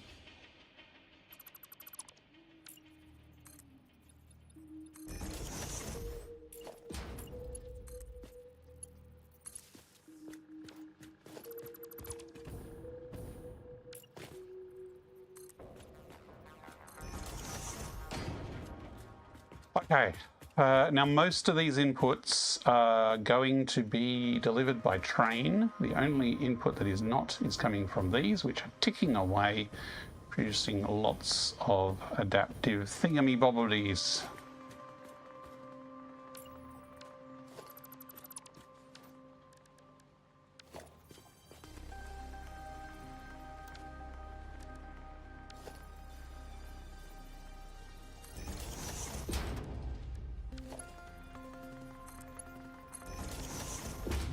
Okay, so thingamybobbies need to feed into a manifold, so it would probably be easier to bring them in this side and feed them that way.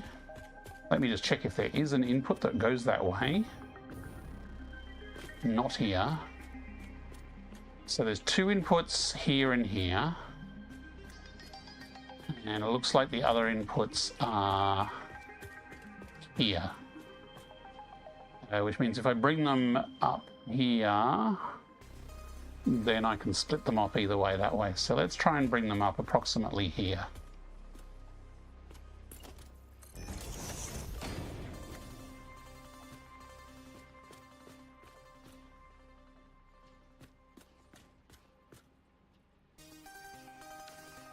Yeah, because if this is like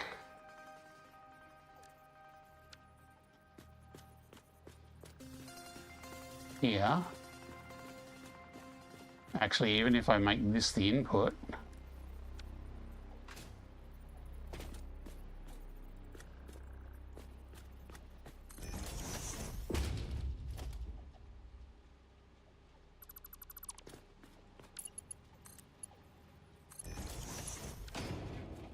and then the other input would be here. Actually, that's got to come from the train. We'll do that later. But if we call this input, which is that line here, so it's lined up here. So this is where we want our all our outputs to come up through. So let's actually build this over here.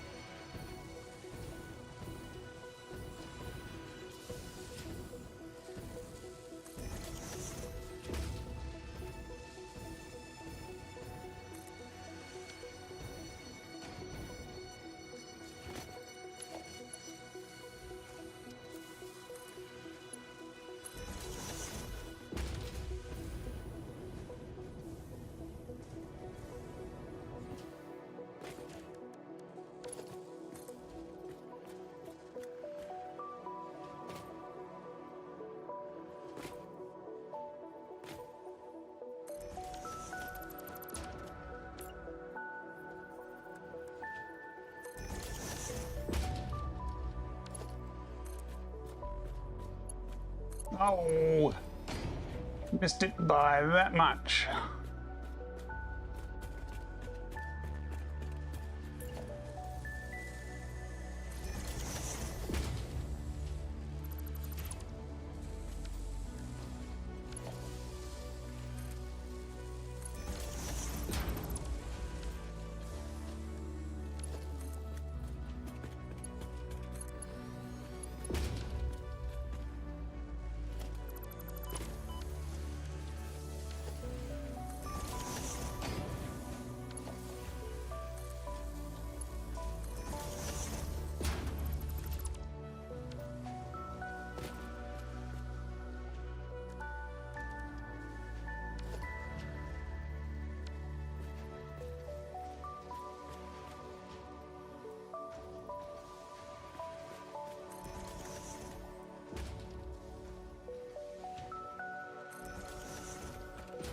What we need to do is connect these like these. All that's going to overlap that conveyor, which is going to... oh, actually, no, I'm just going to do this here. It's going to be a little curvy, but I don't care at this stage. Mark 3, but I want it to be a little curvy.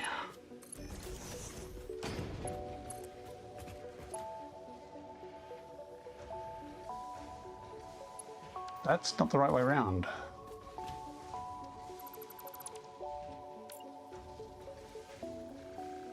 Oh, hang on, it was the right way around.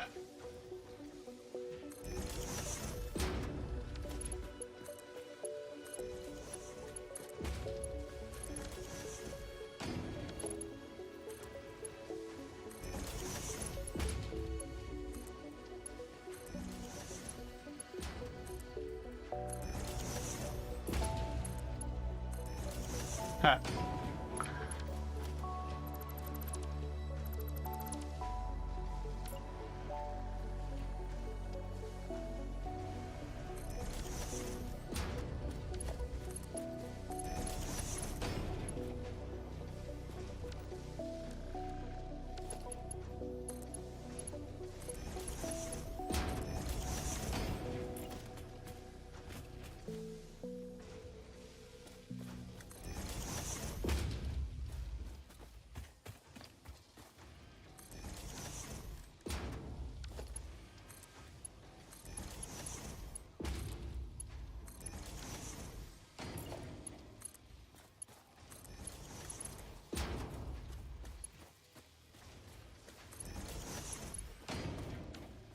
Okay, one manifold merger, all bringing up the smart wiring.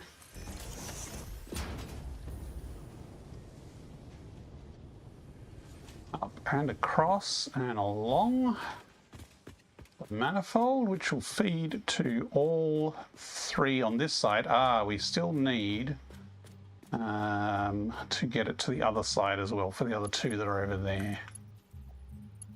That could be a little challenging. Probably easiest to just take it out this end and run it around. And yes, because that will lead into here.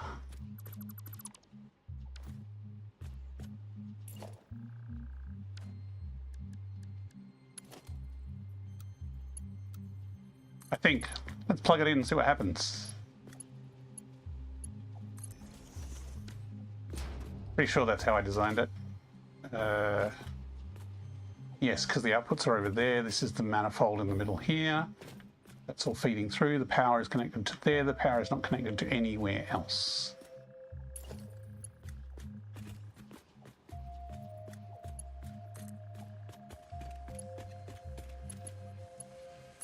Ba-ching! See, I just turned on 5 manufacturers. Not a single sound going wrong. Holy crap, it's actually loading. Actually, here, have some more. Apparently, I have a whole bunch in my inventory. Missed opportunity.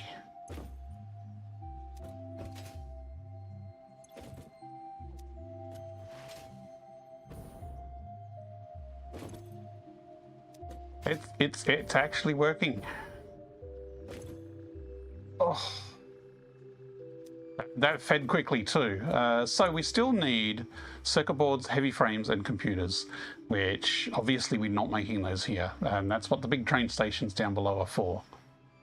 So it is 10:30 now. So I think I shall actually wrap it up here. I apparently have a golf match tomorrow. And I am pretty quiet. I'm pretty tired. So this has been a productive stream. This was our first one making adaptive control units. So we started off making this little blueprint here, which makes the actually I can show you on the plan what it makes. This is the factory plan as we have just made it tonight. We have 5 manufacturers that are making the adaptive control units, and we have 5 copies of this blueprint. Let me try a real mouse. I don't trust the VR controllers. So this blueprint consists of the following. It has 4 constructors making cable out of wire. There's 1 constructor making steel pipes out of iron, so it's iron pipes. We have 3 assemblers making wire. Now we're using Caterium here because if we weren't doing this, we'd have like a hojillion constructors making wire. So this is a lot more space efficient and neater. Then the top assembler on the top is making stators that is feeding down into the 2 other assemblers, which is making the automated wiring. So this is our blueprint. This is our factory. And we've used existing blueprints for making our ingots of iron, copper, and Caterium. And so next session, we'll be working on the train logistics to bring in the last 3 materials, which are being made at other factories. And then we'll also need a train line out of here so that we can then deliver these project parts to the space elevator, which is over that direction. VR golf. Yes, VR golf tomorrow morning with Russ and Relax and a couple of others. Otherwise known as Walkabout Mini Golf, which is a very chill time. Yes, definitely need to do more train runs because we're currently in the middle of nowhere. I mean, we're not too far from some other factories, but it's a bit of a wibbly wobbly line to get the trains through here. So,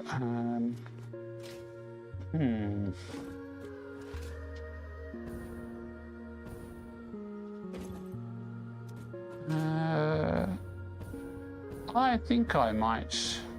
Actually, I might go over to where the train line might detour. Let's have a look at the other branch points. Actually, let's have a look down this way out first. Chill time, aka adults acting like children. With really bad jokes and puns that are not children jokes. Okay. So this will be the train line out, but I haven't actually figured out where this line is going yet. So let's scout this on the way out of here. Basically, there's a nice little spot here. Can we actually fit a train under there? That's going to be tight, but I think we can. And we can either drop it down under there or bring it through here. Now, let me just land and get some more gas. And we'll bring the train along this picturesque riverbank on the assumption that we can get out the other side, which we might not be able to. Okay, we need to keep it pretty high by the looks of it. I don't know if this is the best way to come through. Where's the rest of the train line? This is the computer factory line. No, actually, no, this is the right place. This is where it leads us into the cave. This is not the computer factory. This is the motors, engines, modular engines. So it would actually be a really good point to bring it out here and come through this archway and join it on here. So basically go that way. That would be a cool line. Okay, so that would work well. And the other side, we had a bit of a scout earlier, and it's a bit messy and a bit curvy, but I don't think it'll be too bad. Okay, while I'm remembering here, let's go. Here's some more of my slack quickie conveyor poles in the middle of nowhere.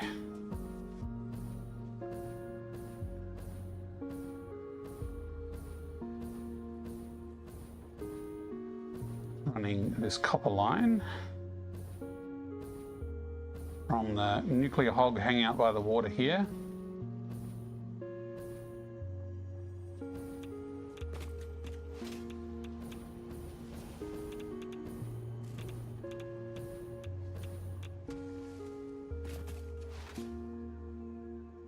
And this is the computer factory here. So this train here, actually, let's check which carriage has which item in it, because that's kind of going to be important.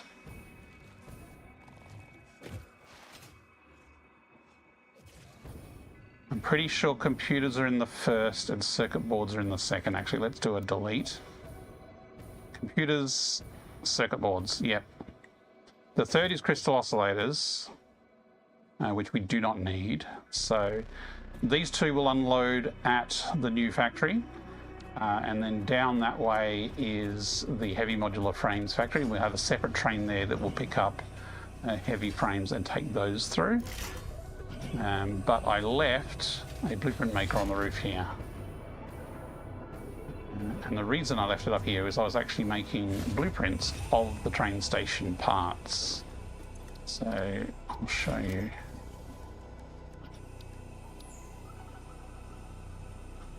Chuck it in a category? I think I chucked it in a category. Station. Station entrance. So this is like the station entrance here. So you just chuck that on either side of your station entrance, and that's sort of the basis of your train station. And then there's other blueprints for the roof and the extra pillars and that kind of stuff. Mid-arch supports. These are the pillars that are along the side. Oh, the pillars were made in a Mark 1 blueprint. I need to redo them. So yeah, this is why this was here. I was just making it so I can have like a replicable train station design, because I really like the design of this station here. Pretty happy with how it turned out. So there's another blueprint for like the roof section and such. Okay. Right. Is there a zip line nearby? I think there is. Let's head home and I'll wrap up and log out there.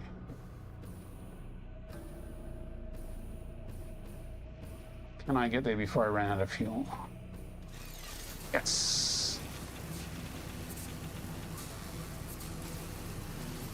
Zipline is really convenient way to travel, and you can unlock it super early in the game. And even now, it's a really fast way to get around.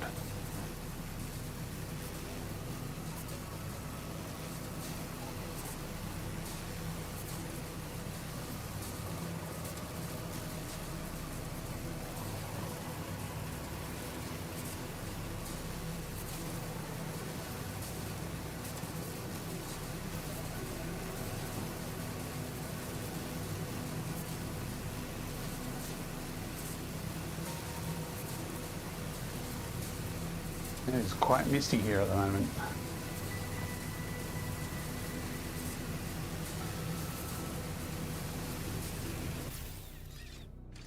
Here we are.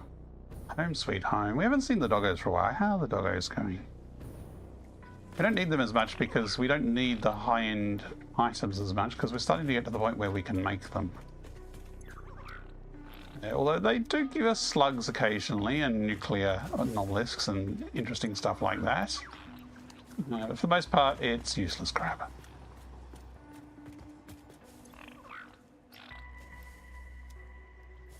Actually, you need copper sheets to unlock a drop pod, so they might be useful.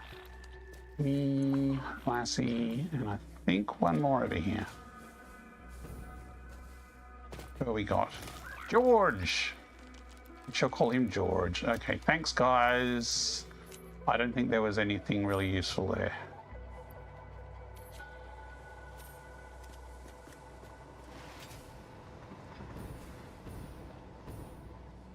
Just recycle some animal bits and some weeds. Actually, let's chuck some slugs in there. They'll get turned into more shards. Okie dokie. Thank you very much for watching. This has been a pretty good stream. We're pretty happy we got... The core of the factory is done. Like, it's only shipping in stuff from other factories that we need to do. So we should have this factory functional by the end of the next stream, which I should be able to stream tomorrow night. So for now, I am going to log out and bid you a good evening, and I hope you all have a great weekend.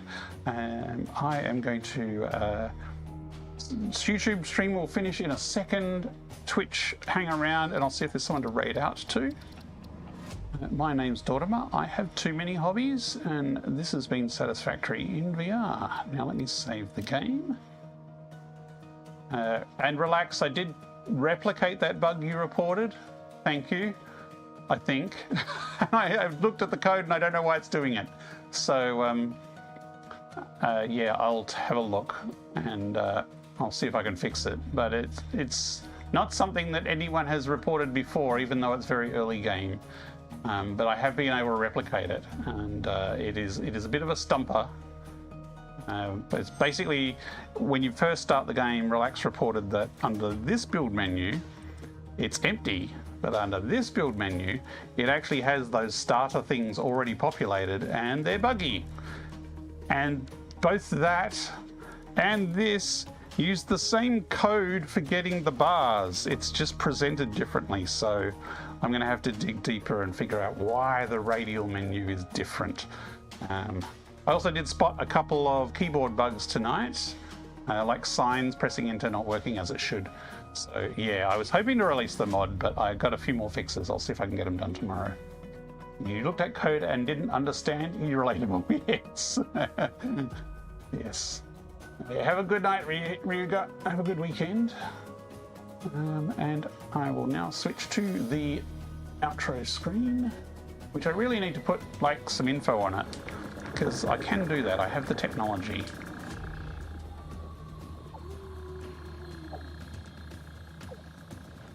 But I can tell you, Russ was first again on the first. And Dippy, I think, was 17th.